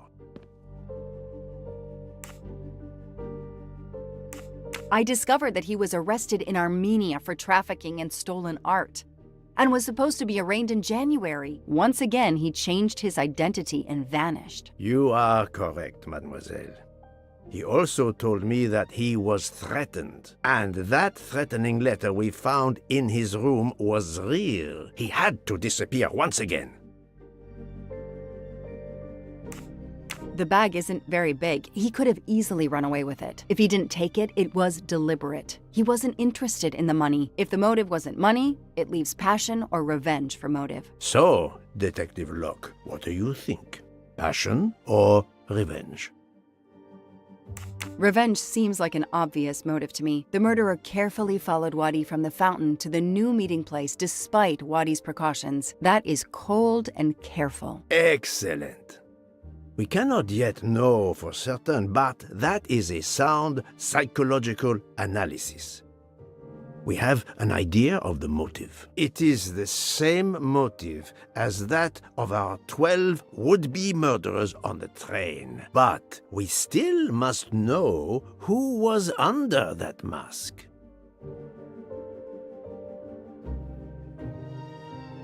I think Wadi's killer is also Ratchet's murderer. The motive for both deaths was revenge, and both are related to the Armstrong case through the ransom money. Exactly. So our murderer is linked to the Armstrong case. The money is linked to the Armstrong case. But these glasses that I found in the bag, they must have something to do with this case too. Wait, those glasses mean something to me.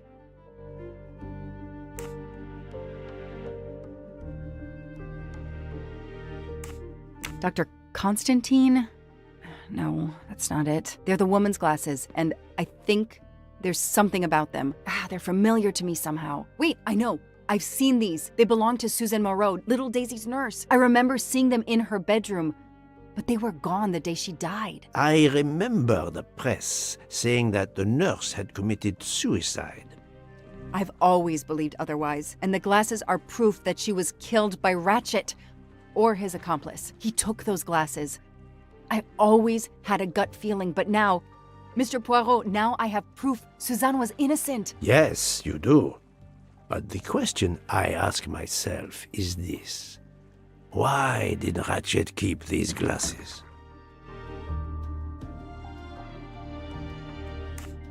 Ratchet used to leave fake evidence at the scene of his crimes to incriminate others. He did the same thing to frame Suzanne. Possibly. But keeping an object belonging to his victim as a souvenir of the murder, that is the behavior of a fetishist. Now that you mention it, in my investigation at the time, I had already found Daisy's hair clip in Ratchet's cabin, and now we find Suzanne's glasses in a bag for Ratchet. 2 objects from 2 victims of Ratchet. He is a trophy hunter. Okay, we managed to clear up some of the gray areas. What now? The bag only contained a fraction of the $1 million ransom of the Armstrong case. The rest must still be in a secure place. I will make a wager with you that it is the Banque du Lac in Geneva where Mr. Wadi worked. Wadi was also the keeper of Ratchet's secrets. They were killed by the same murderer. Agreed.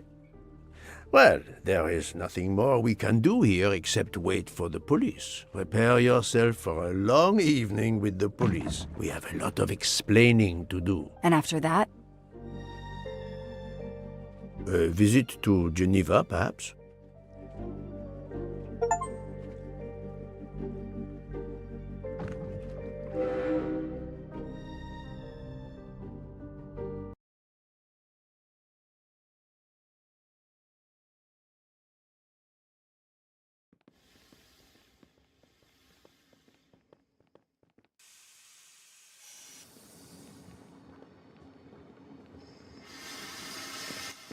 Here you are at last. I was worried about you. We just left the police station. We had to explain to the Italian police that we were not murderers. What? Another murder? I'll tell you when we're underway. Are all passengers and staff aboard? Yes, everyone is here. We were waiting for you. Excellent. Let's not waste any more time. We have to make a longer than usual stop in Lausanne. What? How long? Long enough to do a little banking in Geneva.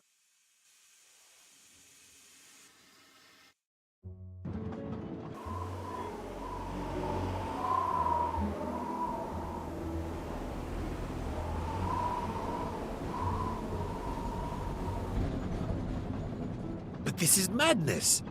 A 13th murderer of Ratchet? Mon ami, he was not well liked. But Monsieur Michel would have seen anyone enter Ratchet's compartment. And there were another 10 people milling about, taking their turn at stabbing him. How could they not notice an uninvited killer?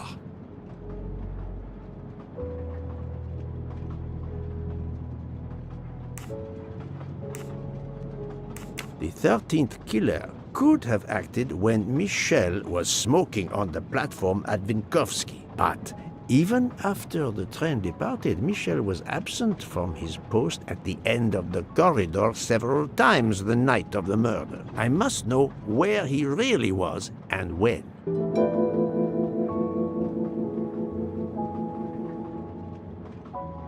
Yes, he most certainly returned to the train. How can you be sure? It's obvious. I mean, I hope Mr. Poirot agrees. Please continue, Detective Locke.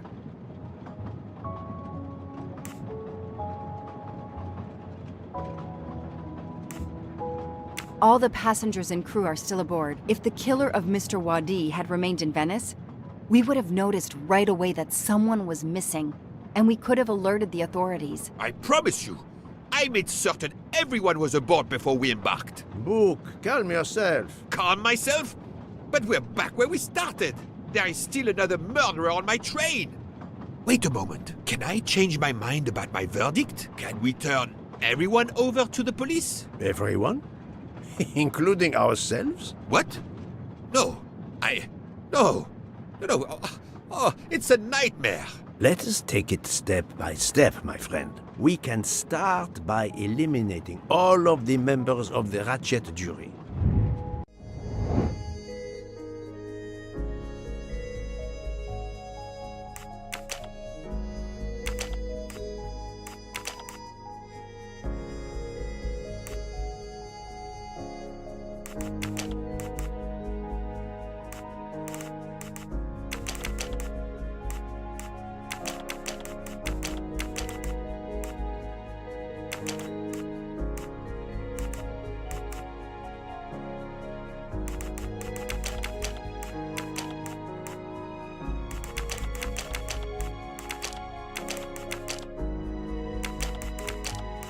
Think, Poirot. That is not a good answer.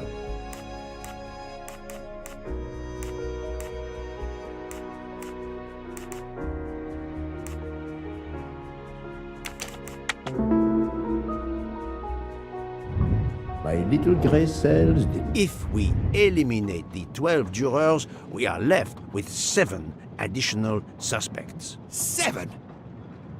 It's still too many. I agree.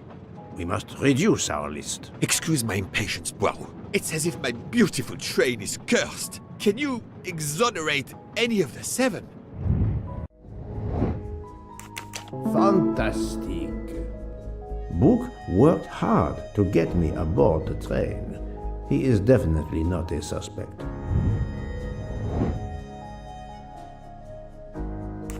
Yes. Mademoiselle Locke cannot be a suspect. She pursued Mr. Wadi's murderer. Adequate.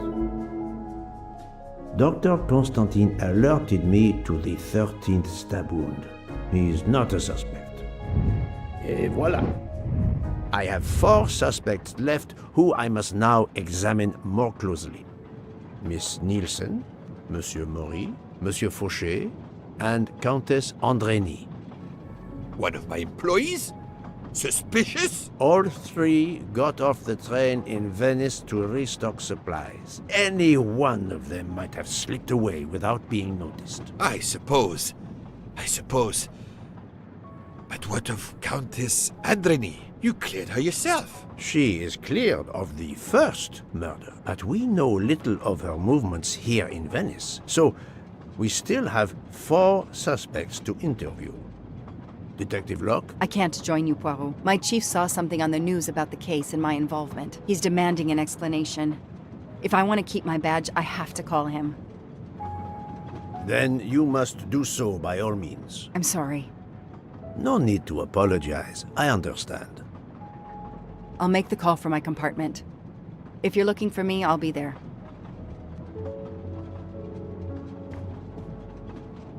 hate to say this, Poirot, but I must. There is, of course, one other suspect with a motive for murder. The ransom money. You mean Detective Locke? Then who did she chase? Who killed Aziz? We both saw the masked murderer standing over the body.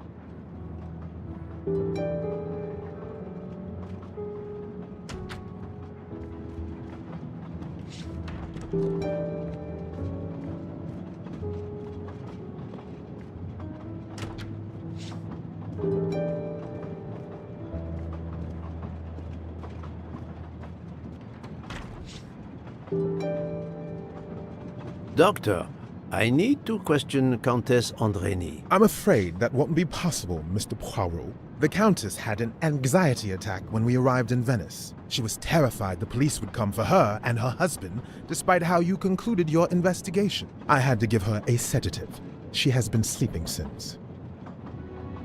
You have stayed with her all the time we were in Venice? Count Andrény begged me to watch over her. I have not left this room. You're the reason she's in this state. Book voted to absolve you all. I accepted his verdict. I told her. I tried to reason with her.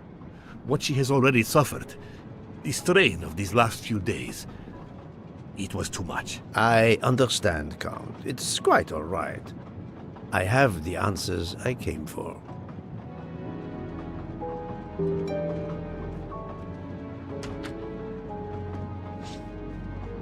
Ah, Michel, I have a few more questions to ask you, if you will allow me. Anything, Monsieur Poirot. We are in your debt. Please tell me your movements when we were stopped at Venice Station. Once the compartments were cleaned and the linen refreshed, I stayed in my quarters. Did you notice anything special? Comings and goings? Monsieur Bouc had asked everyone to stay in their compartments. I would occasionally walk the train to ensure everyone was comfortable. Oh, I saw Monsieur Maury was all alone loading his crates of provisions. A great chef like that, reduced to petty labor, I would have helped him. But Monsieur Bouc had ordered me not to leave the train for any reason. So, Monsieur Maury was forced to labor alone. Let us review the actual timeline of the night of Ratchet's murder, not the one manufactured to hide your crime. I left the train in Minkowski for a smoke. Then I resumed my post. That was the truth. The train departed on schedule. But then, of course, an avalanche of snow blocked the tracks. At 12:45, Madame Hubbard and I met in her compartment to discuss how to adapt our plan. Due to the snow and Poirot. The little play we had staged for you had to be rewritten. I left her compartment at approximately 1:15. Then the curtain went up. Calls in the night, the red kimono, all for my benefit. And all for nothing, as it turned out. Do not blame yourself, Michel. I am the theater critic no playwright wants to see in the audience.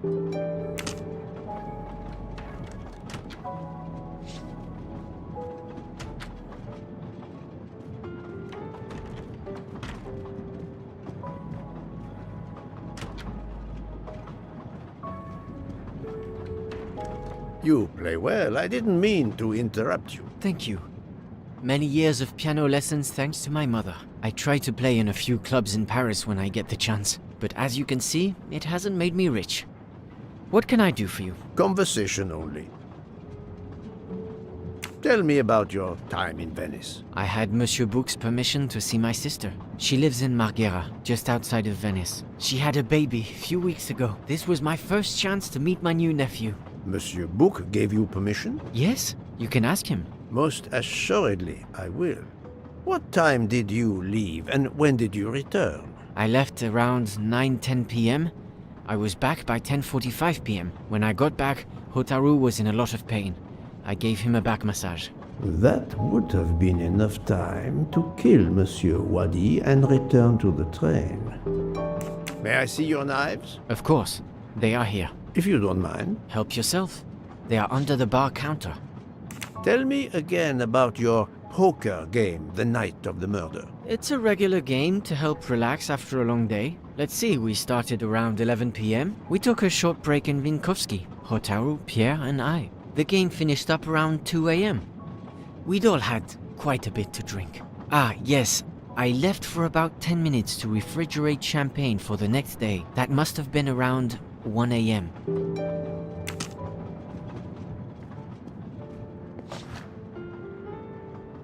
None of these come close to the wounds on either body.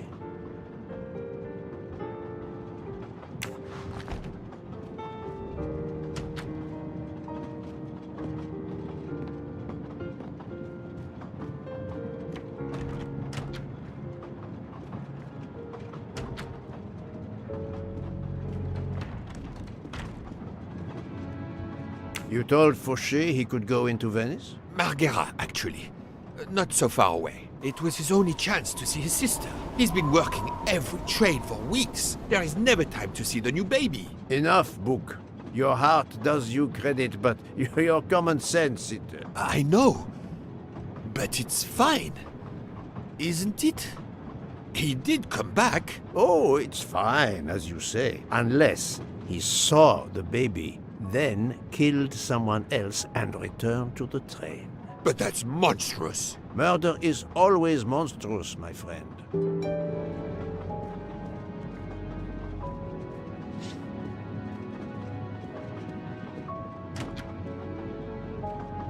Good evening, Monsieur Maury. May I have a moment of your time? I have a few questions to ask you. Of course! As long as you don't mind if dinner is ruined. I promise to be as brief as possible.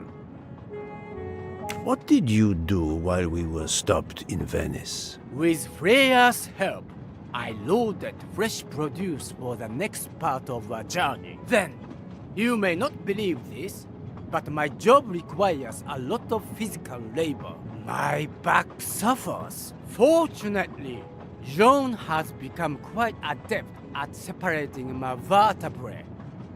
As you may know, I have solved the murder of Monsieur Ratchet. That is a shame. I beg your pardon? The bastard sent my steak tartar back, telling John I was to burn it. I will add it to the list of his crimes. One wound on Monsieur Ratchet's body was struck by a very sharp, thin-bladed knife. We haven't found it yet. You think one of mine was used? I'd like to have a look, if you don't mind. In that drawer. An impressive set of knives, but their blades are too wide to have been used for the crime. Tell me about your poker game the night of the murder. We started around 11 p.m. When John finished his shift. We played until around 2 a.m. From what I remember, it's a bit vague. You played without a break? Actually, we did break once for a smoke. John, Pierre, and I. When we stopped in Vinkovsky. When was that? Around midnight.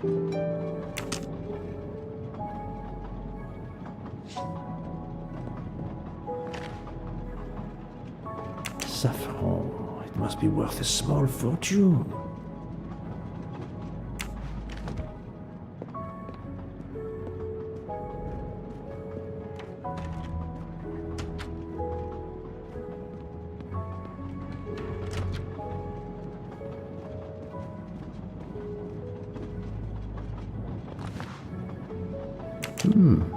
A black feather. That reminds me of something.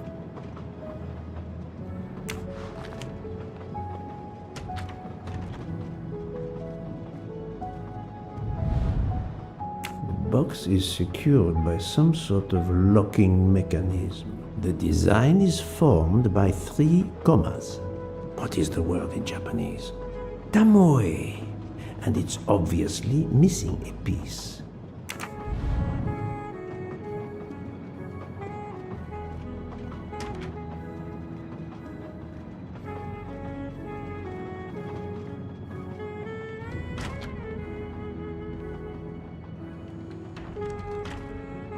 Good evening, Mademoiselle Nielsen. May I talk to you for a moment? Of course, Mr. Poirot. I'm not going to bed right away. Can you tell me your movements while we were stopped in Venice? That'll be easy. I didn't move much at all.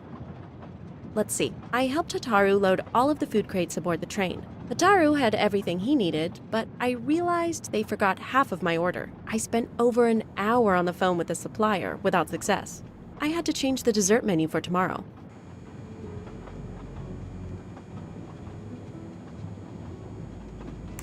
Dr. Constantine found a stab wound on Ratchet's body that was caused by a much thinner and sharper blade than the others. Possibly a chef's knife?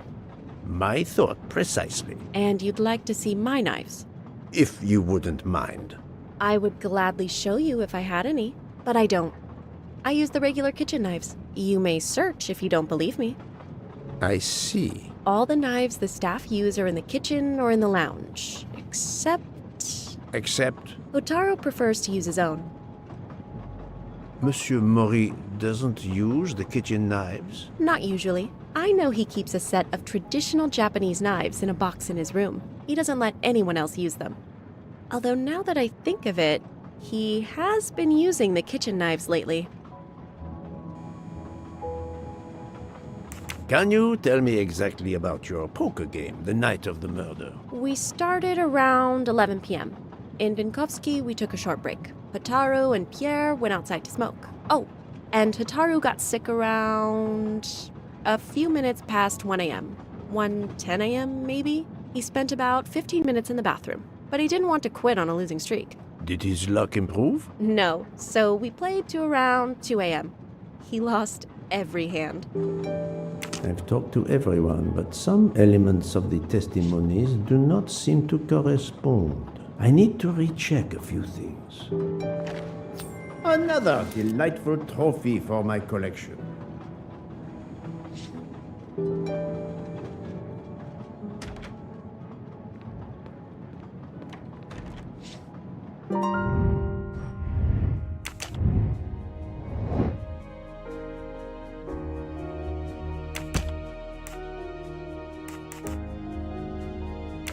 I must admit I'm not right this time.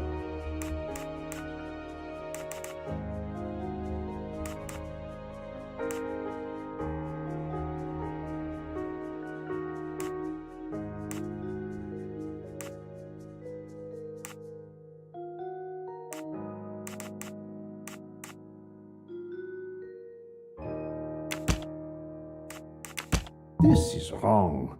But I'm never far from the truth.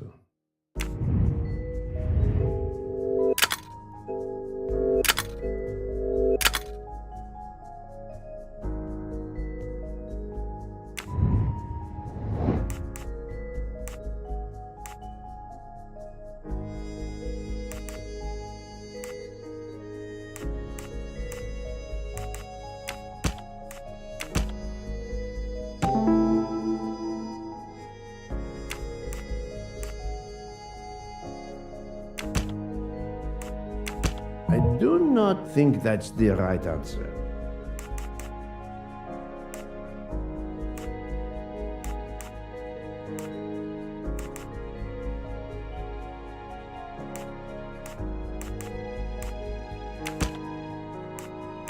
No, not good. I do think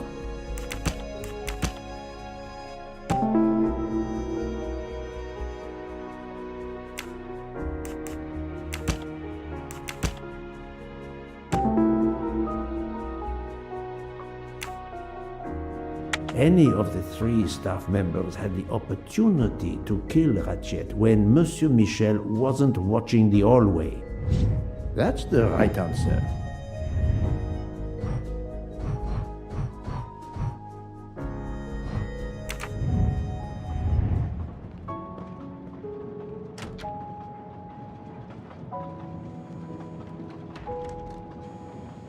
Remind me of what you did when the train stopped in Venice. No problem. I helped Hotaru load all of the food crates aboard the train. Hotaru had everything he needed, but I realized they forgot half of my order. I spent over an hour on the phone with the supplier, without success. I had to change the dessert menu for tomorrow.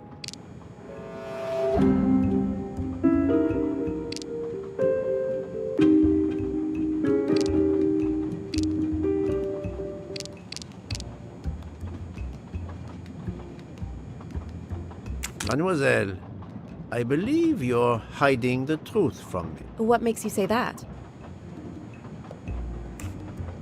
Monsieur Fauché did not see you helping Monsieur Maury. He couldn't have. He wasn't there. Indeed, Monsieur Fauché did not mention seeing Miss Nielsen or Monsieur Maury.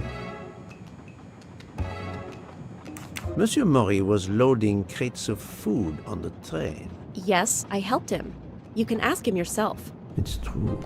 Monsieur Maury told me that Miss Nielsen did help him.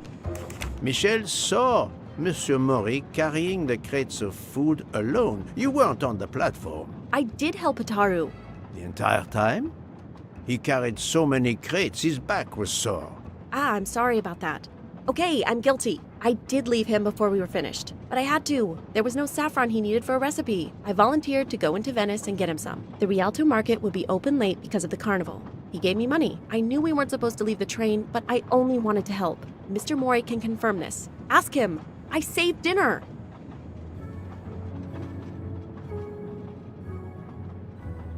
On behalf of my palate, I thank you. How long were you gone? I left at 9:10 p.m. and was back with the saffron around 11. That's when I called my supplier for the items I was missing. Miss Nielsen had almost 2 hours to buy the saffron, find a costume, kill Monsieur Wadi, elude Detective Locke, and make it back to the train for that phone call. Yes, it's possible that was enough time. Thank you, Mademoiselle Nielsen. That is all for now. Sorry again, Mr. Poirot. I hope you enjoy tonight's dessert.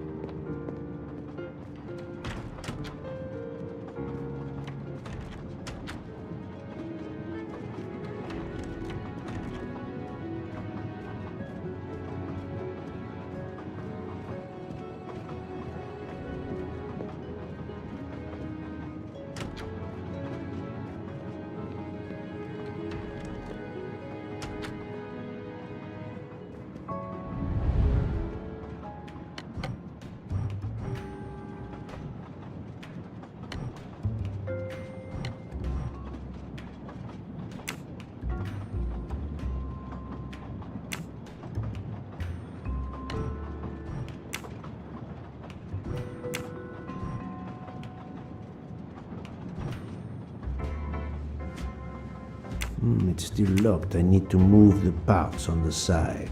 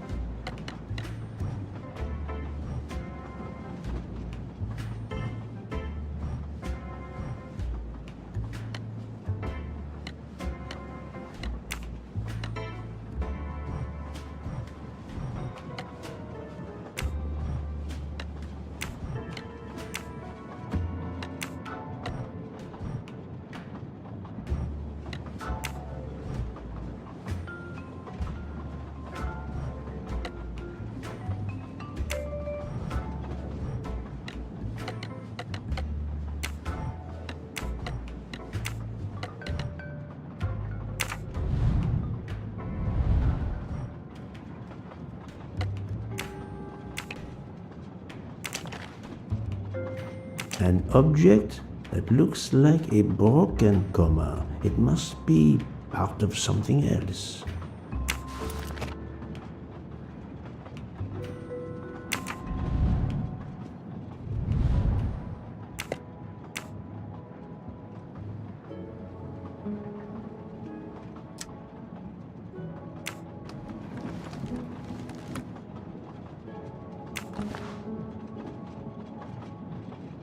Sushi knives, razor sharp.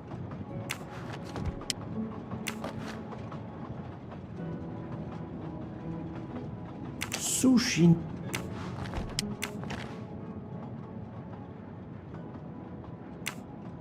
Sushi. Colteria Venezia.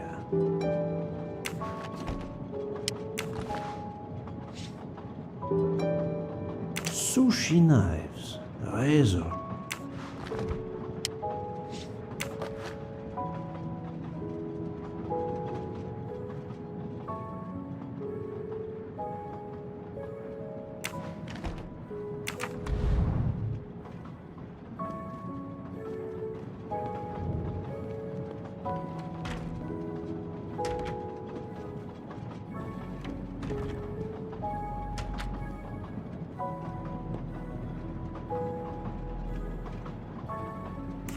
I'm sorry, Monsieur Mori, but haven't you forgotten something? You haven't told me about the knives hidden in your room. Ha! Yes, indeed. I forgot to tell you about those. They are my personal knives. I only use these knives. There are none better. I bought them all in Japan. No one is allowed to touch them except me.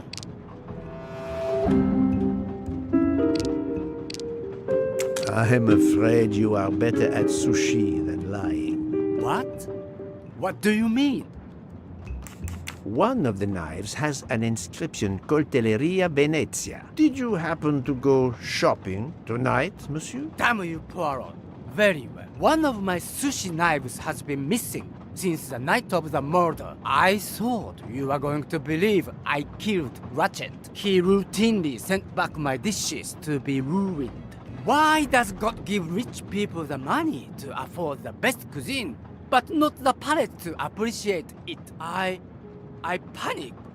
I know a very good store in Venice. I went to buy a knife to replace the one that had gone missing, so I wouldn't be accused. I assure you that I had nothing to do with any murders. I would have an easier time believing you, monsieur, if you put that knife down. Oh, yes, of course. Sorry. What time did you leave on your little shopping trip? I left around 9:30 p.m. I was back a little after 11. 11:15 p.m.? Time enough to stab Monsieur Wadi and return. Very well, Monsieur Mori. That's all for now. If I have another question... I'll be right here, cooking.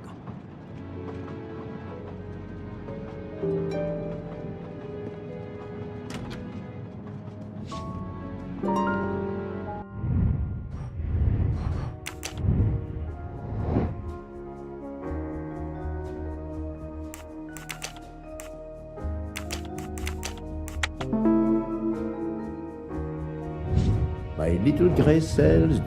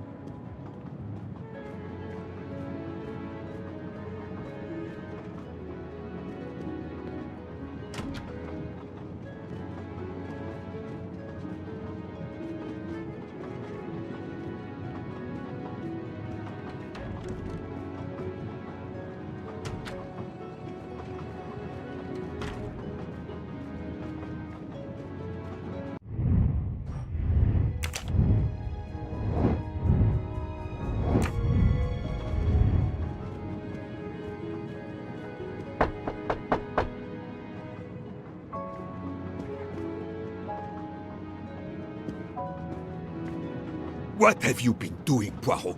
I am completely in the dark. I will shine some light on the situation, my friend. I have 3 new suspects who could have killed Ratchet and Monsieur Wadi. Miss Nielsen, Monsieur Fauché, and Monsieur Maury. They all had periods of time during both murders to commit the deed, and their alibis are weak.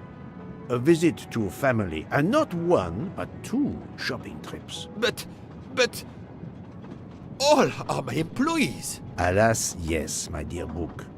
But we have no proof against any of them. None of the 3 appears to have any motive whatsoever. But this is a tragedy. Do not give up hope.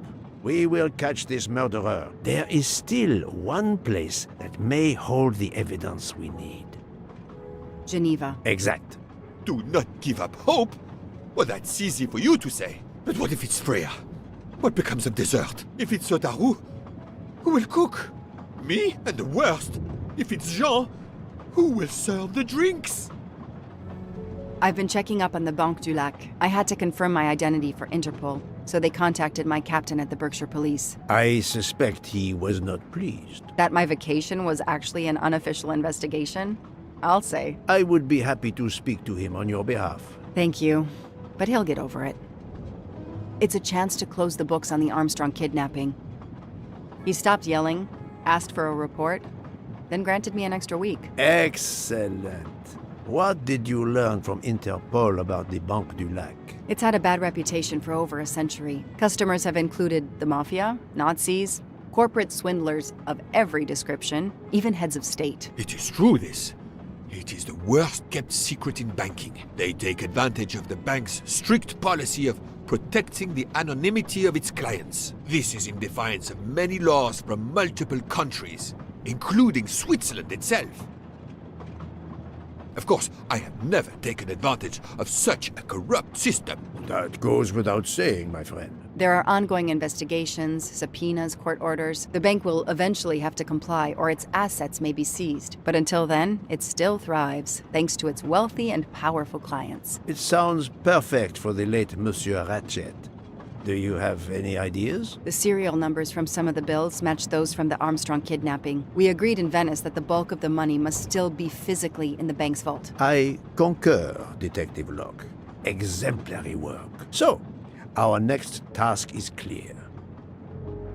We need to get into Ratchet's safety deposit box. There'll be codes, passwords. And Monsieur Wadi would, of course, have known them all. The bag of money he carried is proof of that. We'll need to find information about Ratchet's box in Wadi's office at the bank. Most assuredly, but remember the secrecy involved. I doubt his office will contain all we need. Where else must we dig?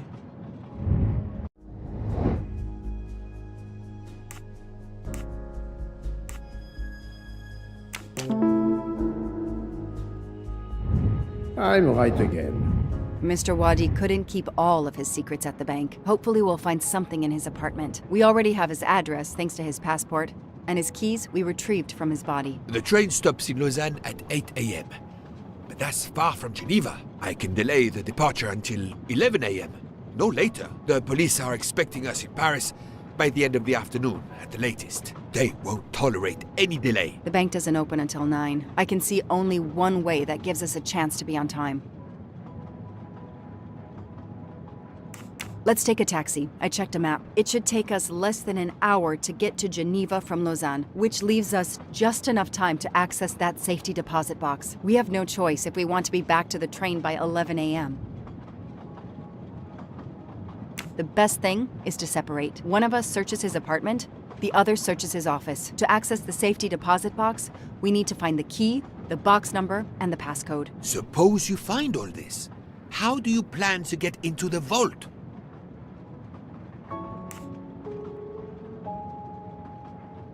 We are going to use the bank's anonymity policy to our advantage. And the quickest way is for you to impersonate Ratchet. I would rather impersonate Jack the Ripper, but in the interest of justice, I will do it. We need to find the account number. Along with everything else. I will say I want access to the vault. They don't ask for papers or even names. The vault information is enough. I'm not hearing any of this. I run a train company. I don't rob banks. Perfect. Let's recap the plan.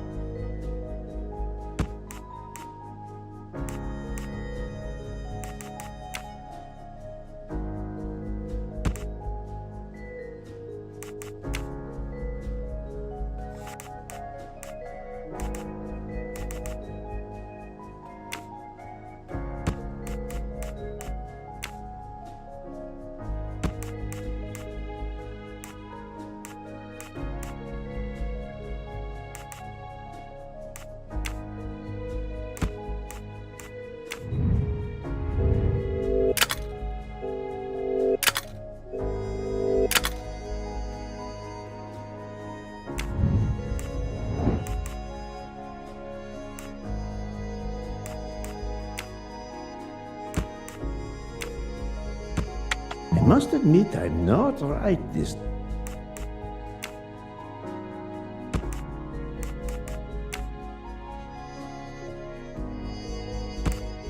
I don't.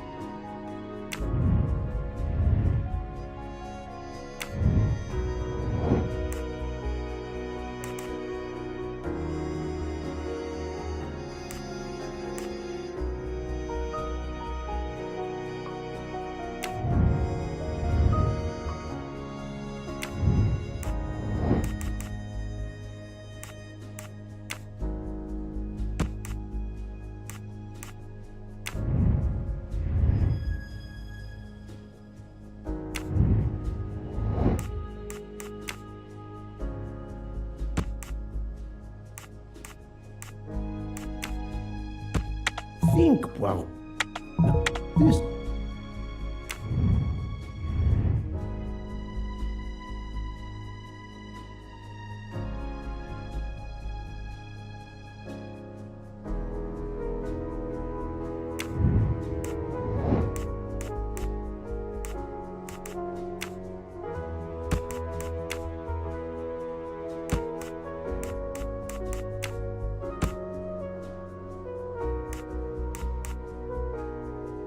No, no, no.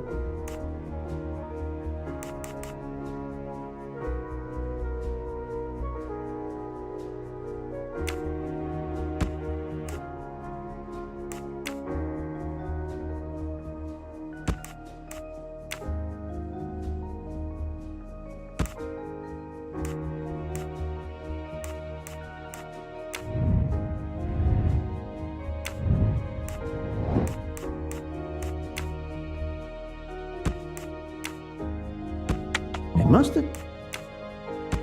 This.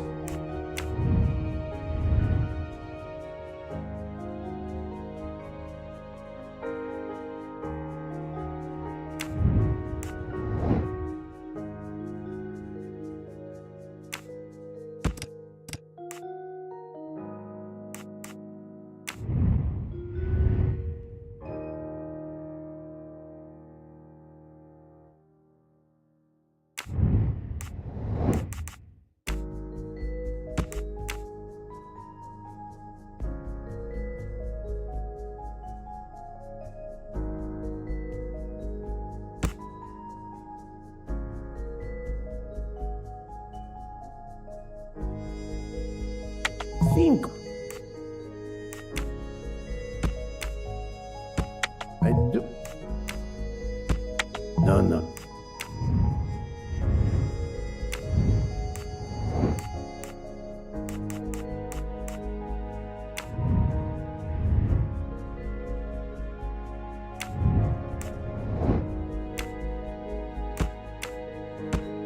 I don't. This is all. I must.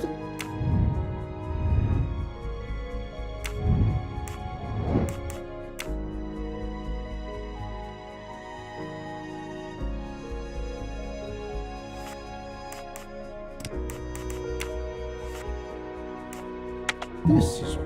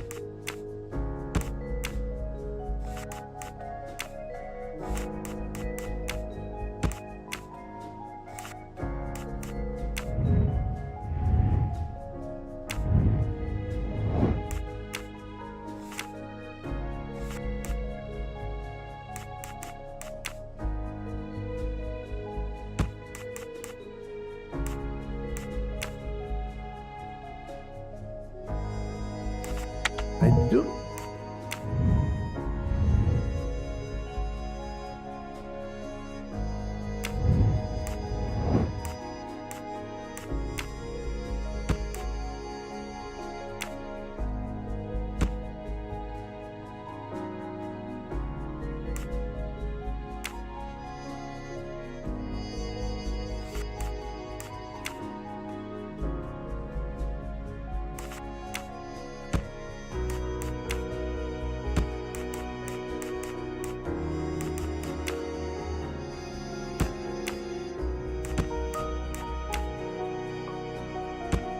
I must have.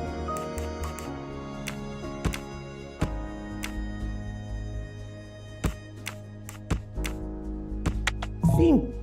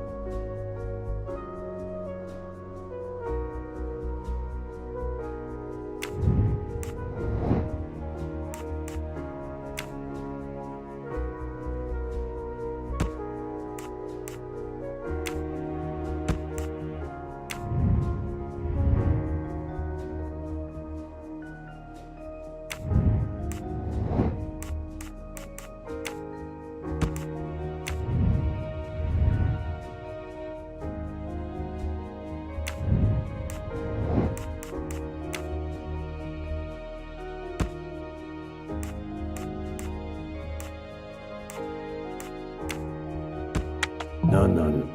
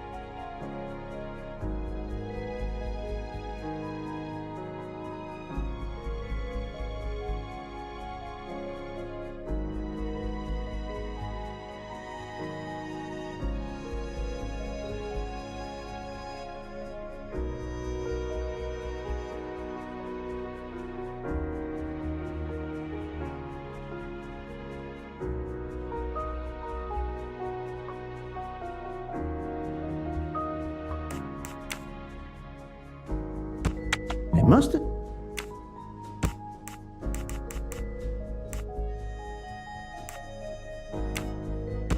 This is...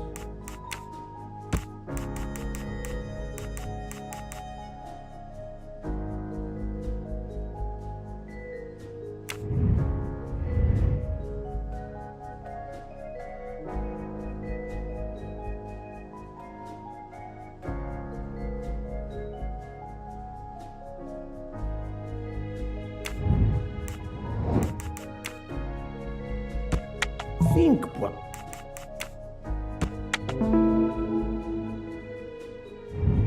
That was easy. To sum up, we're going by taxi to Geneva. Then we'll split up. You're going to search Mr. Wadi's apartment. I'll search the office at the bank. When we have all the information we need, you pretend to be Ratchet, and we can finally find out what Ratchet is keeping hidden in his safety deposit box. It sounds impossible. Not for Detective Joanna Locke and Hercule Poirot. We should get some rest. You are right, Detective. We face our greatest challenge tomorrow. Together.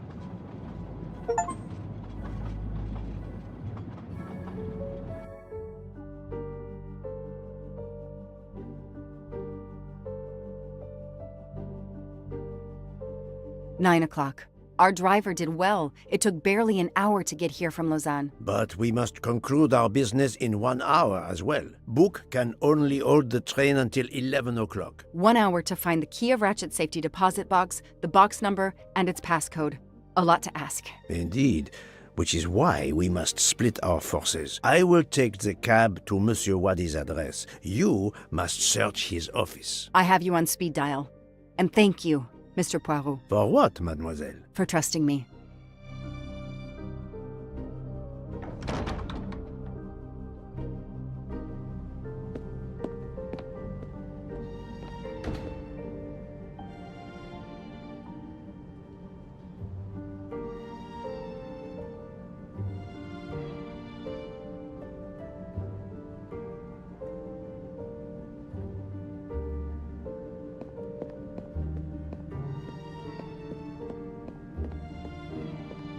You there. I have an appointment with Mr. Wadi. Let me check. I'm sorry, I don't see any appointments this morning at all. Mr. Wadi hasn't even arrived yet, although he should be here by now.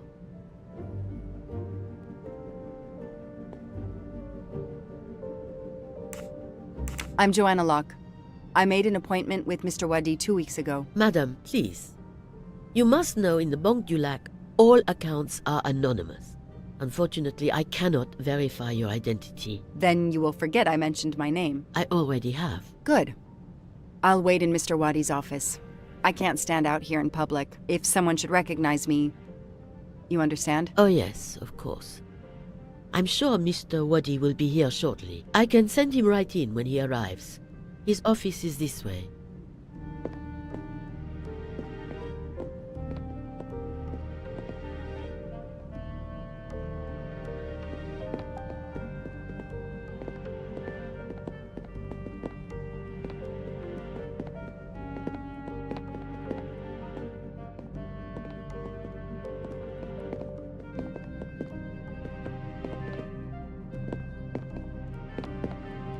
I can't understand where Mr. Wadi might be.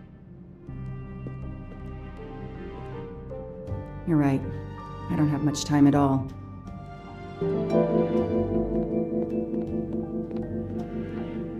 A souvenir tower of Babel. Makes sense.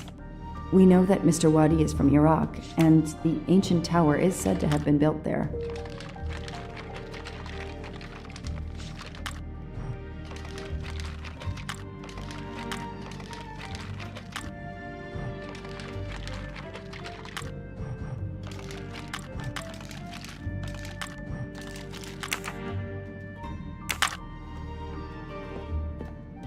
Alice in Wonderland, again. Mr. Wadi seems to have really liked this book.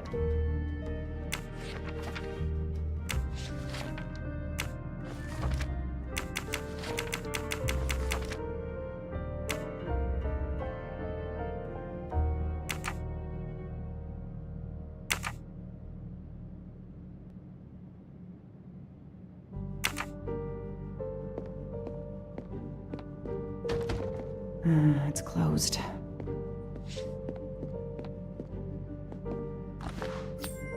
Shiny facial hair. The good news is that it's gold. I need the password. Maybe Poirot can help me. Locked.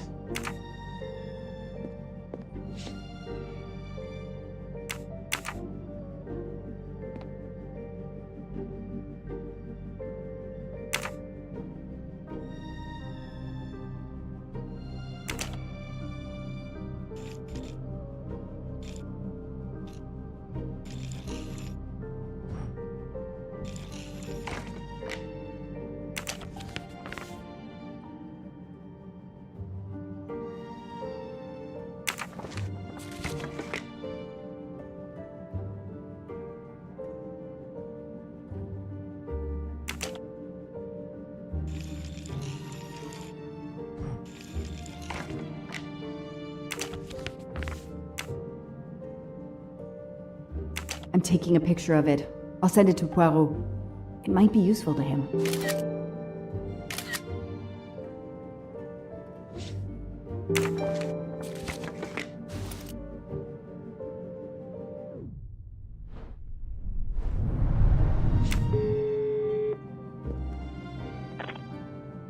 I managed to get into Wadi's office. I did a quick preliminary search. Everything is locked, including his computer.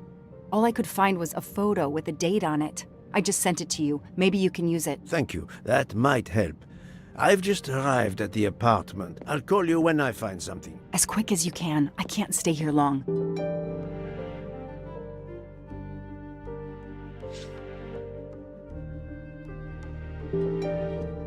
This is definitely not Monsieur Wadi's apartment. This... Ah, here we are. Let's see if the key I picked up in Monsieur Wadi's luggage in Venice will open his door.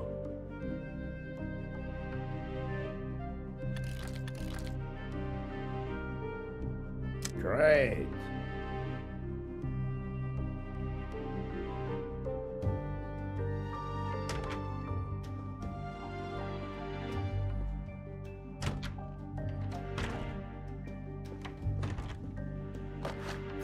Haha! Golden moustache.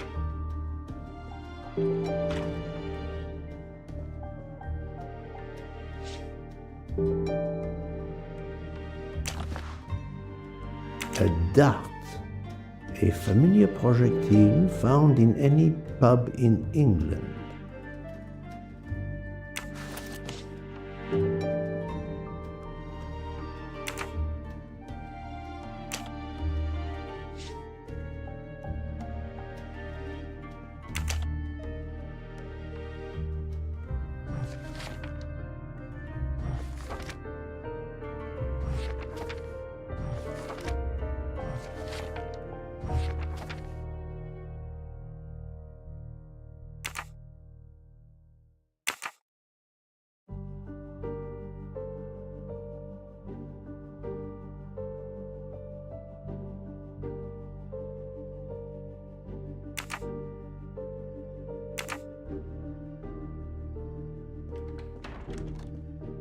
I think this belongs here.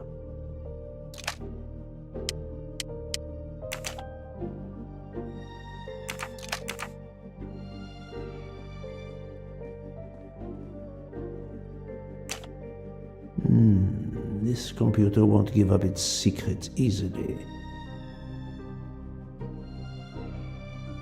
A Swiss and Arabic keyboard.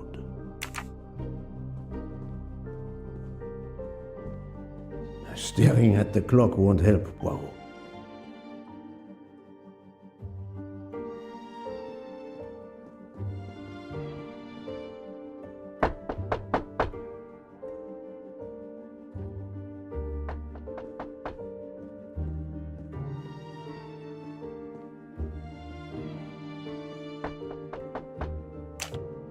A bizarre endgame to be sure, but I suspect checkmate is possible for white in 3 moves. Let's see.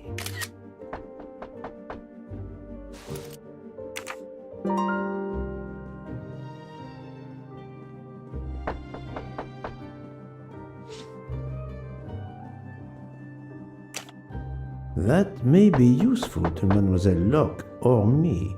I'll take a photo.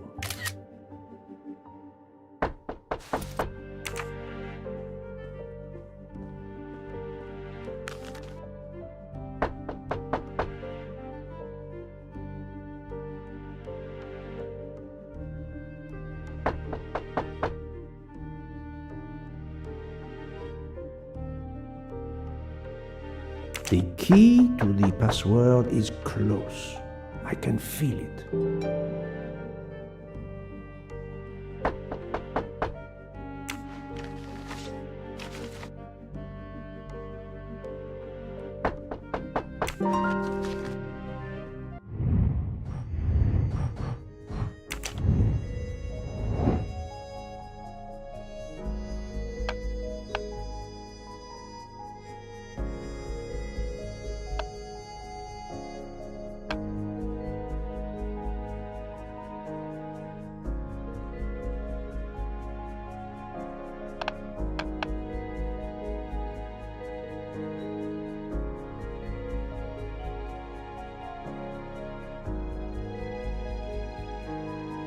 No, not good.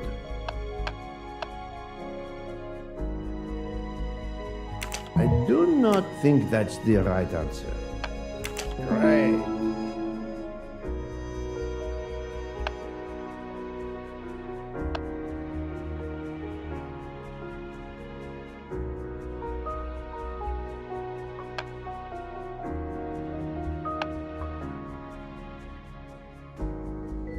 Think, Poirot. That is not a good answer. None.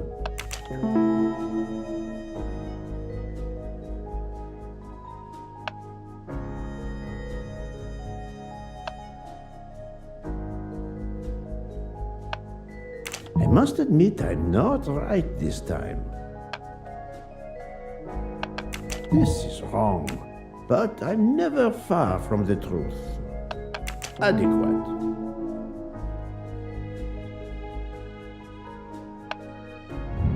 Et voilà.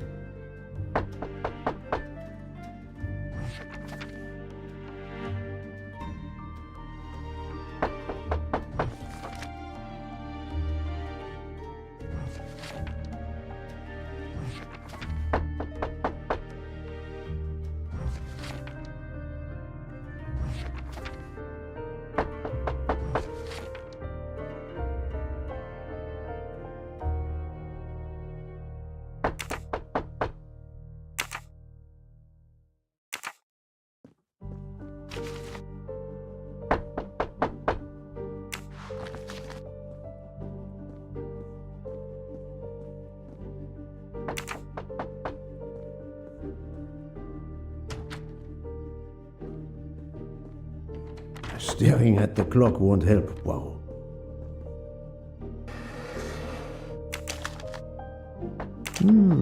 This could be the password to Monsieur Wadi's office computer. He must change it every month.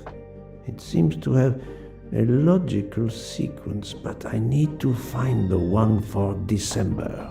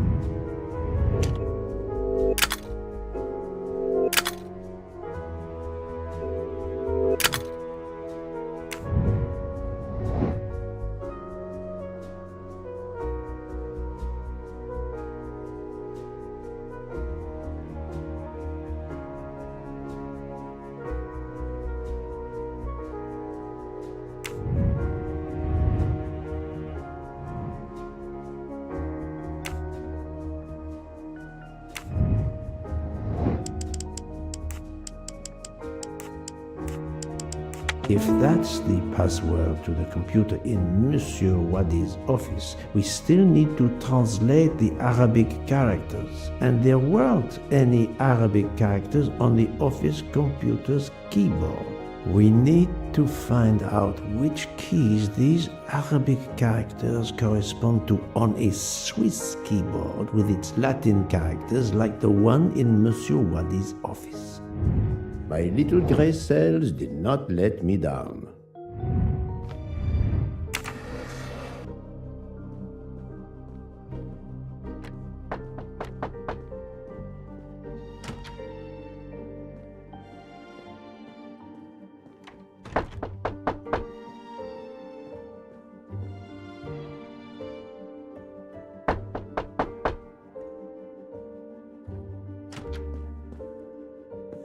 Who are you? What are you doing in there? I am Hercule Poirot. I am working with the police. You are Monsieur Wadi's neighbor? Yes, next door. I heard a noise. I thought it was Mr. Wadi who had come home. I don't know him very well. A delivery man left a package for him with me.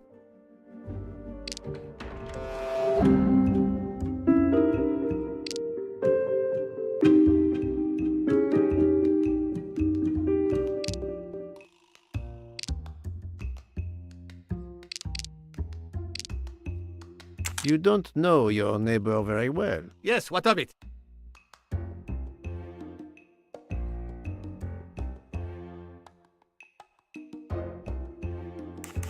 How is it that Monsieur Wadi has a picture of you on his desk? There is quite a family resemblance. You wouldn't be his brother by any chance? Why are you going through his things? As I told you, I am working with the police. All right, yes. I'm his brother, Mehdi Wadi. Do you know where he is? I am very sorry, sir, but I have some terrible news for you. Your brother has been murdered. You have my sincere condolences. Oh no. Aziz, my wife, my son, their hearts will break. Everything he did was for his family. He brought us here from Iraq to give my son a better future. We can't go back. You won't. Do not fret, Monsieur Wadi. I do not want to cause trouble for you and your family. I am here to catch his murderer. When did you last see your brother? 2 days ago. He was on his way to Venice. It was not a journey he was looking forward to. I knew something was wrong, but he promised all would be well soon. My son will be heartbroken. Aziz made a point of reading to Fadi every night so he could learn English. We hope to legally emigrate there one day. Your son, Fadi. What did Monsieur Wadi read to him? His favorite book is Alice in Wonderland. The nonsense of it all. Why? It is the answer to a question I had. I believe your brother was a good man, forced for some reason to keep secrets, and that got him killed. Sir, there is something else. Aziz left me a letter to open if anything should happen to him. Could you show it to me? Yes, I will get it.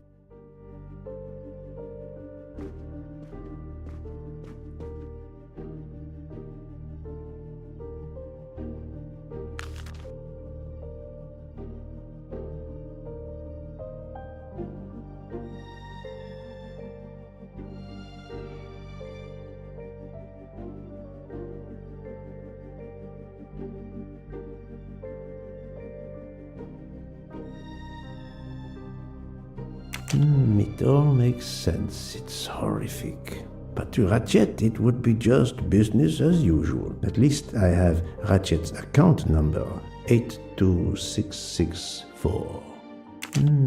At least... Thank you for giving me this letter. Let me assure you, the man Ratchet cannot harm you. He was killed before your brother was. Really? Who did it? The one you say hunted Ratchet? Yes, without a doubt. I promise you I will find them. Sir, we have no papers. The police... Your secret is safe with me, monsieur. Thank you. Thank you, sir. Now, I must go to my wife and son. Tonight, I will read to Fadi from Alice in Wonderland, and we will remember my brother.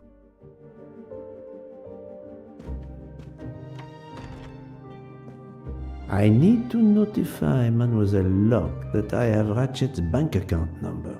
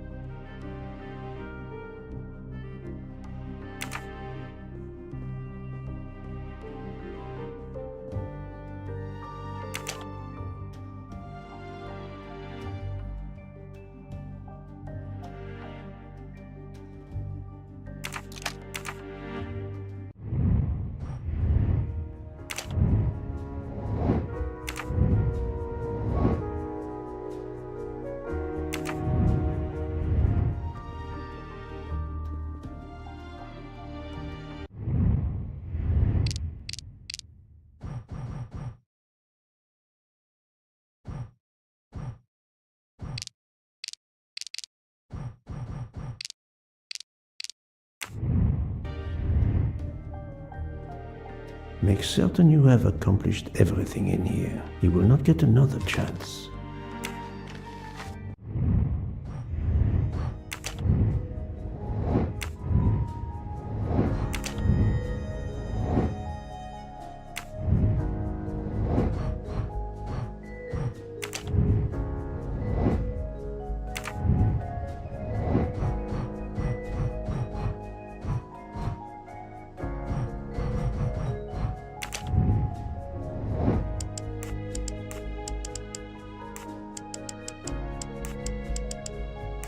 This is wrong, but I...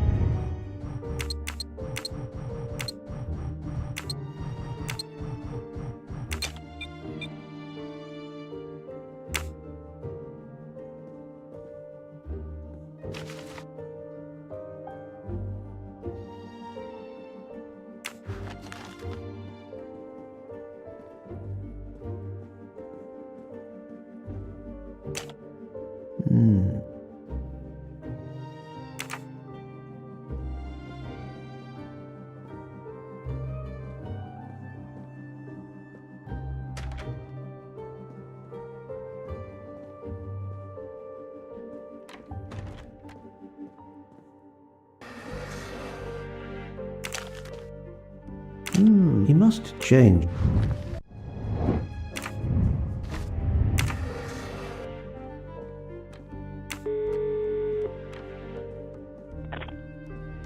Ah, the peculiar habit some people have of displaying things on the door of their refrigerator. I've just sent a photo to you, in case it might help you. Thank you. I texted Ratchet's account number to you. Wonderful.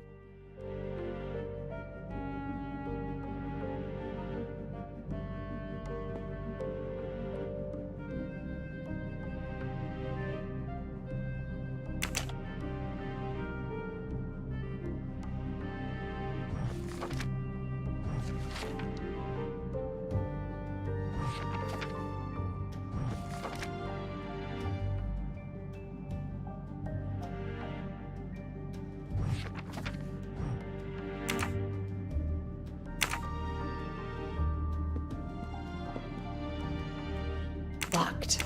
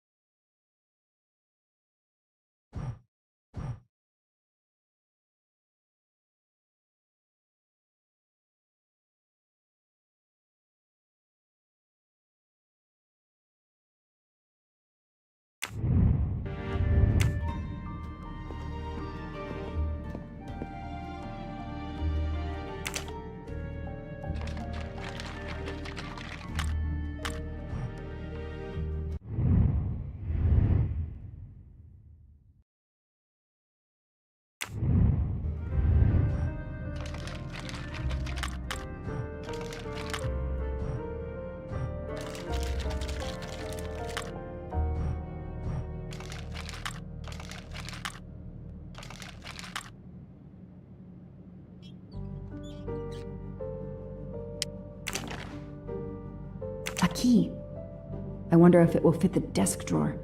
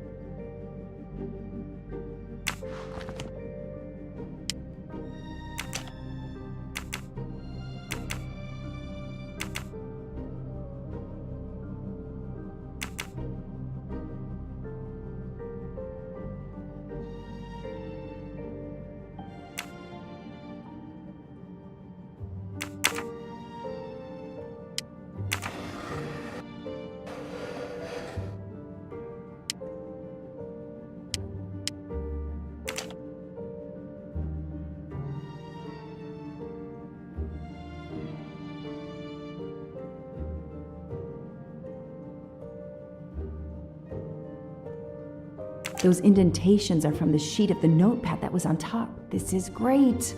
All those mystery movies I watched as a kid. I know what to do.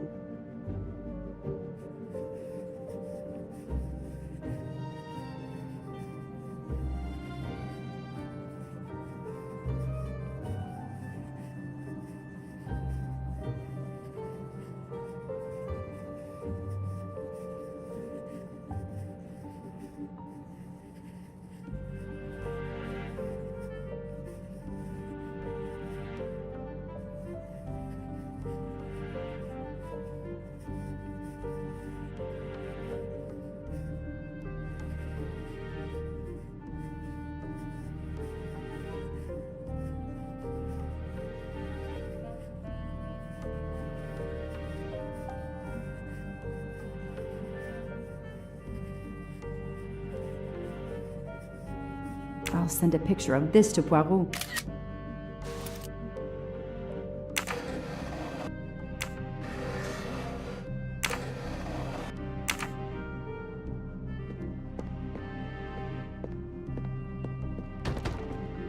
It's closed.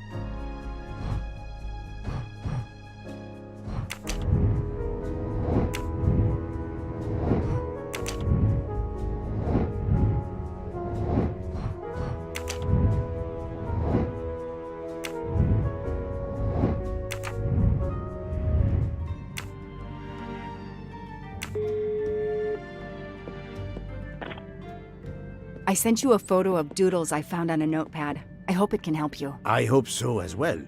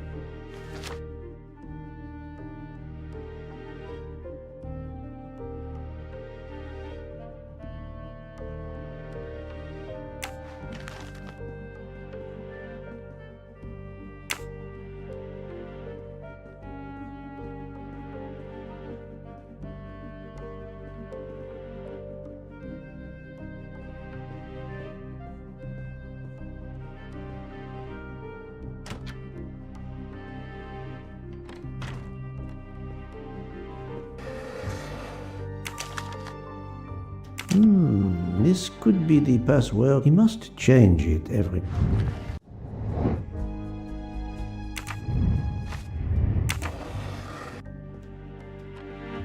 Staring at the clock won't help. Wow.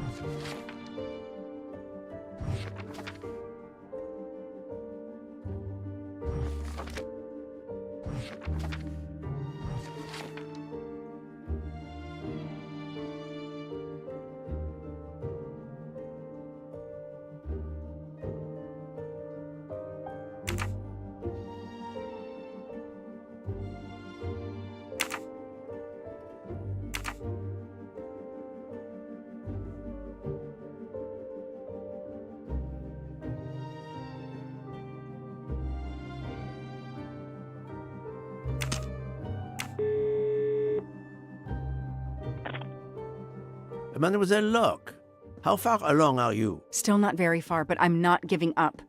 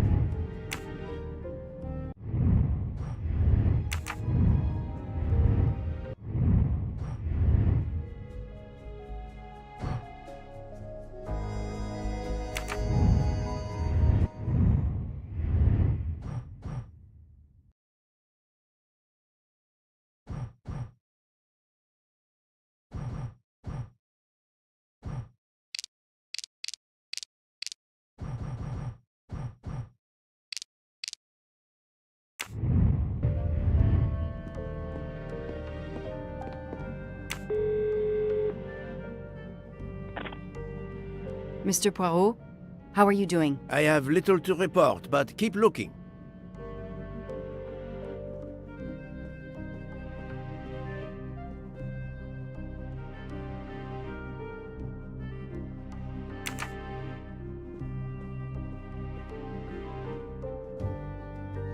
This keyboard should help me translate this code.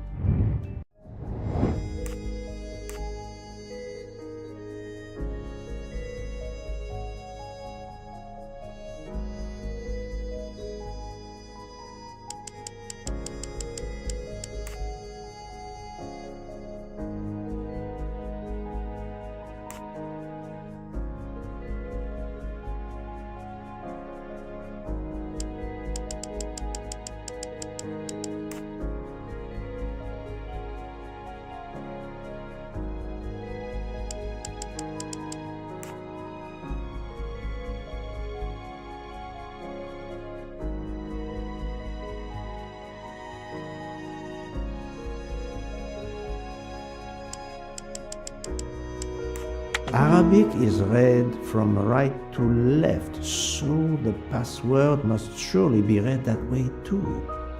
With any luck, this will unlock the computer in Monsieur Wadi's office. Let me text it to Miss Locke. That's the right answer. A sweet.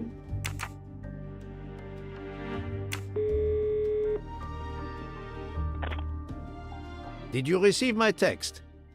This must be the password to Monsieur Wadi's computer. I have it. Thank you.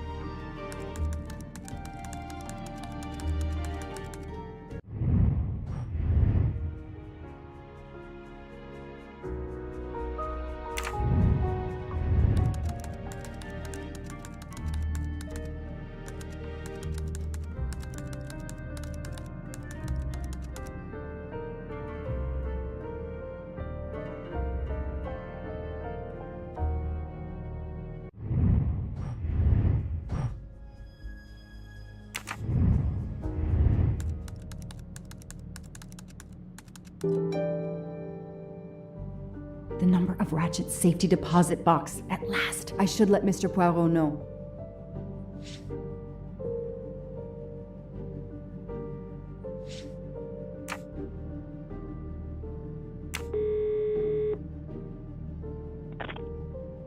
I was able to access Mr. Wadi's computer. I have Ratchet's safety deposit box number. Excellent.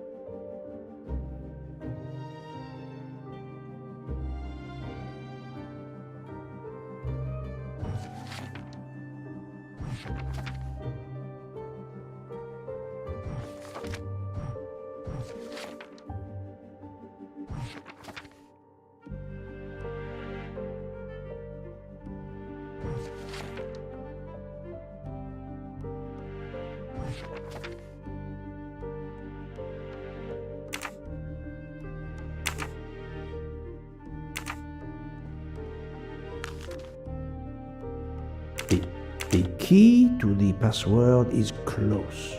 I can feel it.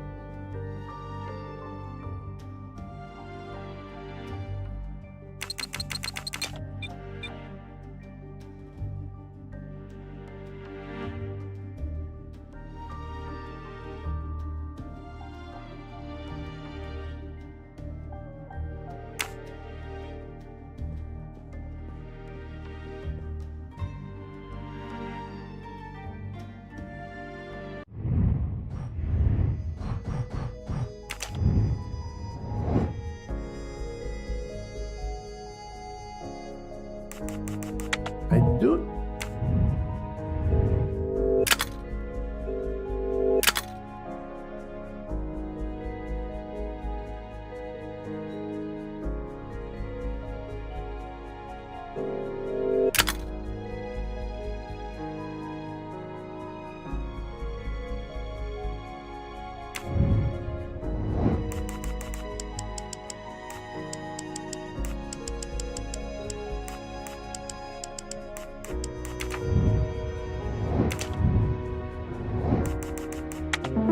Ratchet's password. Here it is.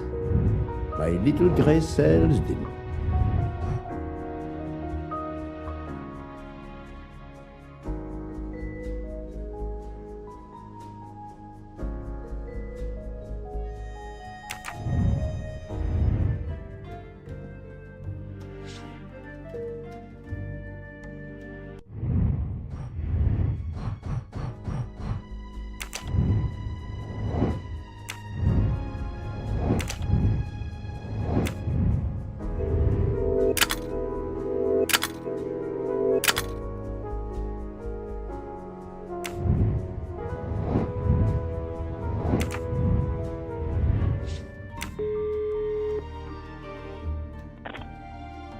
I believe I have discovered Ratchet's safety deposit box passcode. We're almost there.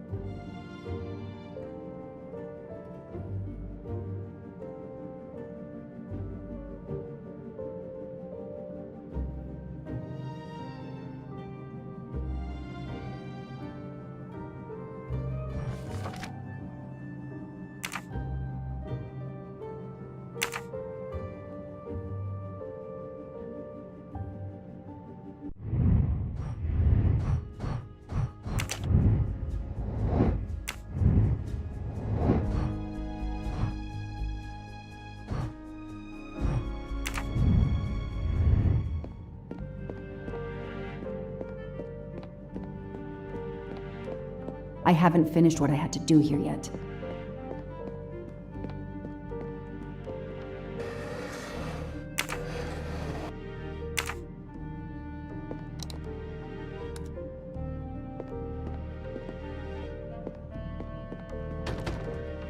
It's closed.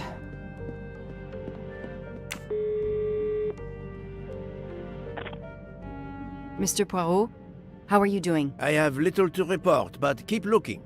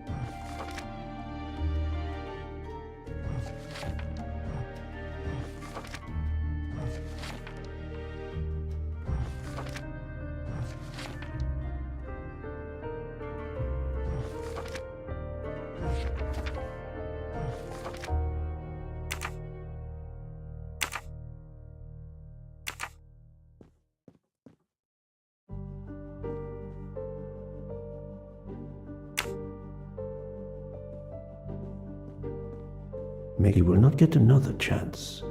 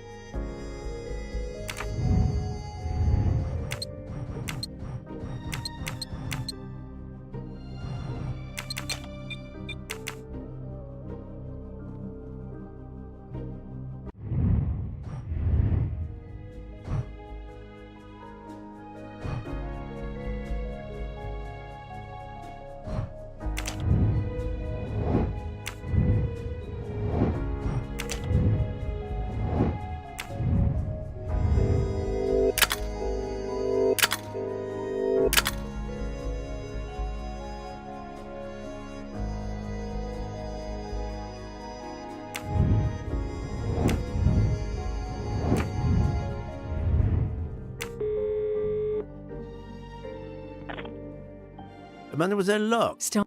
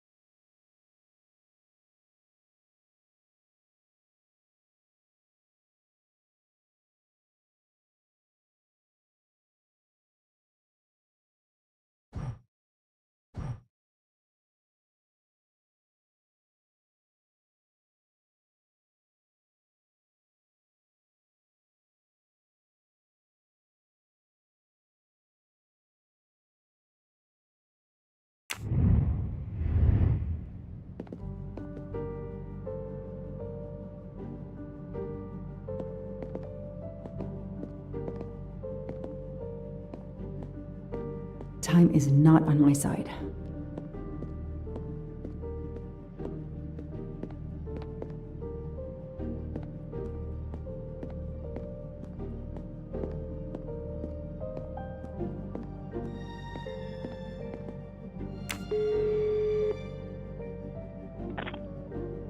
I